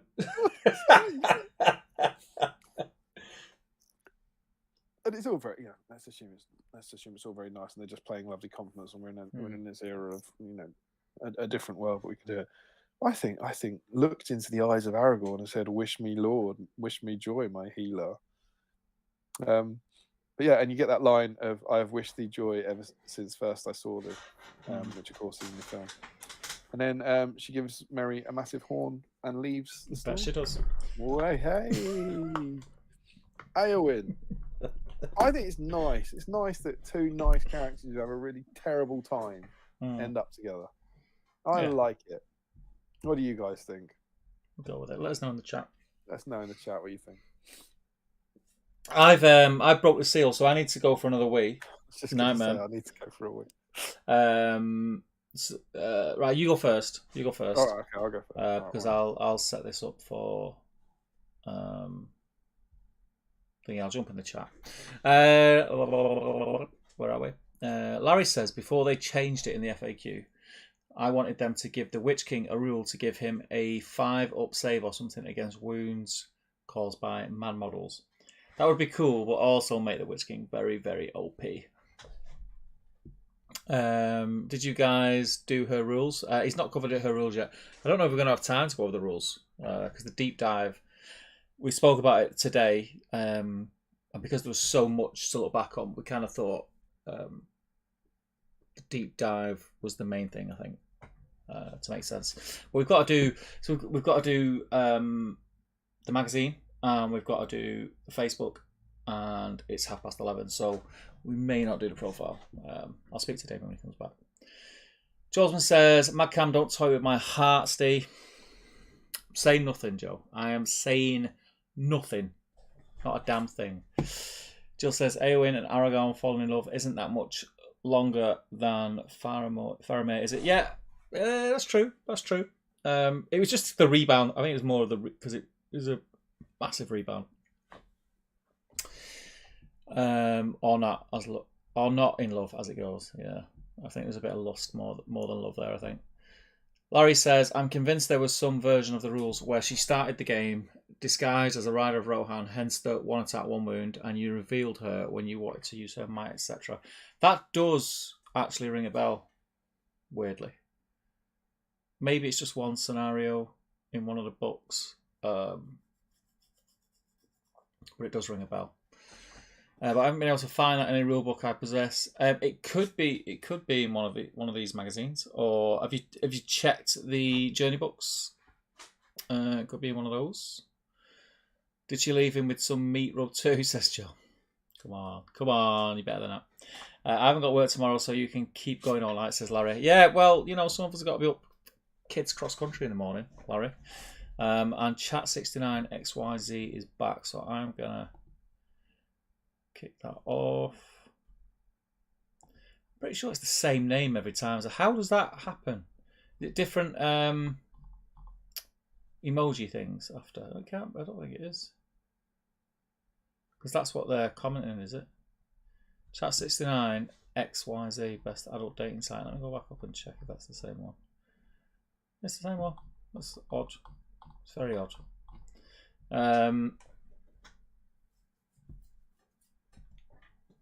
He's back with a vengeance. I only had issues 1, 2, and 5. You joking me, Larry? Come on. Did you hear this about what Larry's saying? No, I've just got back. So he only ever had issues 1, 2, and 5. What, like all his life or now? Or... All his life, I think. He's very dedicated to the stream for a man who doesn't have. He is. To be fair to the boy. Right, I'm going to go for a Waz. I just got up to where Larry let us know how many issues he had. See what I'll do. So Yeah. I can't imagine you'll mind missing the first two, but I'll have a nip through our profiles. Well, I was gonna. Yeah. Yeah. All right then. Do that while I'm away. And then we'll jump into the magazine. I will be back in a couple of minutes. Wonderful. So Eowyn is introduced. Massive shocker in the Two Towers supplement. Hey. Let's see how she starts off the game. We'll be having a good in-depth look at this sometime in December. We do our Two Towers 20th century. She gets a tiny, tiny little bit at the bottom of the page. It's the Eowyn in dress model. She's 25 points. She gets 1 might, 1 will, 1 fate, fight 4, strength 3, defense 3, 1 attack, 1 wound, courage 5. She has a horse. She has a sword and she can ride a horse. Get that the wrong way around. And she's an expert rider. So 25 points. It's not too bad. But really important to remember that at this point in the game, there weren't warbands, so you didn't need heroes to lead troops. There's no point in having cheap heroes in that regard. The only reason you'd have them is if they brought something to your army, potentially. 25 points for essentially a brave warrior of Rohan, brave royal guard, maybe a royal guard, brave royal guard with might, will, and fate. So not necessarily great. But that was her introduction to the game. 1 year later, we get the Return of the King supplement. And what happens to her in here? She's now got her two-handed sword model. She's 30 points, so she's gone up 5. Her stat line is exactly the same, but she's now got 2 might, 2 will, and 2 fate. So she's got 1 more of each for only an extra 5 points, which is pretty good. She can also now have armor and a shield, so that can get her up to defense 5. So definitely better, and that's it. So suddenly she's, with armor and a shield, she's 40 points. Put her on a horse for 50 points, and you get a kind of probably slightly worse captain of Rohan. You can only have captains of men at this point, so they had a generic captain of men profile, which could ride a horse. That could be a captain of Minas Tirith or a captain of Rohan, who would be 55, would be 65 points, and be defense 6, strength 4, 2 attacks, 2 wounds, and courage 4. Like better every day of the week, really. So she's definitely improved since the Two Towers, but still, I don't think you're taking her for any reason beyond pure fluff. Even at this point, early point in the game, there's other choices. We've got Theoden, we've got Aemma, we've got a captain of men, we've got Gamling, all of whom could ride horses. So she's kind of probably, I'll say 4th choice. She's probably behind a captain. And then we get to her last version of that old version of the game, which is this book, which, as regular viewers know, I dearly love. Oh, it smells so good still to this day. What a book, the one rule book to rule them all. And in this, she's 30 points, so that's the same.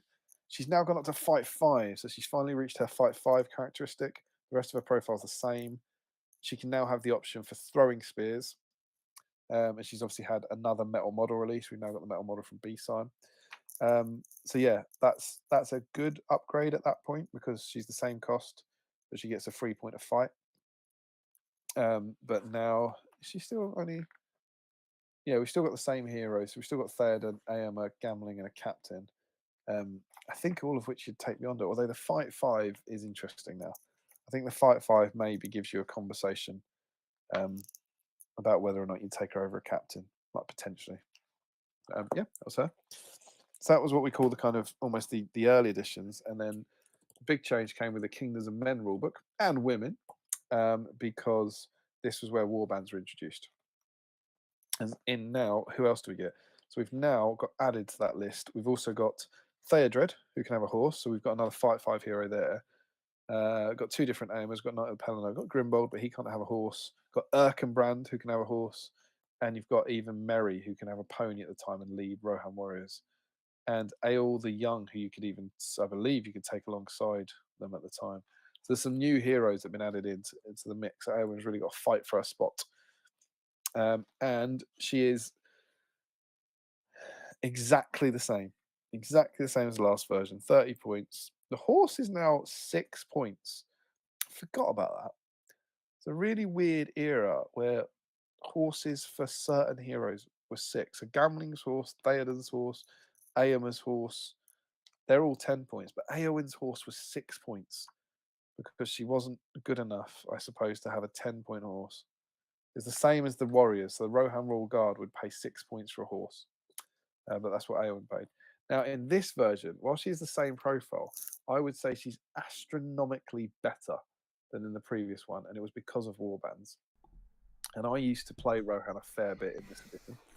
So it takes back where we cut our teeth. I started on the blue rule book, but this is where the GBHL was created. These books came out in 2012. GBHL starts emerging in 2013-14. It's where a lot of these tournaments came. And in that era, having Eowyn, who was so cheap to lead a warband, she could lead 12. She could lead 12 in those days. She was suddenly brilliant, and she became. I don't know how you feel on this. I don't know how you'd remember it, but I think she was the second or third choice at that point. Oh, what you mean, like auto? Yeah, in this list, because Theoden was crap in this list. Yeah, he was Bobbins. And it used to be Eomer, Eowyn, and Erkenbrand that you would see. Yeah. As the choice of heroes. So suddenly exactly the same profile. With all the wonderful things people always say about game balance, about the idea of like, oh, he's not worth that, he's not worth that. So many other things come into it, like army selection and stuff. And this, that exact same profile, exactly same points, becomes vastly better because of the way you can structure army as a warbands. Yeah. So she was in this era of the game, sort of 2012 to 2018. She was really popular. You see her all the time. Cool model. And then we get to our current era of armies of Lord of the Rings. And how did she do? I think she did all right in this. So she's gone up. She's gone up 10 points. She's now a minor hero. So she can only lose. She can only use lead 6 guys. She's finally got 2 attacks, and she's got 2 wounds now. So those are kind of extra 10 points, I suppose. She's got the limited heroics now, which are pretty good ones. She's got striking there, which is what you want. She gets Horse Lord, so she can protect her horse, and she gets the "I shall kill you if you touch him" rule. If Theoden's in your force and slain, place a 25 mil marker where he fell. Eowyn must move directly towards this marker during each of their move phases if she's able to.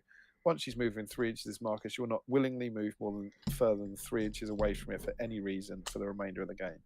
Additionally, whilst within 3 inches of the marker, Eowyn becomes fearless and must reroll any failed to wound rolls, and she receives +1 bonus to wound when making strikes against the model that slew Theoden. That come from a scenario, that? Oh, possibly. It's not beyond the realms of possibility. This edition, Steve, in this version, sort of for the year this was out before something else happened. Did we see Eowyn? You remember? I always remember because obviously I think back then you didn't see a whole bunch of Rohan. There was a certain number of players, James being the main one, really, Mr. Rohan. And he always swore by Eowyn. So I think when you've seen... And I think a lot of the GBHL videos that said, This is 2018 now, yeah? This is new edition. Yeah. So it's pre-Legions, but it's where Rohan got the buff, where Theoden got better enough. Yeah. So yeah, I think you did. She was like not an auto include, but she was up there for sure. Just because I think she took a real hit in this. Oh dear. Well, she's gone up 10 points, for an extra attack and wound, so she got better. That's fair enough. But she can only lead 6 models now, and then Horse Lord's good, but that Theoden rule's awful. Imagine you got Theoden and Eowyn in the army, and they kill Theoden. Your other heroes then got to tot her off. This is new rules. This isn't blue. Oh, 2018, yeah. Oh right, I thought you were on the thingy books. Kingdoms of Men. And then she can't move for the rest of the game 3 inches away. So you just have to avoid. It's not like she has to go hunting the model that killed him. One of those rules. Just to stay and guard the body. And I wouldn't have taken her in that point. I think she's too much of a liability if you've got Theoden as well. Yeah. Personally. Nice to see her get to 2 attacks and 2 wounds though. Still strength 3. How do we feel? Should she be strength 4? How many points is she? She's 40 at the moment. But I mean, you can make her 45 if you want. I mean, should Eowyn be strength 4? And I think it's a really interesting one. People always used to joke that, like, GW was sexist, essentially, and it was like all the women got strength 3 and fight 3 or whatever. She's now fight 5, which is cool. She's still strength 3, and there's a kind of implicit reasoning here that women are weaker, women aren't as strong. Yeah. And they had, by this point, they'd started to fix it, I think, because you get like Tariel became strength 4. And then since then, who else we had? I think the Easterling woman is strength 4, and Frida is strength 4. Frida is, yeah, Frida is. And so you're starting to see this change in it and having these kind of hero women that can be strength 4. But Eowyn's not. And I don't know. Because they're not all, are they? If we go and look at the elves, I'm pretty sure the elves are still kind of weak. I know Lady of Light gets strength 4, doesn't she? But Arwen's strength 3. And basic Galadriel strength 3 as well. And there does seem to still be that slight line. But then we get the kind of warrior women. Like I was going to say, is it because she's a warrior? But you'd argue that Arwen is a warrior. Eowyn. Or Arwen. Maybe both. Yeah. I don't know. It seems a little off. But then equally, you know, she's got 2 attacks. If you compare her to a captain, like she's fight 5, so she's a better fighter. She's 2 attacks, which is the same. And is there actually anything in either the books or film? Is she better? I don't know if she is. Is she physically stronger? She's able to hack the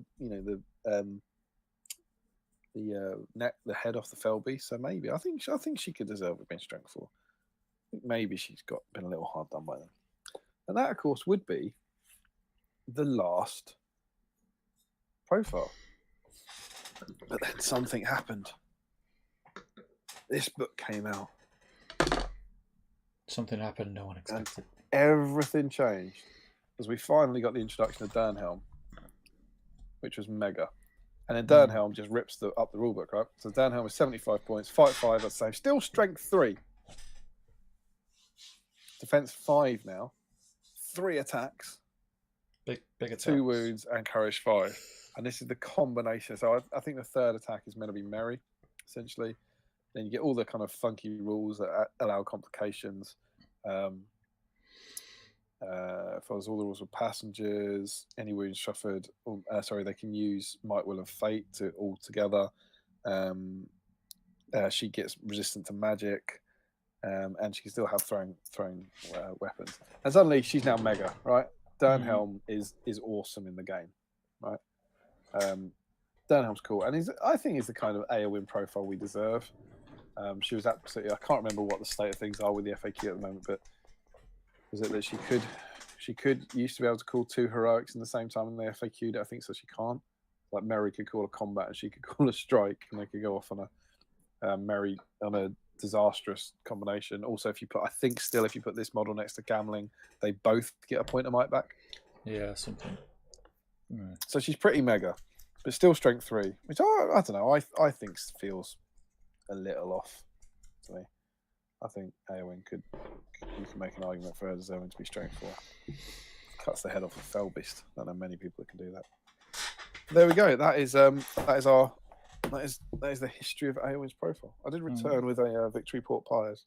Very nice. Okay, port pie now. I'm gonna set up now for Joe's favourite segment. I'll see what we got. So if you want to just jump in the chat. Larry says, well, how far did you get? What did you do? Where did I get up to? I think I went for a wee. Eowyn and Aragorn falling in love isn't that much longer than with Faramir, is it? You done that? Jill Gorham or Not in Love? I'm not sure if you've done these. Jill, I think the name isn't tied to a username, it's a display name. Can you see that? Just before Tom W. Oh, so, yeah. It's a dip in and out. Mm-hmm. Yeah, boy. Joe is gonna have a good time. Love it. Yeah.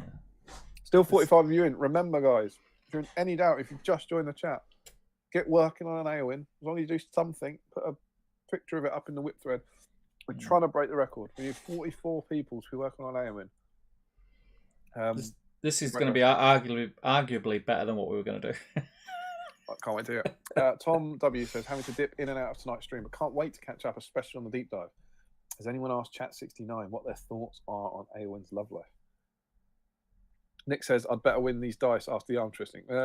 It's a dice, for one thing, and hopefully you'll have a 1 in 40 die. shot. Say die. Larry Miller, I have since bought the second Faramir one, the second Warrior of Minas Tirith one, and the Shagrat one. I think he means the magazines. I remember he used to be a fair bit. That edition is. I remember him being used a fair bit. That edition is as she was a cheap warband leader. Yeah. Larry Miller, who gave a reasonable amount of might. I'm convinced there was some version of the rules where she started the game disguised as a Riser of Rohan, hence the one attack, one wound, and you revealed her when you wanted to. I remember that. I read that. I actually read that one. Oh, you have read that? Yeah, I kind of remember that as well. But it rings a bell now. He said it, but I couldn't tell you where. Maybe it's a scenario rule. I said that it might have been in one of the magazines, or in one of the journey books. Yeah, maybe. An interesting one to find. Daniel Lowe. Strong satire says, because I said Rohan Mulgar paid 6 points for a horse, and now they pay £12 for a horse. They don't pay £12 for a horse. They pay £8 for a horse. £8.50 for a horse, I believe. On the Royal Guard, 10 quid on foot. So it's £26 for your 3 plastic horses. Surely the most bizarrely priced item in Games Workshop range. Larry, it must be a scenario. I was convinced it was standard profile. Aaron, right, Eowyn finished. Love it. Updates put in whip thread. Time to prepare for tomorrow's tournament. Good night, guys. Have a fantastic weekend. Night, Aaron. Thanks for contributing. Joe Holzman said, yeah, she cuts a Felby's head off. Strength 4 is fine. Larry Miller, I think to make her fluffy, you shouldn't be able to choose her, but she should turn up anyway. Yeah, Ratavi, she's strength 4 and defense 7. Joe Holzman, she gets heroic strength to make up for it, allows that feat of strength. Yeah. Larry Miller says Shelob is strength 7. Oh, it's a woman, isn't it? It's a woman. Talking about the strength. Funny. Good work, Larry. James Sherman. Finally finished the model off on stream. Love contrast points. I hope it was Eowyn. And Larry presumably in the anti Eowyn category. Maybe Felbis have really soft necks. We never see anything fail to decapitate a Felbis.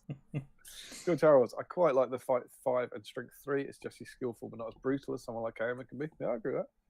Does she, and Commissariat, does she have heroic strength? She does. Maybe she heroic strength to cut the Felbis tail off. Yeah, I kind of agree with that, but I don't think that argument is consistent across the rule set. Give her strength 4, justice for hashtag justice for Eowyn. And Tom Marshall, any advice on setting up a 350-point Isengard army that doubles in December with some Morio goblins?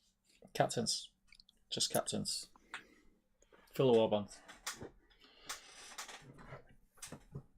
For the lols. Saruman, Greenman, alert. See what happens. Yeah, take those cheap Uruk captains. I actually think I reckon the Legion might do well out. Just to forget the toys. Take the Legion. So you get your 3 attack, 3 wound. Oh, so the one that bumps one of them, yeah. And then 1 more captain. That's going to be 120 points. So leaves you with 240 points, which is 24 guys. Oh, I was hoping the Legion bonus about allowing 18 would help, but you'd still. I think 24 Uruks and 2 captains, one of whom's 3 attacks and 3 wounds, would do pretty good. You just don't worry about the blister of the bomb at that point level. You can get some crossbows in there. I think that'd do all right. Yeah. Well, the scouts, the other one. I think. What's the good scout? It's Lurtz's scouts is better than Uglux, isn't it? Is that what we're at? Yeah, Lurtz. No, Uglux is better than Lurtz, isn't it? I think Uglux is better than Lurtz's. I think so, yeah. Because of the animosity rule. But again, you've got loads of cheap leaders and then fast moving. I think it's because the benefit of the Lurtz ones, they all move 8 inches and they're all Uglux. Yeah. That would be really good. You could get that. You could get a good job of that in the. That's Lurtz, isn't it? Is that Lurtz's? Yeah. So Lurtz's one is all Uruks and Ugluk's one's the one with orcs. Yeah. If you bought that new Isengard battle host, that gets you the 20 Uruks you need for the Legion army and the 24 scouts you'll need. This is what you do. This is what you do. You buy the battle host. You then buy the Lurtz and Ugluk pack. And I reckon that gets you your scout army at 350 points. And then you just need like maybe the commander's pack or something, or you convert a couple of those Uruks. Yeah, into conversions. Conversions are easy enough. And I mean, you could even just crossbows. Yeah, and then you'll have 2 different legions and a free Saruman. Yeah, boy. Sorted it for you. That's what I'll do. Are we ready to try this? See if it works. Yeah, I mean, I don't know what we're about to try. I'm excited. It's going to be special, mate. It's going to be special. You'd hope. You ready? I am. Here we go. Boom. Oh, I should be looking at you two in 20 seconds. I'm excited. Larry Miller thinks the White Warg is strength 5 as another lady. The Wild Warg Chief is strength 6. She's one lower than a male warg. Is the White Warg Chieftain a lady? I think she is because it says she somewhere. Oh, hello, it's here. It's here. What? I mean, that's Mac. I don't even. What is this? Because I know what you don't have. Oh, I know what you've done. So before you couldn't find the magazine, what you've done is get your magazine and scanned every page, right? And then turn them into a PDF. Is that right? I don't know. Let's see what. Must have been. Jill, I've skipped some comments here, but Jill has just screamed, "Look at the quality of that!" Look at the quality of that. Larry's kicking off that the Wild Warg Chief is strength 6 and the White Warg is strength 5. So even in Wolves, it's unfair. She's one lower than a male Warg hero. Tom Marshall, what about all the named heroes minus Saruman? Yeah, that'd be a cracking army. I don't do legions, bruv. Larry, think about it. Shelob and the Spider Queen will probably be higher strength than male spider heroes. They tend to have smaller males. They do. Sometimes they Joe says, are you referring to spiders in general or Shelob and the Queen specifically? Larry helpfully says yes. Oh, fancy. I like the new setup. It's PDF cam. Yeah, boy. Joe says, is the Wild Warg Chieftain definitely male? Have you assumed it's gender, Larry? That's not. Steve, do you want to explain what... I mean, this looks great and they're excited. Do you want to explain what they should have been seeing? Yeah, so what you should have been seeing in place of this still image is live page turning of Madcam. Live. It's back. I repeat, it's not only back, mate. It's here to stay. It's back and bigger than ever. It's here to stay. Do you remember? I think it was on the last stream. Regular viewers will remember that Steve basically said he made a comment that sounded like he was about to quit BSIME. Remember at the end, he was like, there was a bit where he went, "Yeah, I'm going to need to talk to you about the future of BSIME." And the chat lost their shit. Like, what the fuck is this? And it was about the return of Madcam. And it was, as soon as the stream ended, I was like, "What are you talking about?" I was like, "I want to get a Madcam." I was like, "That's not what it sounded like." Yeah, relax, guys. Yeah, relax, man. Is it's all good. It's all good, boy. In a move that no one but Steve Crow could then master, he then lost the magazine. Yeah. So, I think. No, do you know what it is? I think because Cole's got one of my binders, hasn't he? He took a load of my stuff, and I can't find it. This argument, that excuse can only work for 1 week, right? Because we're at the end of the binder. So if it works this week, it can't work. Yeah, but I'm gonna check. I'm gonna check, and I'm gonna speak to him. Well, I'll go and grab him. He's only up the road, so I can grab him off him anyway. But yeah, basically, I've got cover regardless. Larry Miller looks like Madcam's back on the menu, boys. Joe Holzman, as expected, best news ever. I give it 2 weeks till he gives up on it. No, it's here. It's here, mate. It's here. It's the setup. It's back and it's here to stay. Just not yet. Joe thinks 2 weeks is optimistic. So let's have a look through this issue. First thing, and I'm not. Oh, go on. No, because I'm 20 seconds ahead, I'm gonna have to try and use your prompts as to when you're gonna turn the page. So I'm gonna turn the page to the index page now. Don't do that. Well, I've done it. Cover. Well, go back then. I'm not going to claim this because some of our lovely patrons already noticed this. Frederick Shorts, in the way that he often does, has noticed that he said on the front cover that's an awful lot of left-handed models. So that front cover image is flipped. Yeah. And I believe it was Frederick and Larry that said that it looks like Eowyn is rage quitting a game of SBG. and he's about to take the heads off. He's about to take the heads off a lot of left-handed models. He's about to flip the table. She is not happy. Yeah, so we are still in Rohan, and we're going over the page where Saruman launches his assault on Edoras. We get this wonderful page. A cracking photo of Eowyn. There's quite a few of these throughout. It's a brilliant issue for painting Eowyn. And the first thing I kind of noticed working on mine, and I've tried to emulate this. I don't know if you've ever picked up on this. I don't think I've done it on any of my previous ones. Can I guess what you're going to say? Go on, what are you going to say? Gold chainmail. Yeah, a chainmail's gold, right? Yeah. Or at least gold hued. And there's a lot of different photos throughout where you can see it. So I've tried to do a bit of that. Bold and beautiful, Eowyn is fiercely lord to the king of the people of Rohan, skilled with a sword and possessed of a fiery temper. the Lady of Rohan is a match for any man. Should be strength 4 then. And longs to prove her worth in battle instead of being left behind. And we have the wonderful quote, I feel neither death nor pain. And actually, I don't even have to hold it up. It's beautiful, Steve. It's lovely to have it back. As you can see there, is the Eowyn model that you get with the issue. Great model. Have you painted that one? Which one? The one there on the screen. Yeah. I painted that using the guide in this issue. Did you really? Yeah. What, like recently or back in the day? Like back in day. Back into it there? Yeah. I remember being really happy about it. I think the painting guide's really good. The details, little bits of detail on that. It's good. She was my Eowyn on foot for years. All that kind of 2011 to 2015 period where I was using Rohan. Metal Eowyn on horse and that Eowyn on foot. We then get into the tactics article, which is really good. It's for Isengard. Again, as always with these things, if you're a regular player or whatever, it's not going to blow your mind, but there's good stuff. There's a lovely thing of directing you to the rules down there in that choosing your force book, saying, the troops from Pack 16, the siege engines are in 31, Saruman's in 15, and so on and so forth. And it talks about the various bits and bobs. So it talks about like tactics for pikes. You can see in the top right there, you've got that kind of the pike block and the idea about crossbows. The difference between the strength of the crossbows and the maneuverability of the orc bows, as it were. Then they didn't have those Isengard bows, which are wonderful. Those strength 3 bows. Beautiful metal lyric scouts. the best. Have you got them? Have you done them? Oh yeah. I flogged mine. I've got like 32 plastics done, and I was just like, even when they came off made to order, I was like, I'm never gonna. When am I gonna decide I want more? When are they ever gonna be top of my list? You know.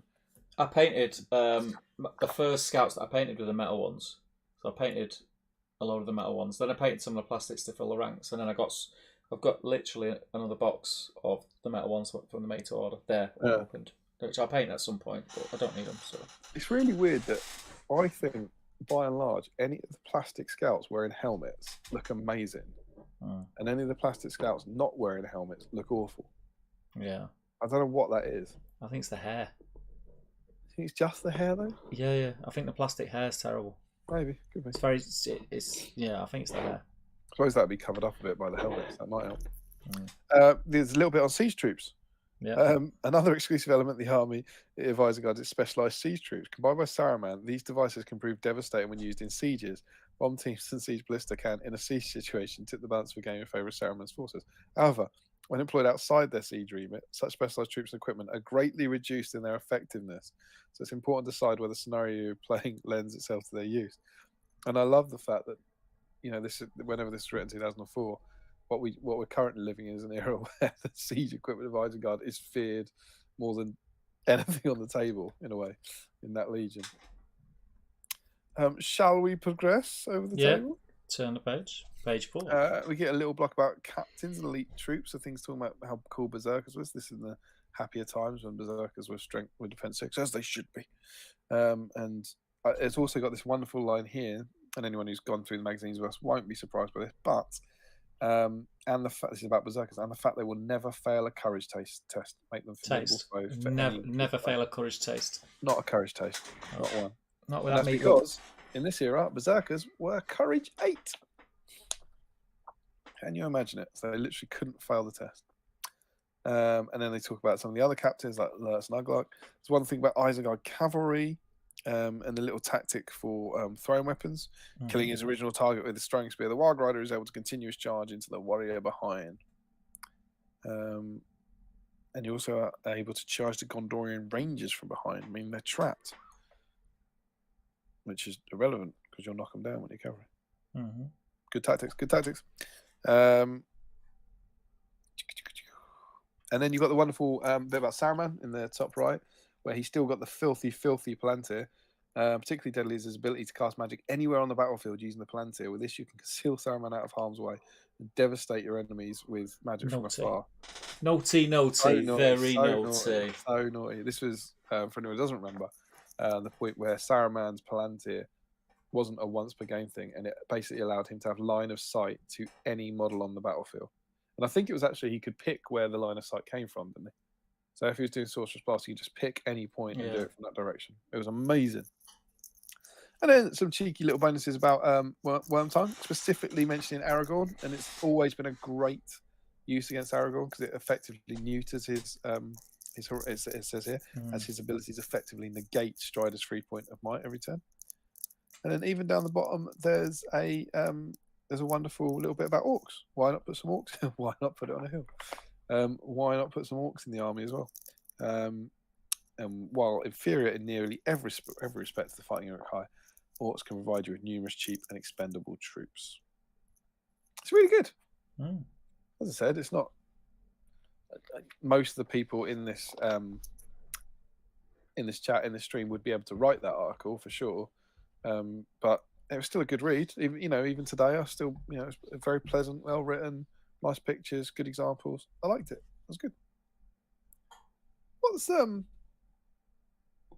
What's that? Go.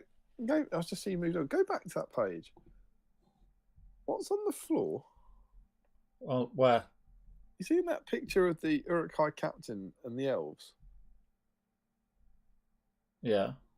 What's on the floor next to the Uruk High captain's leg? I don't know. It's quite small on my screen. It looks like a little rock or something.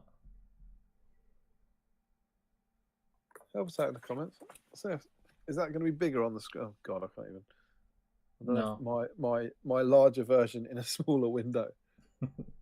It's exactly the same size. Is it really?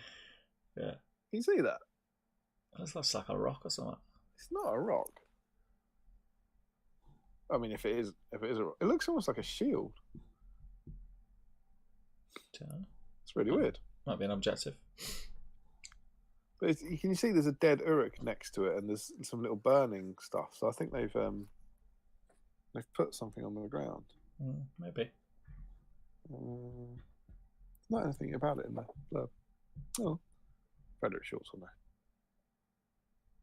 He always knows this sort of thing. Oh my God! I've just kicked the dice tray. Oh, who knows where it will be when we see it next. Also, a huge look behind the curtain of where the dice tray is in relation to the game. Yeah. We then get this amazing scenario, but what I'm going to suggest, it's one of those things where they give the scenario and the 2-part battle report. And I'm going to suggest we save this for Harmer week. Because, huge spoilers, the deep dive for Harmer is going to be a lot smaller. So I think it looks cool, and it will also spoil some of the scenery that's to come. So I suppose you just have to press the right key very quickly, I'm guessing. What page are you going to? Oh, dare to dream. We're going to go to page 14, please, Steve. There we go. Done. Smash that, jumps right there. You can never do that with traditional Madcam. I got to blow my nose. This is arguably better than traditional Madcam. Gotta say. Don't know why I didn't think of doing this before. Well, I do know. It's a pain in the arse.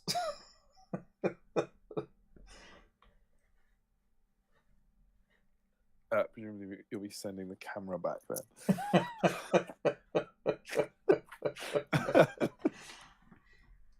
I think it lacks the purity of the magazine as well. The physical connection. I grant you that the physical connection. There's no light glare. This is true. Physical connection is made better if you have the magazine. I grant you. So we're on to the paint guide. Steve, you said you like this. Yeah, I liked it. You've used this guide, yeah? Yeah, this exact guide. Loved it. Here's your review, folks. Loved it. Her chainmail's not gold. No. It annoyed me. It's their Uruk scheme. So it's black, dry brush tin blitz, dry brush chainmail, dry brush mithril silver. It's just their normal chainmail scheme, which is fine, but it doesn't go for the gold hue. Which is really annoying because there's so many images. Look again, that screenshot of her with the Witch King. Yeah. And it's definitely not the colour grading because you see so many pictures of her throughout the magazine in different contexts. But you're right, it is a great guide. There's a lovely green down there, Catachan green and bestial brown mixed together. Then watered down chaos black to shade, and then add bleached bone to the mix. You are a daughter of kings, a shield maiden of Rohan. Painting in the Julian Hammond style, if you see down in the bottom corner. Yeah. Painting everything. The scary style. Yeah. And then over the page, we get another fantastic reference image of Eowyn. which is genuinely I've been using. I've had these pages propped open all night. I've been using them to while I've been painting my Eowyn. We've got lovely detailing on the leather armor, and there's a really. Can you see on? I'm just waiting. I presume we changed the page, but I'm just waiting for it to turn up on YouTube. The picture that's in the middle of the screen on the left-hand page, you can really see there the difference where you've got the kind of the brown layer with a lighter brown around the edge, and then inside you've got the tanny yellow with the red on it. And there's like an awful lot of kind of detail in there. And one thing I thought was really interesting, check this out. So the inner panel is saying paint the inner panel snakebite leather. So that's the bit that looks yellow there. You see that? Paint the inner panel snakebite leather. Once this is dry, paint a line of chaos black around the edge of the inner panel.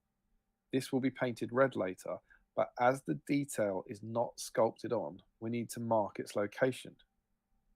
So if you look at that top picture, I'm not sure how well you can see it on Steve's there, but the very top one, you can see that the square in the middle of that panel hanging down from a belt, that square contains the red line and the yellow line. But at that point, they didn't sculpt it on. Technology, this one has it sculpted on. Yeah, boy. So it's really interesting to see how that kind of their technology or their abilities to do stuff has moved on to the point where now that little red outline is sculpted onto all the panels on the new plastic version, which I thought was kind of a nice sign of how things have moved on. And we then get into painting kind of the straps, which are where's the red? It's red gore. Yeah. Where's the strappings? The straps and sheaths, the scabbard, the same as the red areas. Yeah, so it's red gore, which I think is red gore, corn red, possibly now. And then you can add dwarf flesh or flesh color to highlight that up, and that looks really good. It's one of those ones where you might not necessarily think, but she's got. If you look at that big picture of her on the right, she's got very, very red straps. A very, very red scabbard. It's a bit like Gandalf's strappings being blue, that sort of thing. And then how to paint pale skin. I've deliberately made a point of it being pale. Same techniques as Galadriel. So it's paint her face white to begin with. Then elf flesh, which is Kislev flesh now. Then you do a wash from a watered down, what might be Bugman's Glow now, possibly tanned flesh. And then reset the elf flesh. So there's no kind of heavy, dark shading going on. Blonde hair is bubonic brown, a wash of snakebite leather. So we're thinking maybe Xandri dust and a wash of XV88, and then adding bleach bone to the highlights. And then you get that version down the bottom, which I will kind of pull up here in case it is a bit closer. But that's the paint job, and it's really class. It looks belting. You see, like, I think that's all right on mine. It seems to be focusing all right, doesn't it? Yeah. You see, like, the detailing on the straps and all there. It's really, really good. Still don't have eyes. Still not painting eyes. No eyes. Don't need eyes. But I don't need them. But that is a really, really cracking paint job. Although I can't. There they are in the same picture, hopefully. Look at the gold chainmail. It's clearly there, and I'm just a bit surprised they didn't do that. I think that's a really useful guide. I've been using it. I've been following the guide for the armour tonight for painting my leather armour. Very pleased with how it's coming out 20 years later. And then finally, we're on to the scenery. It's this time, it's building Rohan Palisades. So I think our Rohan swing started with building Rohan houses. Then we built Mediceld last week, and this time we're building these Palisades, which are massive. Just looking at that picture of them. They are huge. Yeah, with the siege ladders that are barely big enough to kind of reach the top, but they're pretty awesome. Very, very intimidating. And it's nothing revolutionary. It's a decent guide, where it's a relatively simple. It's not like making Mediceld or making that garrison. It's a relatively simple thing to build, so they can give you the time it's needed. But it's just a big block of foam on a bit of hardboard. Then you put another bit in front of it, and you carve that to make it look like a slope of mud. Yeah. You score the bricks in. There's the job you don't want to do this week. Look at that one look at that picture in the bottom right. Once you've constructed it, just draw 1,000 bricks. It's one of those. But they include all the measurements, which, as we've known from past ones, isn't necessarily given. And then over the page, you kind of build the sticks up. It's all well and good, but I think the reason it looks so good is because it is painstaking. Yeah. So taking some thin strips of balsa or lollipop sticks, make the timbers for the wall, cutting them to about 4 inches in length, and making one end to a point. To create the crenellations, alternate the height of the timbers. So every 2 or 3 you place is followed by 2 or 3 that are basically 2.5 inches. So you're looking at.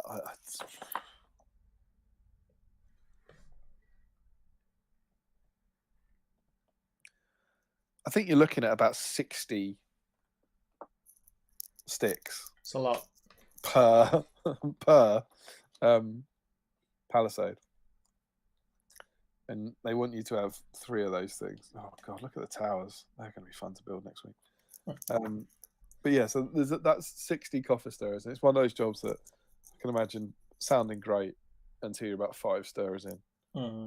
You glue on 3 stirrers that are 4 inches long, and then you glue on 3 stirrers that are 2.5 inches long, and that's what makes those kind of battlements. And you just build a little wall out of a little kind of ledge out of balsa wood in the back. Details, texture paint for the grass, and then you might want to make some ladders. You can just make some ladders. Let's build some ladders. Just make them, mate. I think if you can build those palisades, you can build ladders there, right? Yeah. And then a nice, really simple painting guide just for the 3 bits. So basically the wood, the rock, and the mud. And then next pack, and it looks good. Do you like that? I think that looked pretty good. Yeah. It's really weird. There's no brown in it. I don't know how you feel about that as a scenery painter, but the wood is spray it black, dry brush it Catachan green, and then equal parts pale grey and Catachan green. Well, it doesn't surprise me at all. I realised a fair while ago that even like painting trees, you're better off painting them grey than brown. Like wood's not brown. It just looks more realistic. Mic drop moment. I think it looks a little black for my taste. I think I'd like a little more brown in there possibly. But they're obviously emulating. You can see the picture below it, right? Yeah. They're emulating the films, and that wood is very, very much in a kind of in the black grey spectrum. Yeah. Then I think brown's would be too rich, but yeah. Yeah. And then the super secret teaser in Pack 53's modelling workshop, we show you how to create towers and a gatehouse to use with your palisades. Ooh. These pieces of terrain can be used to make a Rohan fortress or even the walls of Edoras itself, as we have done in this pack's battle report, Assault on Edoras. You see, it will all come together in the next issue. Oh, there we go. That's it. It's really good. I don't think it's as good as the last one. I think it's not self-contained. Having here's how to paint, here's how to build part of your castle, here's part of your battle report. I think it suffers from that, but it's very good. It was an enjoyable read. As much as we've been playing in Rohan for a while, and we still are going to be, I think they're doing some really good stuff with this little Rohan swing. I think it's really nice. I think some good painting guys and some really good scenery. I think if you're a fan of Rohan, these issues from wherever it started, was it issue 50, maybe issue 49, they'd be well worth picking up to give you a little bit of Rohan goodness. We have it's exciting times, you know. We have 75 comments. Oh, see that? Do you know what's weird? If you'd have asked me, I would have said if there's 80 comments, she's got a shot.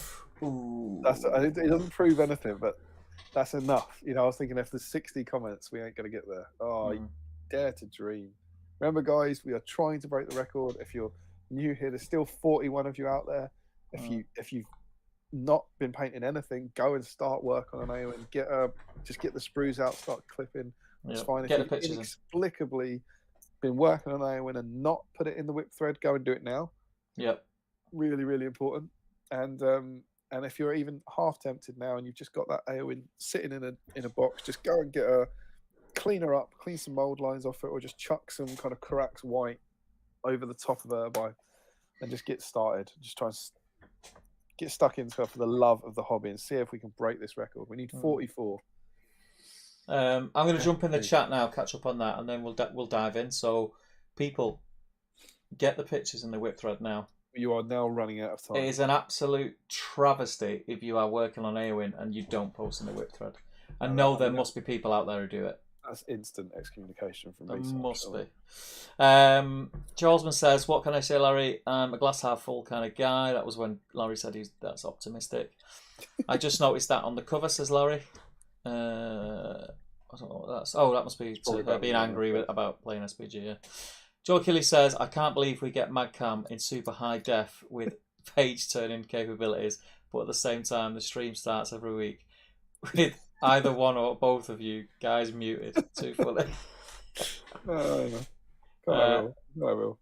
I quite like the not Lurtz bow one. The one posed like Lurtz, I mean. Max Mallis says, "Not exactly siege specialists, are they? They failed the only one they attempted." They would have won if they didn't get cheeky reinforcements, in fairness. They would have got away with it if there was a few meddling. I like that weird Saruman lightning bolt. That's how they roll. That's cool. Looks like a medium-sized rock, says George Galloway. Spoilers for Hammer Week right there, says Larry. What is what? Hammer Week. Oh. Old School Chris says, "It looks like a bin bag. Maybe it's bin day in Isengard and the elves ambushed them as they were sorting the recycling." That's not fair for putting the bins out. My recycling Urukai, says Daniel. Frederick says, "It looks like a piece of some sort of ruin or like the brackets of chair/throne thing or something." No really idea. Odd, yeah. Jill says, "I don't have the magazines, so the digital Magcam is, as the Manx says, mega." They're going to be really disappointed when you go back to the real upgrade next week. People can't read it or anything. Larry says, "I can't wait to be disappointed by its absence next week." Chris John says, "Screenshotting, ... Tommy Murphy says, "Is it me being weird, but looking at the painting guide just took me back to painting my old battle games in Middle-earth. Was the smell of old paints different? I seem to have a strange nostalgic memory of them." Yeah, I remember the smell of the old Citadel paints. I don't think they smell different. I think you associate it with the smell of plastic glue, which you're not allowed to buy anymore. Oh no, the paints definitely used to smell. They don't smell at all no more, I don't think. Carl Daly says, "Evening all. Just got on my break and took it into a bacon, sausage, egg, and hash brown roll. Hope everyone's had a ball Sounds like a man who needs to get an Eowyn in the whip thread." Yeah. Maybe their eyes have gone, says Larry. Oops. And then Daniel O says to Tommy, "Timbits had an interesting smell. Plus the inks if you use Danny." I always remember the what was the old name for the white paint? The base. Skull white. Was it just skull? Yeah, it was just skull white, wasn't it? Skull white was. It always had a really white for years. Quite strong smell. Laurie says, "Though I still don't paint them, I normally find they look a bit too big painted." What was that about? Is it about eyes? Yeah, it might be. Was he the one who wrote "Their eyes are gone"? Yes. Yeah. Thomas Sherlock says, "For me, at 350 points, it's got to be Assault on Helm's Deep Legendary Legion. 2 captains, 2 ballistas with 6 crew, 5 sword, and 3 crossbows." Laurie says, "For me, Lurtz, Malher, and as many scouts as you can take. Find the halflings." I'm not sure that the ballistas would necessarily make their money back at that point. I don't know. I think you'd need a few more bodies. Chris John is assembling a metal Eowyn right now. What thread, he asks? Go in the Great British Hobbit League. What thread? Go in the Great British Hobbit League. Great British Hobbit League Facebook group, Chris, and you'll see a thread that is titled "This is the Whip Thread." Post a picture of it in there and you'll be entered into the draw to possibly win a Money Can't Buy Black Battle Streams in Middle-earth dice. If you're not on Facebook, Damien, what's the email address they can send it to? Oh, God. battlestreams1@gmail.com. That's the one. Yeah, battlestreams1@gmail.com with a digit as the one. Yeah. Not one of these digits. See, I knew it was worth checking. There's maniacs out there painting Eowyn's entered. Not on Facebook. Laura Miller says, is Eowyn the only Rohan hero who never fights any Isengard? What, in book? Well, there's loads now, isn't there? If you're talking about... Oh, you mean just you're talking about in the films? Must be talking about in the films. She does. There's stuff that's never been shown of her fighting Eryx in the Glittering Caves. Hammer. Yeah, well, he fights a Wild Rider. Well, he tries to fight a Wild Rider in the film. Doesn't have the best time of it, and he fights loads of Isengard in the book. More on him next week. No, it was the gold chainmail, says Larry. If they only had kept the scene at Helm's Deep of her fighting in the caves, says Carl. Plastic Scouts, that was, says Larry. Frederick says, backrest, not brackest. He says what? Don't know. Carl Daly says to Chris John, go on the GBHL pin post. It's not. I don't think it's pinned. It's not pinned. Frederick says it's just always at the top because people are commenting on it. Yeah, it's just mega popular. Don't need to pin it. Yeah, boy. Frederick says next week confuse your friend Harmer by introducing him to SBG. Chris John found it. Good man. Eyes, says Larry. Damn, Damien got it. Joe Hosman says there's a distinct lack of ladders and battering rams in that list. Infuriate 6T says, what's the next model that has the best chance of beating the record? I will pick it up to help break it. What have we got coming up? There's very, very few named heroes that are coming up that we haven't done. There's a couple. We've got Denethor and we've got Gothmog. Even with the starter set, I don't think Gothmog's going to do it, and I don't think Denethor will. Personally. There is then. You don't think Gothmog will do it? I think Gothmog he might? I think he could, yeah. Okay, that's good. I think a lot of people have him and don't paint him because of his skin tone. I think a lot of people are put off by painting that very light. A lot pale more skin. people have him after Christmas. Yes, this is true. There is 10. Do we make it? Do we just have special after special after special? He's like on the current schedule. He'll be next year. Oh yeah. Oh, he'll smash it. I think so. Oh well, there you go. But then after that, not long after that, here's a quiz question for you, Steve. There is one more named character we're about to get that we haven't had yet, and he's a big one. He's a big. No, not Boromir.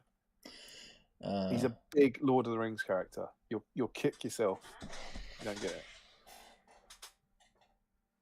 It's kind of unbelievable that we haven't had him yet.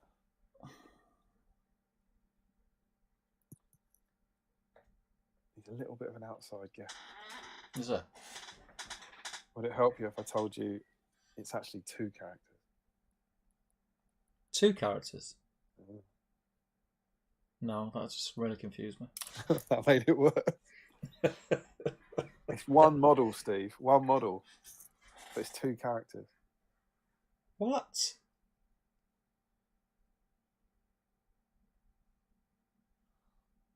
Someone has beaten you to it in the chat. So look in the chat. Ah, yeah. Gollum. Kicking himself. He's furious. Crap really. We get Gollum. What do you think? Gollum could do it, right? Yeah, Gollum could do it. He's another one. A lot of people will have him and won't paint him for a couple of reasons. Yeah. 1, that pale skin tone people don't like to paint, and 2, it's just like not in many lists. So I think a lot of people won't use him. Yeah. I think he's got a chance. Yeah, yes, for sure. But then after that, I think we just need to wait. And then we are scraping the bottom of the barrel to try and beat them. Yeah, well then it will be about the next. There's an Aragorn coming up, so can we? Yeah. Behind Aragorn. I've got some terrible news. I need a wee again. So can you take over from Infuriate 6T? Yeah, no worries. And then when I come back, we'll jump in the chat. So guys, when I come back from the toilet, we are going in the Facebook group. So get your pictures in there now, and Damien will also check the email shortly. Get pictures in. Your internet is terrible. You need to get on hardware. I think it keeps going from really good to really bad. Right, I'll be back in a minute. It's nothing different this year. This week.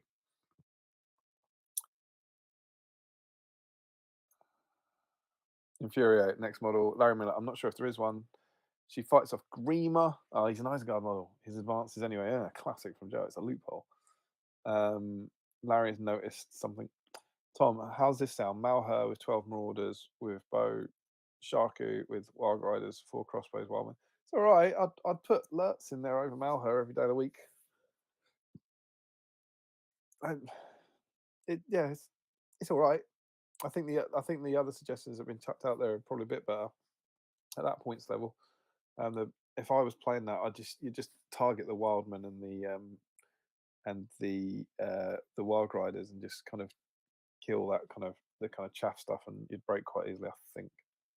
But yeah, if you did pick whatever you want, pick the models you want, have fun with it. That's the most important thing. Larry was talking about unhelmeted plastic scouts that look good. Oh, I see. Is that the one that looks a bit like Lurtz, you're saying? Frederick said the piece of train looked like a backrest, and you read it as a bracket. I didn't. Steve did. But yeah, fair enough. That makes more sense. And Steve can't read, so that makes sense as well. Joe, Bozza might have a shout if you don't restrict it to Minister era. But yeah, next Bozza, that's a good shout. He's not far off, is he? Bozza, he's about 6 issues away or something. Yeah, we'll have to see what we think about Bozza. Infuriate says, I've got a metal unpainted Gothmog. Let's go. Let's not go yet. Let's go in a few weeks' time. Yeah, just Sauron over the time the Gothmog has come. Carl Daly. What room? I mean, these aren't rumors. These are spoilers. Who's spoiling what? Well, I don't want to say. We'll find out soon enough. But Carl Daly has just written, rumor has it that Chris John has taken us to 44 Eowyn. Everyone's now like, right, see you later. You got to wait for the dramatic reveal. Could it be true? Could it be false? I hope Damien has party pops on standby. Carl, I know you've just joined us, but come on, man. Come on. What kind of question is that? And then everyone's having a go at you. Gollum, Smeagol, Gollum, Slinker, Stinker. Come on, Steve, sort it out. It's obviously Gollum. Carl Daly says, the only Gollum I have is bloody invisible. If I find him, I'll pay him. Think how many people have the Ring Bearers pack but haven't assembled him. Right. Maybe they won't be trying to beat Sam's 43. Is that what we're on 43? Got to be 43. That's what Sam got. Larry Miller says the gold on a chainmail for some reason. Kamasaria says, anyone in the US willing to sell an Eowyn on horseback blister? Feeling inspired. It's too late. You needed that a week ago. Tom Sherlock, I'm now repainting Eowyn's armor, either gold or bronze. There you go. Classic BSIME inspiration. Joe says he's earlier than Gollum. I think that's Boromir. Jill says, do it in the next 5 minutes, Thomas Sherlock, and get it in the whip. Yeah, do it, Tom. It will take us a while to get through that thread. Go and get your Eowyn and repaint her armor gold or bronze. And he's just written have posted in the whip thread. Oh, so he's already doing it. And Larry Miller says, will Steve wear the mask for Gollum? I don't know where that mask is. Gone. It's disappeared. Bedroom table, always the same. You know, stop lying. It's gone. It's gone, mate. It's gone. It's nearly Halloween week as well. It's gone. Right, okay, let me change this screen now. We are going. I'm going to refresh first. We're going in. We're going for it. I'm excited. I want to see what's what. 88 comments I've got. Let me update this. Facebook.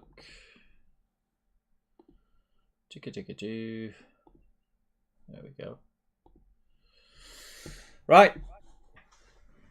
Ready when you are, my friend. Getting there now. Have you got your 44 spaces ready on your phone to go? Are you excited? Goes up to, I'm a bit excited. I feel like with the best win in the world, I feel like Carl might have ruined it. Yeah. Carl rocks up on his break, goes, yeah, mate. Like just telling someone, it's like he's just he'll rock up next week, tell everyone the finale how it ends. Yeah, that's how it ends. Just get off. It's just like rocking up and saying, you know, oh, you wouldn't believe what Galadriel says in this week's episode of Rooms About. Okay, I've got Reese Taylor first. Is that right? Yeah, Reese Taylor first. Okay, so I am good to go, my friend. Yeah, it's beautiful work, Reese. I've got a close up there, everyone can see. So good, Reese. Reese paints amazing model in Shocker. It's so good. I'm going to send you my Insta links, mate. Amazing. Sean Clark sent us a video. Do I play it? Obviously, you play it. Do you reckon he's doing something saucy, or you never can trust Sean? He's a bit of a fruity fella, you know what I mean? Oh! Party popper. It's a party popper. Why is that the last comment? Why have I only got 2 comments? That's just what I was thinking. I've got 2 comments as well. How weird What? is that? Have you got 2? Yeah, that's incredibly weird because we're not looking at the same thing. That's odd. Right, okay, let me refresh again. How weird though is that? Yeah, we haven't broke the record, mate. Also, again, that might have just been a massive spoiler. Yeah, I think that was a massive spoiler. It says 91 comments. View previous 30. I've got them all now. I can see them all. Don't know what happened there. What are the odds of that happening? So 4 hours ago, I've got Carl Daly. I mean, he was the guy to start it. It looks like he was the guy to finish it. Without being rude, I touched up Eowyn. Hey, I can't. I'm nowhere there. I haven't got him. Refresh. Are you refreshed? Yeah, I'm trying. Nice work, Carl. I've got Carl first comment.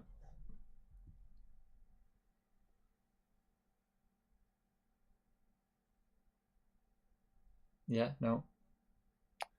Yes. Okay. Yeah. I've now got Carl and what looks like a ton of comments. So Carl first. Yeah. And Eowyn. Carl first. That's rare. Oh, this never happens. And then we've got Joe with Eowyn, a Tony's Chocolonely, Oreo buttons, and some squashies. Well, those Oreo crunchy bites. I recognise those. They look good. Yeah. Got the magazine and some BSIME supplies, including a Freddo I got with some secondhand stuff from Mr. James Clark. We'll be converting some female scars for my Dunnan army. I think the Freddo wasn't secondhand. Yeah. No Eowyn. There's an Eowyn right there. Where? On the. Oh yeah, there is. Yeah. 2 Eowyn's. I didn't see that. It's not no Eowyn's. It's 2 Eowyn's. That's what. Absolutely, I'm smashing it. I've got 2 Eowyn's. And Steve goes, no Eowyn's. No, you're not in. Can't let you in. Can't let you in. He rings a power Kit Kat. Green Tree's in. Got a dark terry chocolate orange and that beautiful Balrog that he gave some Predator dreadlocks. Looks awesome. Oh yeah, it's cool, isn't it? Nice work. What's Treebeard doing there? Chilling. Saying that. No sculpting from Mark this week though. A bit lazy. Sean with his stew. Oh, you love to see it. He's even got those. What are those large bits in there? That, you know that there's the big bits of meat that Aragorn kind of puts in his mouth. What's that pasta? That. Oh, look at his little diorama. He's been working on that in the factory. That is beautiful. It looks cool, man. That's done because of BSIME. Love to see people doing that sort of thing. Beautiful, wonderful, beautiful work. Love to see it. So Sean's in. Todd Egbert is in. Blueberry muffin Kit Kat. What's this nonsense? Purple Kit Kat. That's so American. I'd fancy that though. I like the look of that. Don't know if that's for me. That looks. That's the sort of thing I love about America. Look at that, just 6-pack of soda, and then blueberry muffin Kit Kat. I love that. Every time I'm out in America, off to a 7-Eleven, buy everything. 6-pack of chemicals. Tom Spate. That's a very clean job. Nice work. That looks like the sort of pale skin that Battle Games in Middleearth have been trying to get to. I like the way on the helmet he's got it's a silver visor, but is that edge highlighted in gold? It looks class, quick edge highlight, yeah. Just quick edge highlight. I think he might have followed the guide for that. That looks very, very similar to the BSIME. Beautiful face though, Tom. Very nice. Very, very nice. Mr. Sam Page is in. Got some updates from Sam as well. Very nice. Oh, nice. I like this very the rich browns and the reds that blend in nice. Looking lovely. Very good, very good. All that done in one sitting. Nice work. Was that Sam? Yeah. And also recruiting. Yeah. Another Eowyn painter. Josh Crosby Yeah, Hey, just Josh. magnetising the options. He fancies his 81st black dice, doesn't he? Yeah, he loves it. Matt Hudson is in. Rained while I was priming a. It's a strong start, mate.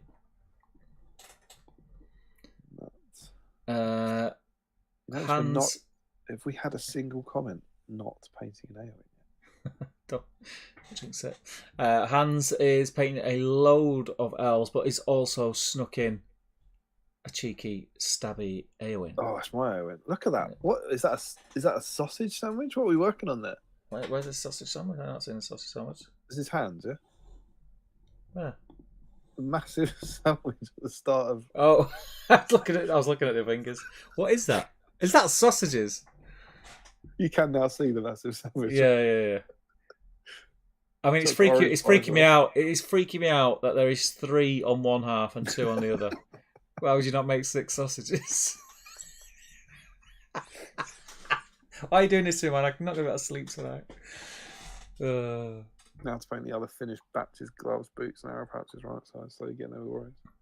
That's the same assembly I've gone for. I'll love to see it. Michael Haskell I think that's a name that I don't recognise as putting in here personally. Do we know Hans? No, I think it might be the first time.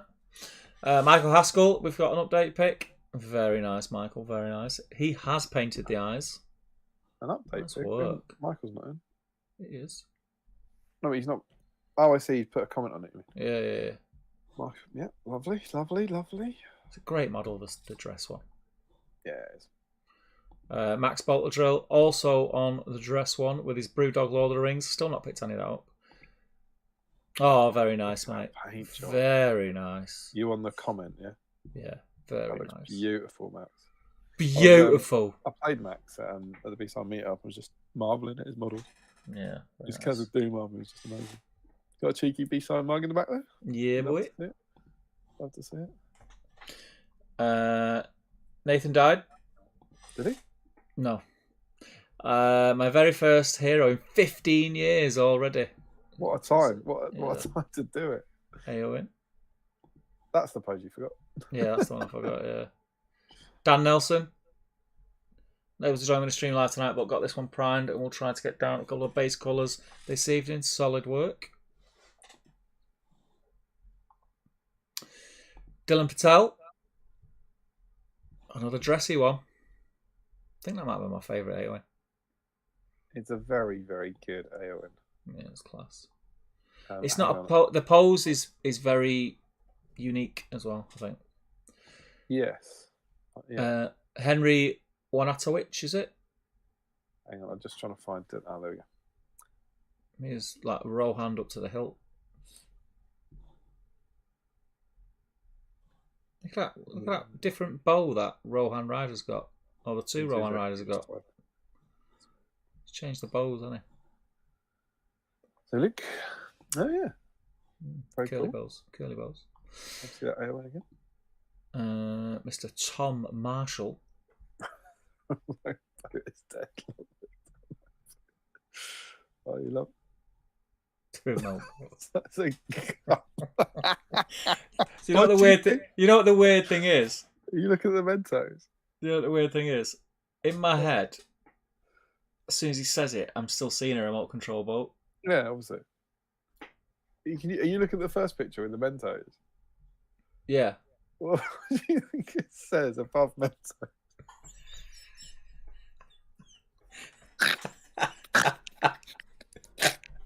That's the level we're at, folks. That is the level we are I haven't at. said anything. I just asked you what you It's think. 20 to 1 on a Saturday morning. That's where we're at. I mean, I don't want to eat those. Some progress pics from Tom. Looking good, brother. What's this one? A better look at the remote. Horrible face. The remote book. Boat, probably, though. And a judgmental cat. Yeah, the cat. Look at that remote boat. The cat is judgmental. That doesn't even... Now, even I know what you're talking about. That doesn't even look like a remote control boat to me. Well, it's called that remote control book. So he said, the sorry, remote boat is dead. Yeah. Long live the remote book. Oh, I thought that was a typo. Oh, my goodness. Right. That changes everything. Everything. Yeah, like love. George Galloway. Enjoy Nice your work, Mentos. nice work. Great to freshen your breath. Just got George. Yeah, the cat's picking a fight with Eowyn. The dress George. is popular, isn't it, tonight? Yeah. That's a different Eowyn. Is George working on two? Yeah, two Eowyn's. Sam Earnshaw. Should have got the cat to post. Yeah, the cat stuck it. Sellotaped a brush to the cat's paw. Would have got another one. Sam Earnshaw on mounted Eowyn. On a mounted Eowyn. Eowyn. On Eowyn. Held off by the Durnham. That's the one I've got. I think it's a beautiful one. The Durnham one is amazing, but I love that. James Sherman is it. Oh, look at them colours popping. Those colours are awesome. Comment. Oh, it does look great. Very nice. She's a great sculpt. Nothing so far. Nothing from the two from the sets, right? Mm. And the special sets.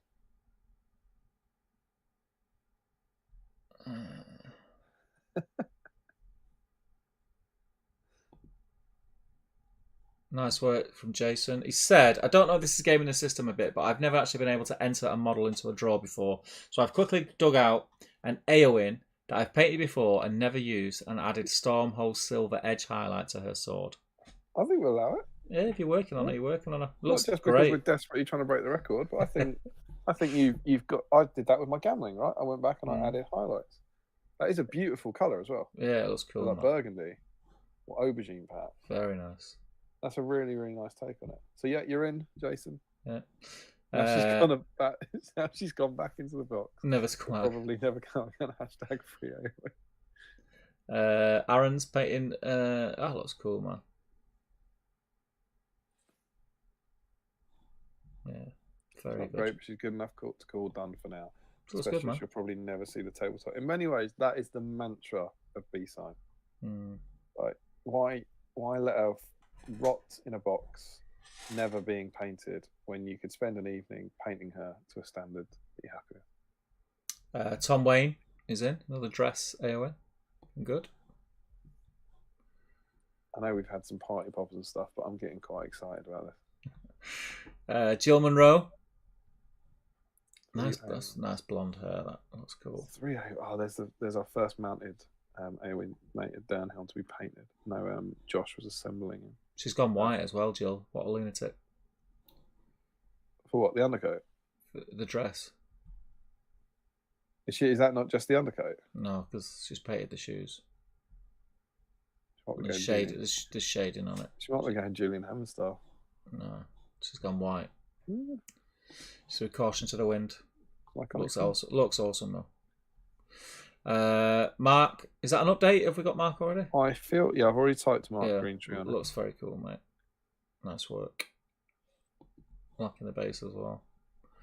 Dwelling. Love to see it. The face, I mean, the sculpt on the face is class. I think she's in that era of those early metal sculpts, like, you know, Theoden and Saruman. Yeah. So the face sculpts are just beautiful. Yeah. I've been finding out with the new one, though, the plastic one as well. Yeah. Sam's finished Eowyn. You can't say better than that. Starting and finishing a model in one sitting is wonderful. Bob on, mate. Bob on. It's great, man. Scott Newman. We've already got Sam there. Scott, I think, is new. The problem is when you get this many entries. That's very nice. Yeah, it's hard to keep track of who's already been in. Nice work, Scott. Oh, that looks beautiful. It does. You got the one with the spear on her back? Yeah.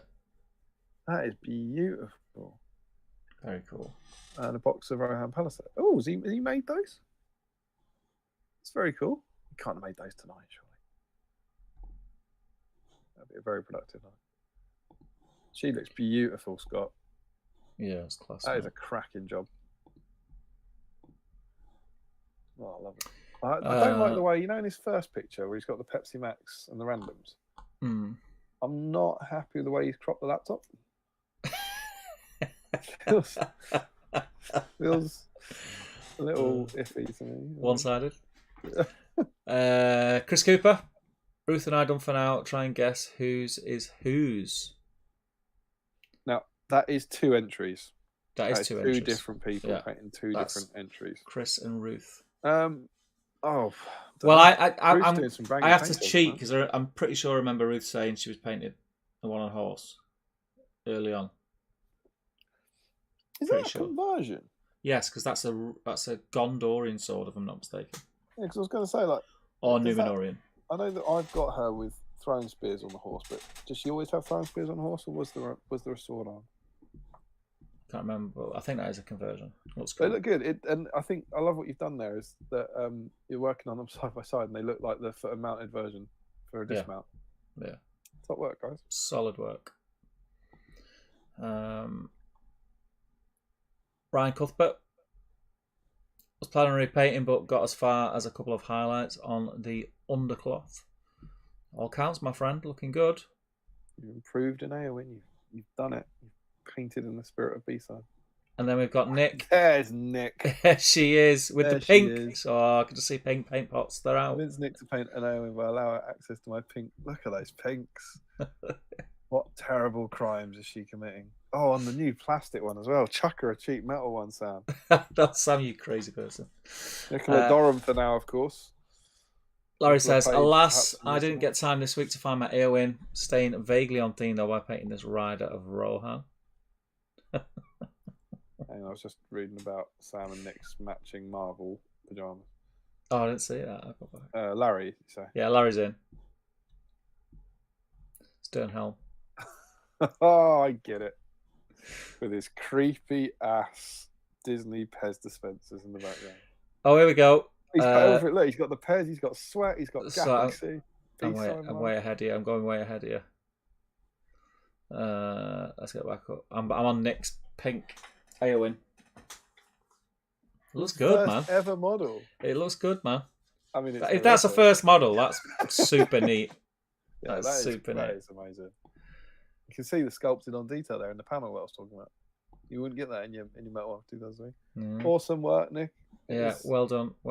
It's a level of pink I'm not sure anyone in Rohan wanted to see, but it is. She's in. When she wins the die, you're not allowed to steal it off her. Imagine if Nick wins it. That'd be something else. And look how good she looks alongside Sam's crappy, boring Eowyn. So drab. Damn, she's damn good at painting, says PMG. Top work, Nick. Well done. Ashley Fisher is in. Some base cuts on Eowyn. Too tired to carry on now. Thanks for the company tonight. Always a pleasure. Thank you, man. Oh, no problem at all, man. Mr. Mac. See that Durnhelm is so good. Yeah, it is. I haven't really seen that because I did mine with Merry and with Sword. That's such a good pose as well, isn't it? Thomas Macklin is in. What a legend. Hajinder is in, and he's on three Eowyn's. Beautiful letter of Tom Macklin. Yeah. Such a cool kit, that Durnhelm. So many. It's very good. It's very good. Hajinder doing three different. That's how he rolls. Yeah, that's how he rolls. Nathan died. Is that complete? 15 years complete, just to be based now. Looks good, man. Thanks for tonight. It was awesome. Oh, cheers, man. Thanks for joining us. Thanks for contributing. Yeah. If we get over the line, you've helped. Big time. Stephen Ryan. He's loved painting this one. Check? I've already got Nathan died in here. Now, Stephen Ryan, I don't think we've had yet. I don't think we've had him yet. Lovely painting this one. Enjoyed the Battle Cruiser Middleearth guide. It is a good guide. Very good guide. How good is it to see people like painting 20-year-old models with 20-year-old guides? Yeah. All together. I love this. Gary George, out of her blister at last, we've got like pre-popped blister and then actual paint on the model. That's like next level.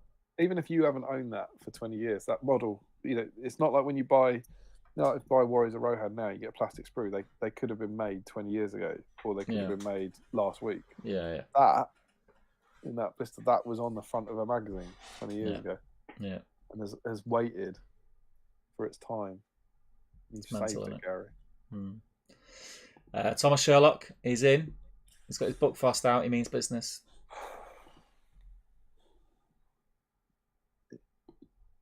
Oh, it's just a different. It looks completely different from that angle. Yeah, it looks like it's at. Yeah, it looks weird. It looks like it's at an angle. Ashley William Hampstead Reed. Oh, look at the update. Beautiful work, mate. Beautiful work.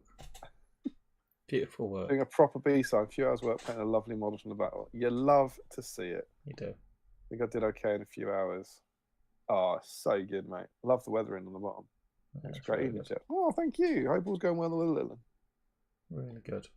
I will tell you to make the most of the time, because I found unexpectedly when they were proper babies, I found a bit more painting time in the early hours. Because I used to, I think I used to like stay up till like 2 a.m. to do like a night feed, and so actually there was a glorious period, a very short period, about 3 or 4 months, where I found myself with more painting time every day, and then that stops and it all goes forever. Oh, excuse me.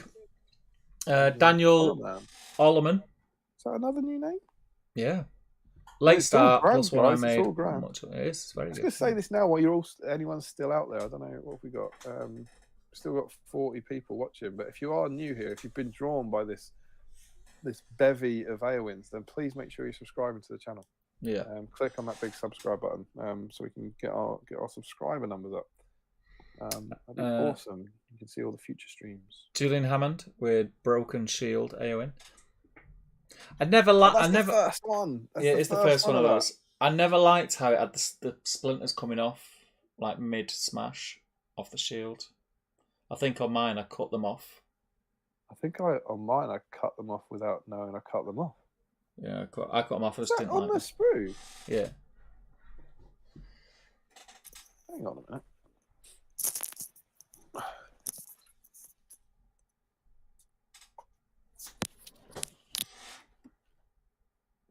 I have never noticed that.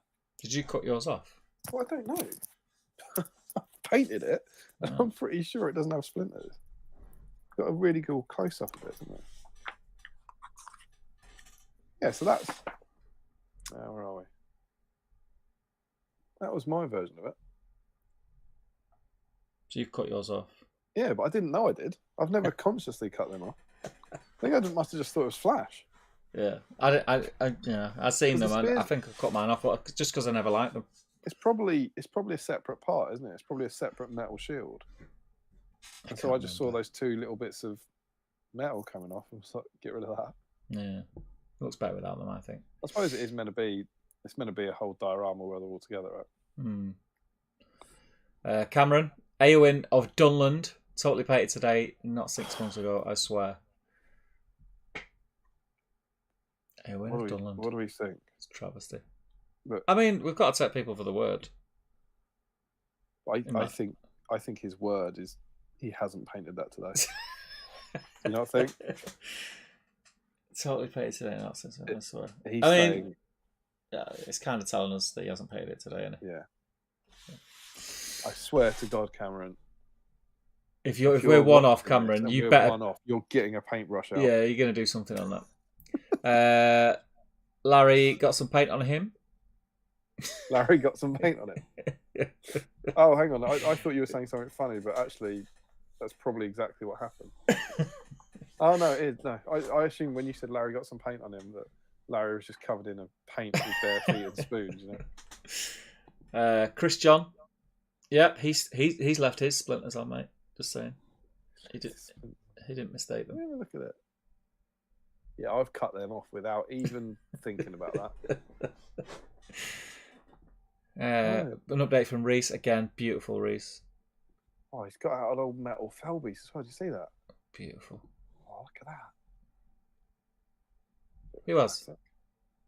Chris John. He's got the original Return of the King, Witch King on Felbeast in his comments. Oh, in the comments. Yeah. Lovely box. Yeah, that's Reese's. That's just a joke. Oh, Reese. Mother. It's so Ah. You know what he's done?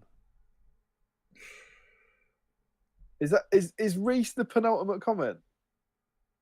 I don't know. No, I think he comments again later, doesn't he? Because he's got quite a few here from Reese. Yeah, he's got three comments, and they all look beautiful, obviously. But son of a... I'm gonna refresh. Do you know why I'm furious? Have we not done it? No, I haven't counted. Oh, we nearly had a different record. That is, without doubt, the first time that every comment in the whip thread is the model on. Right. Until Reese. With the last submitted model. Fuck's it. Reese. 1, 2, 3, 4. So I'm scrolling. I'm going to get back down to Reese's stuff. Video. Oh, Thomas Short we've got, all right. Thomas Sherlock. I feel like I've written that before. Has he done that? He's gone gold. I've got him, yeah. Yeah, you got him. He's gone gold chainmail. Nice. Larry Miller. Are these update pictures or something? No, he's just pointing out where the sandwich is in Hans's photograph. That's it, guys. That is it. Let me get back on the screen that we want to be on.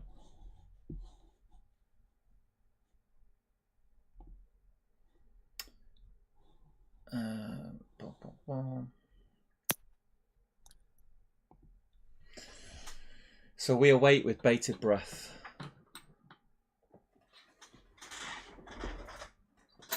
I'm going to put my feet up. I'm going to have a toffee fee. Put my feet up.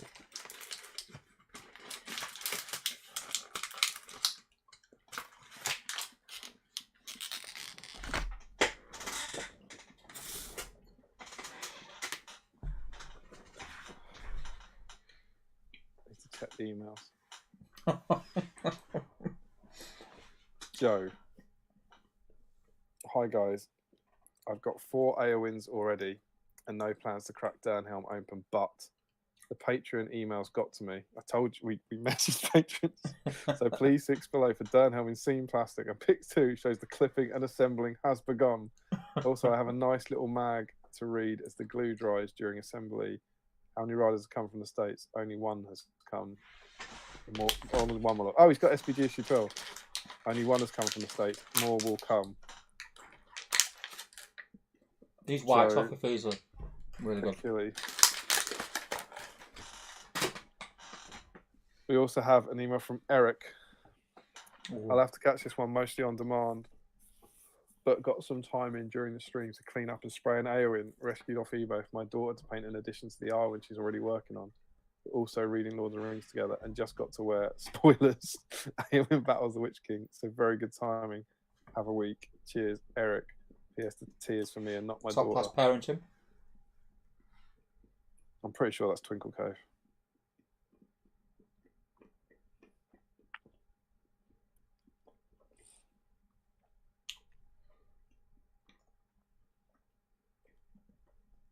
And Joe sent an update. What I'm going to do is I'll put these in the whip thread so that people can see them. And he has assembled all 3 versions.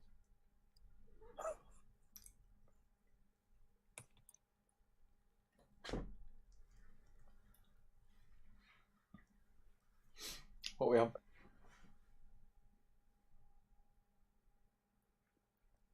I'll tell you this much, Steve. Carl's message about party poppers and the party popper in the stream were premature.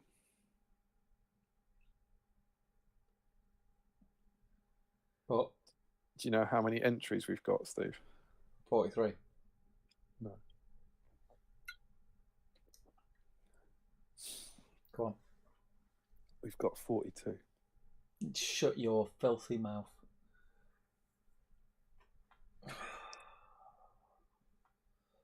Steve. Yep.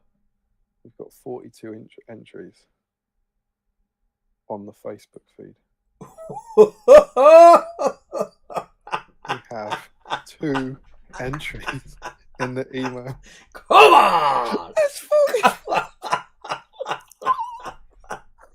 I shit thee not. Yeah, boy! We have 44. And that, before anyone kicks off on the independent right, that is not including Cameron. Yeah, we were very strict. We were very strict. He's on a separate thing. We down couldn't the bottom we couldn't break a record with any with any foul play. He's Yeah, on the bottom in case we needed him. That is not in including case him. we needed him. We'd both go out his house, get a paintbrush out right now.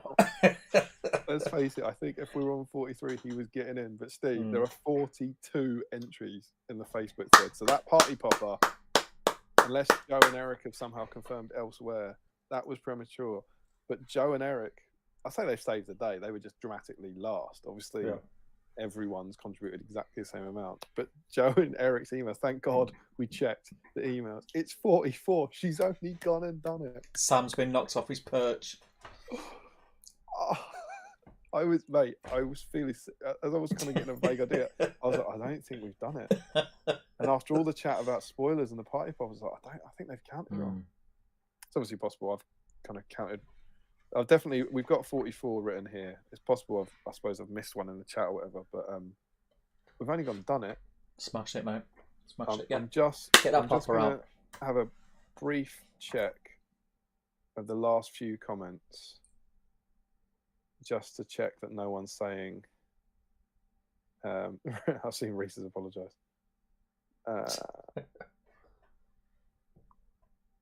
No one's kicking off.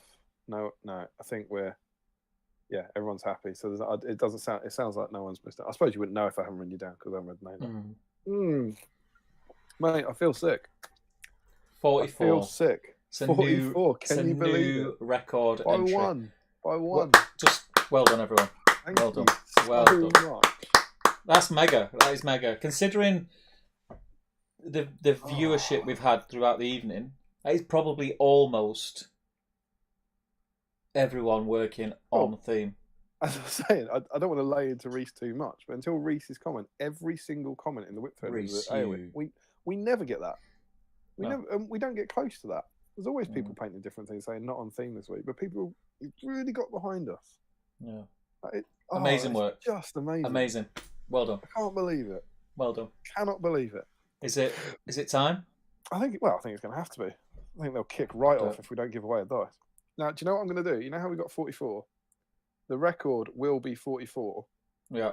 But for a bit of fun stake and for joining in sake, I'm going to put Cameron in because then we've got 3 groups of 15. Okay. So I'm going to give Cameron the chance to win a dice. Yeah. Can you imagine if I roll a 15 on the last dice? I've got a D14. Oh, that's agonising. That'd be handy for the last group. I've got a D. I'm after a D16. There's a D16. Great. Oh, mate. Mate. Sam was so confident. So confident. Oh, yeah. And some people were confident of victory before we started counting. So I don't know quite how they got there. Should we also, before we roll that, should we? I think. Yeah. Yeah. That's what everyone's there for, mate. Yeah, exactly. It's been a while since 39 people are sat waiting for at 1:05 on a Saturday morning. It's been a while since we've done one of these on here. But shall we normally like to show you where it's going? Indeed. Back to those Mentos again, isn't it? Look at that. Hopefully that'll be all right. Yeah. It's coming back, mate, I tell you. Are we ready, Steve? Let's do it, man. Let's do it. It's a new record. And do you know what? I'm going to do it as well. I said I would. Oh. Anything could happen. Yeah, anything. I mean, it could blow up in your face. You could lose an eye here. All right, are you ready? You could lose an eye. I'm going to fire it up into bag end. Wake the kids up. Let's do it. Hey!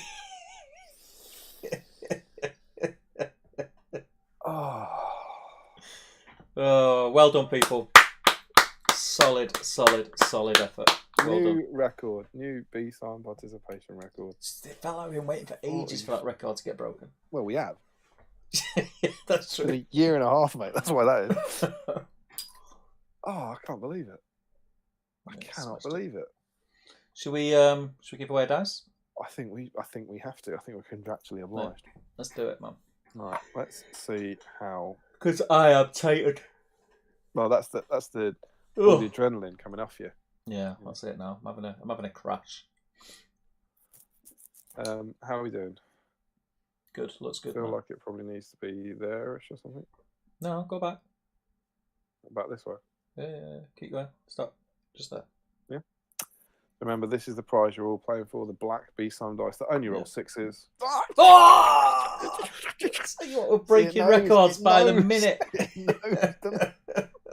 So we are going to have our traditional way of deciding this, which will be three finalists. So our first group. Oh, it's going to take a while to read these, Steve, because there were 44 entries. So many of them.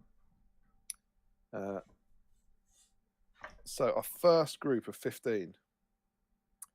Carl Daly, Joe Holzman, Frederick Schultz, Mark Greentree, Sean Clark, Todd Egbert, Tom Spate, Sam Page, Joshua Crosby, Matt Hudson, Hans Svadsheim, Michael Haskell, Max Bolterdrill, Nathan Dyed, and Dan Nelson. Are you ready?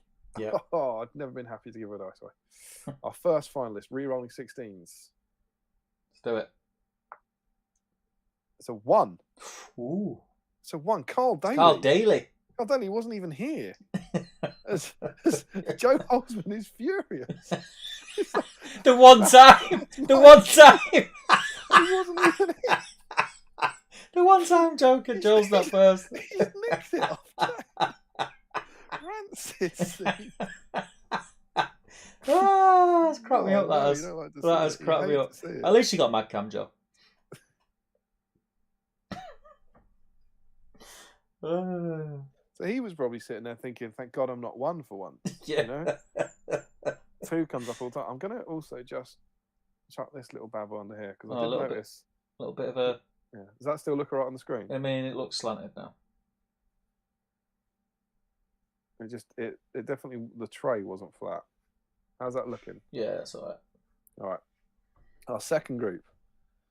Dylan Patel, Henry Wenotowicz, Tom Marshall, George Galloway, Sam Earnshaw, James Shearman, Jason Mountain, Aaron Noonan, Tom Wayne, Jill Munro, Dwalin Grudgebane, Scott Newman, Christopher Cooper, Ruth Cooper, and Ryan Cuthbert. They're all in 16s.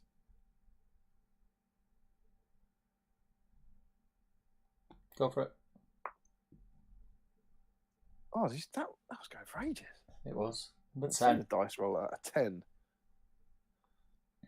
1, 2, 4, 5, 6, 7, 8. It's Jill Munro. Way. I don't think Jill's been in a final before. I don't think she has, you know. I could be wrong. I mean, we've been doing this a long time now. I could be wrong, but yeah, the odds are very low that she hasn't. But I know what you mean. I don't think she has. In our final group, let's just check. 1, 2, 4, 5, 6, 7, 8, 9, 10, 11, 12, 13, 14, 15. It is 15. Yeah. So our final group is Nicola Doran, the people's favourite. It needs another big one, though. It's another one. It's another one. Larry Miller, Ashley Fisher, Thomas Macklin, Harjinder Singh, Stephen Ryan, Gary George, Thomas Sherlock, Ashley William Hampstead Reed, Daniel Ollerman, Julian Hammond, Chris John, Joe Achille, Eric, who I think is Twinkle Cave, and Cameron. We're after a 1, right? Yeah.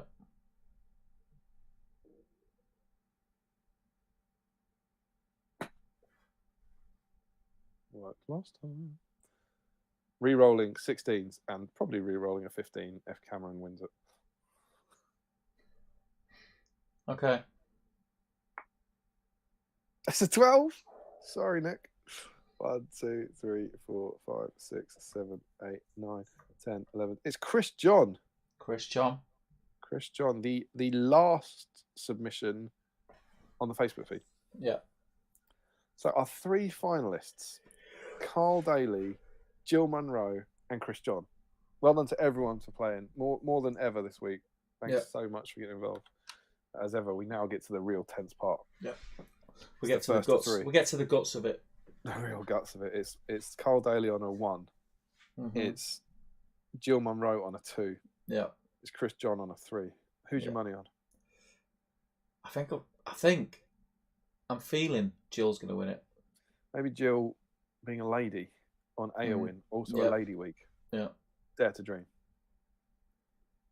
It somehow feel wrong if Carl just swans in on this break and missed the whole Swans thing. in and takes it.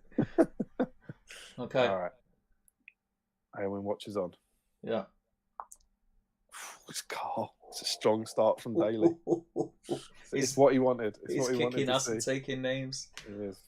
Right, over to you, man. Okay. When you're ready. Oh, Chris, no one saw this coming. Jill's nowhere to be seen. She could be holding back. She could be leading them into a false sense of security. You never know. 1-0-1. Remember, first of 3. Let's do it. Can Jill come back? Oh, Chris John moves to match point. No one saw this coming. And no one certainly saw this coming probably about half an hour ago when he hadn't even submitted. We told you it was worth it, Precious. Yeah. Can he do it? You know what? Chris I needs normally another go for the full thing, but I think he's going to wrap this up quickly. I Do you think this is reckon? Chris's. I think this is Jill's going to come back now. Come back with 3. I think she'll get into it. She'll make it interesting. Chris John has taken it. Ruthless. Chris John Ruthless. in what is the hardest BSIME dice roll off to win ever. Yeah. Yeah. You've won it. Congratulations, Smashed it. Chris. Well You done, have won this black BSIME dice, which only rolls 6s. Divided by There's 2. 2 6s. Well done, mate. Amazing scenes. So Chris John. Well done. I'm not sure if we have your details, but what you need to do is fire me over a Facebook PM. If we don't already, I'll have to have a check. And give me your preferred address. Yeah. And we will... what's that? Was it the 7th, wasn't it? 7th, yeah. Of the 10th? May it roll well for you, Chris. 44 entries. Record! Smashed it. Issue 52. Team Eowyn. Eowyn.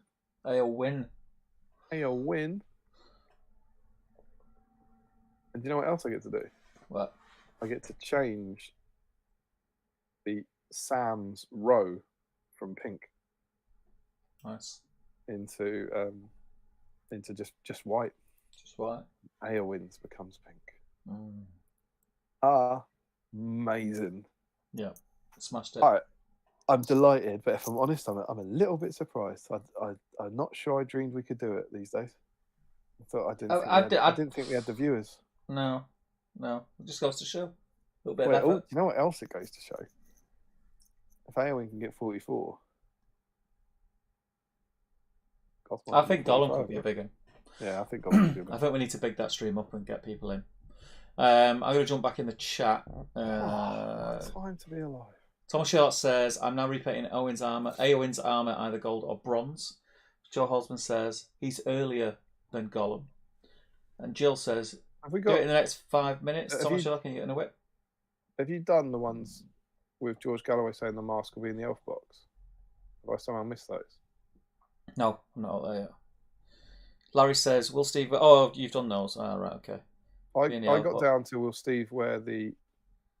That's Oh for yeah. Gollum. So you were just a bit behind, I think, on your week. Yeah. That's all right. You're in. Yeah, you're In the right. drawer next to the bed, says Jill. The mask will be in the elf box. First comment is Carl Daly. Carl Daly says, you wait until you all wake up on Friday morning, and I've left 20 messages in the group chat whilst you're all asleep. Evil, says Chris John. Oh no, you broke Facebook. Thomas Sherlock says, the 350 points on Helm's Deep literally got maybe my first 2 game victories at a GBHL event in Scotland recently. Jill says, what sandwich? The massive bloody sandwich in front of the photo. I was looking at the whip pits. It was very subtle. It was a very subtle, massive sandwich. These eyes have gone. Can't see the sandwich. It takes up half the picture. Michael says, might not quite make it to the very end, but it's been a great stream again. Cheers, Michael. You couldn't. George Surely you couldn't turn in without knowing the results. Surely. One for me, one for him, says George. Like I said in the B-Sign Patreon chat, as long as you can look yourself in the mirror, if you win the dice, it should count. I went white because I hate myself, says Jill. It looks awesome. So question for the draw. Grievous says, gutted, I missed the stream. I'll paint an Eowyn another day. Oh, could have beat by another one. Larry says, one person painting 2 relevant models is 1 entry, but what about 2 people painting the same model? Wait, we don't want to. We've got the perfect amount. We don't want more Eowyn's. No. It's perfectly efficient. Break Chill out on your Eowyn's now. And give future records the best chance of being broken. George says, there's still time to add to the whip thread. Old School Chris says, it's a conversion enforced due to missing an arm with an old Mini. I was given strict instructions to paint the foot one as Rohan is her army. Frederick says, he's got the pairs, he's got the sweat. If you're not a BSIME regular, that sounds mega weird. Larry says, also it's Gatorade. I've not had an excuse to go to London for many moons. Oh, was it? It looked like a sweat ball to me. Gonna go get some rum now, though. And Frederick says, Larry, you've not had the opportunity to get some sweat recently. Very sad. No sweat. Sad face, says Larry. Knights of Dice is in. How you doing, mate? He says, look at these 2 clowns still rocking it. I hope both you lads are well. Stay well. Stay SBG. One day I'll paint along. You need to, man. You need to. Well, there are only 29 likes. These guys have been rocking for 4 hours. Hit the button, people. It's because everyone hates it. Everyone hates us. They haven't made me laugh out loud yet, says Larry. The Splinters coming off mid-smash. Another great no-context BSIME quote. Put it on a mug. Larry says, Steve needs to leak someone's personal information or something. Christian says, the Smash Shield does look a lot like Flash. And George says, come on, Steve, give us something juicy on another patron. Did you check the emails or did I miss it, says Joe. Sorry guys, says Reese. It mattered. Don't forget the email, says Joe. Larry says he wasn't the only person without an Eowyn. I like how it looks like there's a red eye on Damien's map. Oh, it's the reflection of his light, yeah. Hang on, where is it? It's there. Yeah. Is it in? It's not in Mordor though, is it? Nah, it's over in the Shire somewhere. James Hogg says Steve's dice flex on the top right corner. Yeah, I know, right? We were talking about that earlier. The really disturbing 13th box that doesn't know where it wants to live. What about? It's bizarre. You can see my dice flex. Where's not yours? on the? Oh, you can't. You can see it on the call, but not on the. Oh, because you've been cropped. I think I need to go that way. You got my dice flex? Where is it?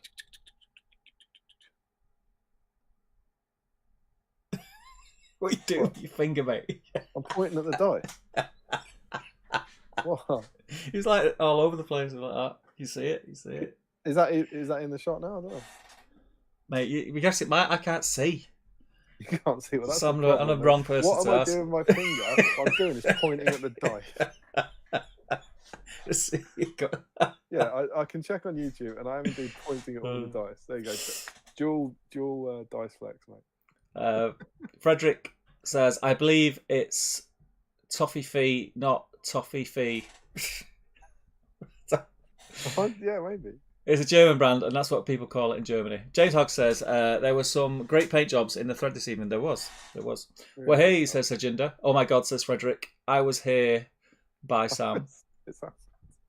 Yeah, baby. Email did it, says Joe. Victory. We have victory. George Galloway says, is that including the cat? The cat Rohan has come, says Daniel. Frederick says, party popper time. We just made it. What a time to be. What's that say? Pre-death. Whoop whoop, says Jill. James Sherman. Well, hey, awesome job, everyone. Joe says, not sure it's true that everyone contributed the same amount. Sam made Nick paint too. Every little effort tonight. It did. Pushed it over the line. Everyone go pop your parties or something, says Frederick. She might not have wanted to be a queen, but she has stepped up to the mark, says Jill. Nice work, all top job. Nampat. BSIME, says Frederick. Glad I tuned in, says Daniel. Christian Shagash. Here we go, says Masterball. Love tonight. It's jumped.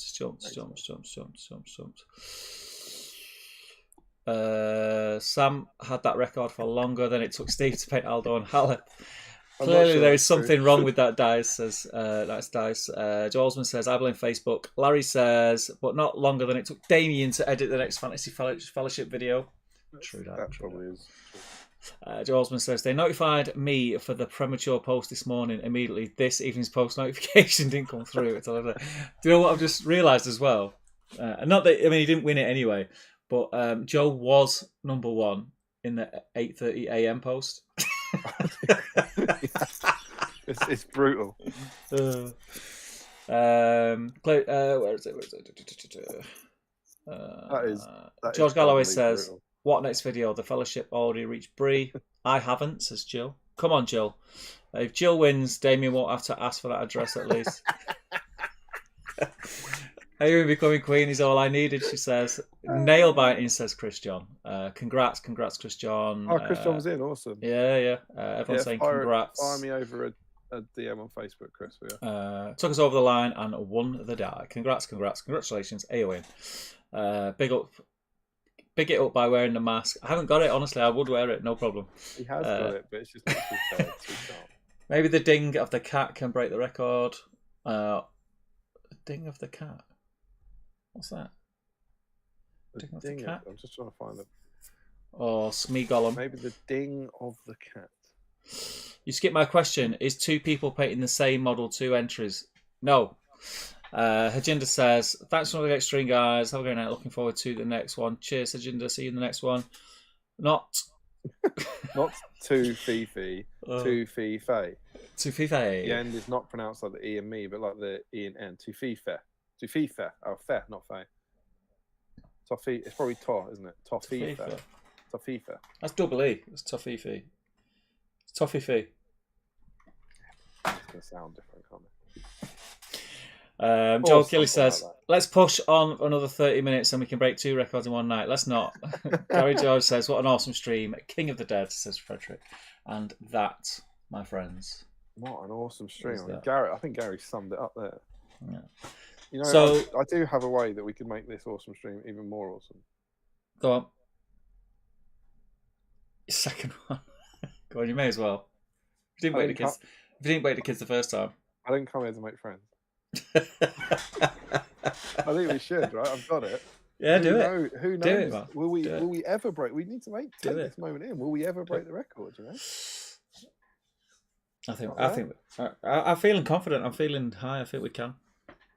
We didn't think we were going to do it tonight. You know, you said you were worried about me waking the kids up. Yeah. I'm now downstairs, and I used to be adjacent to Emma's, or our bedroom. Our bedroom. And so I used to be terrified of pulling a pipe up next door. And I thought, I'm downstairs. And what I did was fire a bottle cap into the floor of my child's bedroom. I actually think it might be worse down there. But no bottle cap this time because I've run out, frankly. Are you ready? Yeah, that's it. To all of you wonderful BSIMers out there, thank you so much. Well done. Brought the record tonight. Record day. What a time to be alive. Boom. Look like a raving crackhead, mate, what you do. There is no better smell. Aaron DeHaven says, hey, I made it. Thought I missed out. Yeah. Bad news, Aaron. You did. It's German, not English, says Frederick. E is never pronounced like that in German. Save the second party popper for half an hour's time. Reese says 2 party poppers in one stream. Damien, that's insane. 4 party poppers, Jeremy. 4. We've had 1 party popper, but what about second party popper, says Chris. And guys, that is it. We are done. I am going to go to bed. I'm absolutely shattered. I have had a blast, and you have topped off a pretty hectic, stressful week with positive vibes. We've broke records. We've had 2 party poppers. We've had a deep dive to beat all deep dives. Thank you, guys. I finished doing the chainmail on my forelong mounted. And I got these 2 guys, which is it Dwin here? Got Dwin here. Get out of the way so you can focus. Primed and ready to go. And this just ranger conversion. I need to put a sword in his hand. He's done. So yeah, sorted. I got a little bit of hobby done. Happy days. I made decent progress on Eowyn. It's probably basically got a highlight on every layer. I think like a solid evening's work, not streaming, should be able to finish off. It'd be a really fun model. Don't. They're a really fun model to add to the collection. She's Mate, awesome. it's 1 in the morning. We can go. After watch that. Bring out the sex jokes. We definitely haven't done any of those during the stream. But I think she's awesome. I think she's a cracking model. Really cracking model. I also want to give a big shout out again to Joe Achille, not just for being part of winning it, but for our little Eowyn mascot who's been watching over the dice tray. That it is one of his very kind gifts. Completely different interpretation of Eowyn, but very, very cool. It's very cool. I've got the AMA somewhere on here. Yeah. So cheers, please, Joe. Felt like a night. So a massive congrats to Eowyn. And issue 52. 52 issues, 69 episodes in, and we can still break the record. How amazing is this? It's crazy. Are here. If you have joined for the first time, please click subscribe, and keep hanging out with us and keep doing this because it's awesome. We were a bit worried, not worried, but we noticed that the viewership had dropped off a bit. But we were up to 60 again at one point, I think. And down to 35 people are watching at 1:30 in the morning is pretty damn insane. It's mental. So, the thing too is get your hobby friends involved. Get them to come along. Say, grab a beer, grab some snacks, come along, hang out. It's fun, and we'll see if we can break this record again. Larry Miller in rare sincere moment has said, "Great end to a 6 long days of work in a row." Thanks, Larry. Frederick's going to give us the patron chat Tofifi or whatever it is thing. He now has a relaxing weekend off, and he says that reminds me. I need to add Damien to a spreadsheet. But yeah, I've had the best. It would have been absolutely. It would have been still fun, but it would have been absolutely galling if we'd got to like 42 or 43. But that is. You don't mind it. You don't mind it when you don't get anywhere near. Yeah, exactly. But getting close, you're like, oh god, a couple more people. I think on a big night with a named hero and doing going to that little bit more effort. I think with the prep and stuff tonight and having an Eowyn themed deep dive and stuff. I think she deserves it. Yeah. I think she's earned her place in the record books. So Faramir will be pleased. Yeah, I agree.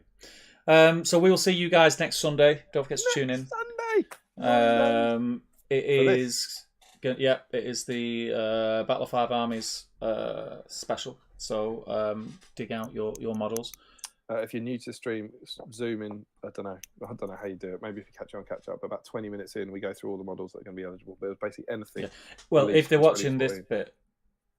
All right, yeah, I get you. Yeah, I'm tired. Yeah, if they've just joined live now, I mean. Yeah. Any model that was released for this. Because anyone that would watch a playback video and then skip to the end is a lunatic. So. December 2013 to about March 2014, I think was the release schedule, wasn't it? Yeah. Sean says, "Love a stream night, brings a lot of joy to a stressful time at the moment." That's lovely to hear. Yeah. Jill says, "Excellent end to an awful week, thanks." Larry's disgusted. He says something nice. Reese says, "Great stream, good night." Oh, guys, I did forget to say. So, November 12th, is that the Saturday? There are still tickets for Hammer and Rock. It's after my birthday. Yeah. Oh. Right, yeah. So one day event at Element Games that I'm running. It's going to be a lot of fun. You bring 1,000 points roster of fours, and each game you only play 650 points that you choose once you've seen your opponent's roster, and you try and doctor your list to second guess what their list is going to be. There are still tickets available, still plenty available. If you're interested for one day of fun and games on the 12th of November, search the event page, which is Hammer and Rock. I did mean to say this earlier, or drop me a message. And we'll get you in. But yeah, that's it. I've got nothing else to say. I'm absolutely shattered. I'm tired. My eyes are going. Jill says, "My girl is now our queen." Love to see. James Shearman, are you ready for this? Go on. Great stream, guys. Best one yet. Really? 69 in. Really? Well, lovely, dear. Oh, how awesome! It's a good number. It's a good number. And Larry says also we got distracted. The thing I noticed was the gold chainmail. Larry, for the love of God, mate. I know the thing you noticed was the gold chainmail. What was the next thing? We told you. Sean Clark, is it specific to the model, Foot Thranduil and Yoga Post? Yeah, not eligible. It's got to be a model released in Battle of Five Armies profile packaging. So the only mod Thranduils would be the one with 2 swords with armour and the one on the horse. On the horse, yeah. And Joe Achilles says, "Thanks for yet another great stream. See you next time." Thank you, Joe, as ever. And thank you all. This has been, I've had a crappy week as well. And a crappy week with work, a wonderful week spending extra time with my family. But this has been a delight. Steve, it has been a pleasure. We have a new record. We have a new record holder. She's gone. Eowyn, the Shield Maiden of Rohan, has the most painted birds ever. 44 Eowyn's have been painted. 44 Eowyn's all been painted at the same time. Classic BSIME. You love to see it. Right, let's sign off. We will see you on Sunday, 8:30. Don't be late. Don't be square. Invite your friends. Damien? Hit subscribe. Yeah, hit subscribe. I Let's think get we've got the some new numbers people inside. Hit subscribe. It's been great. And come and see us again next Sunday. Yeah. See you later.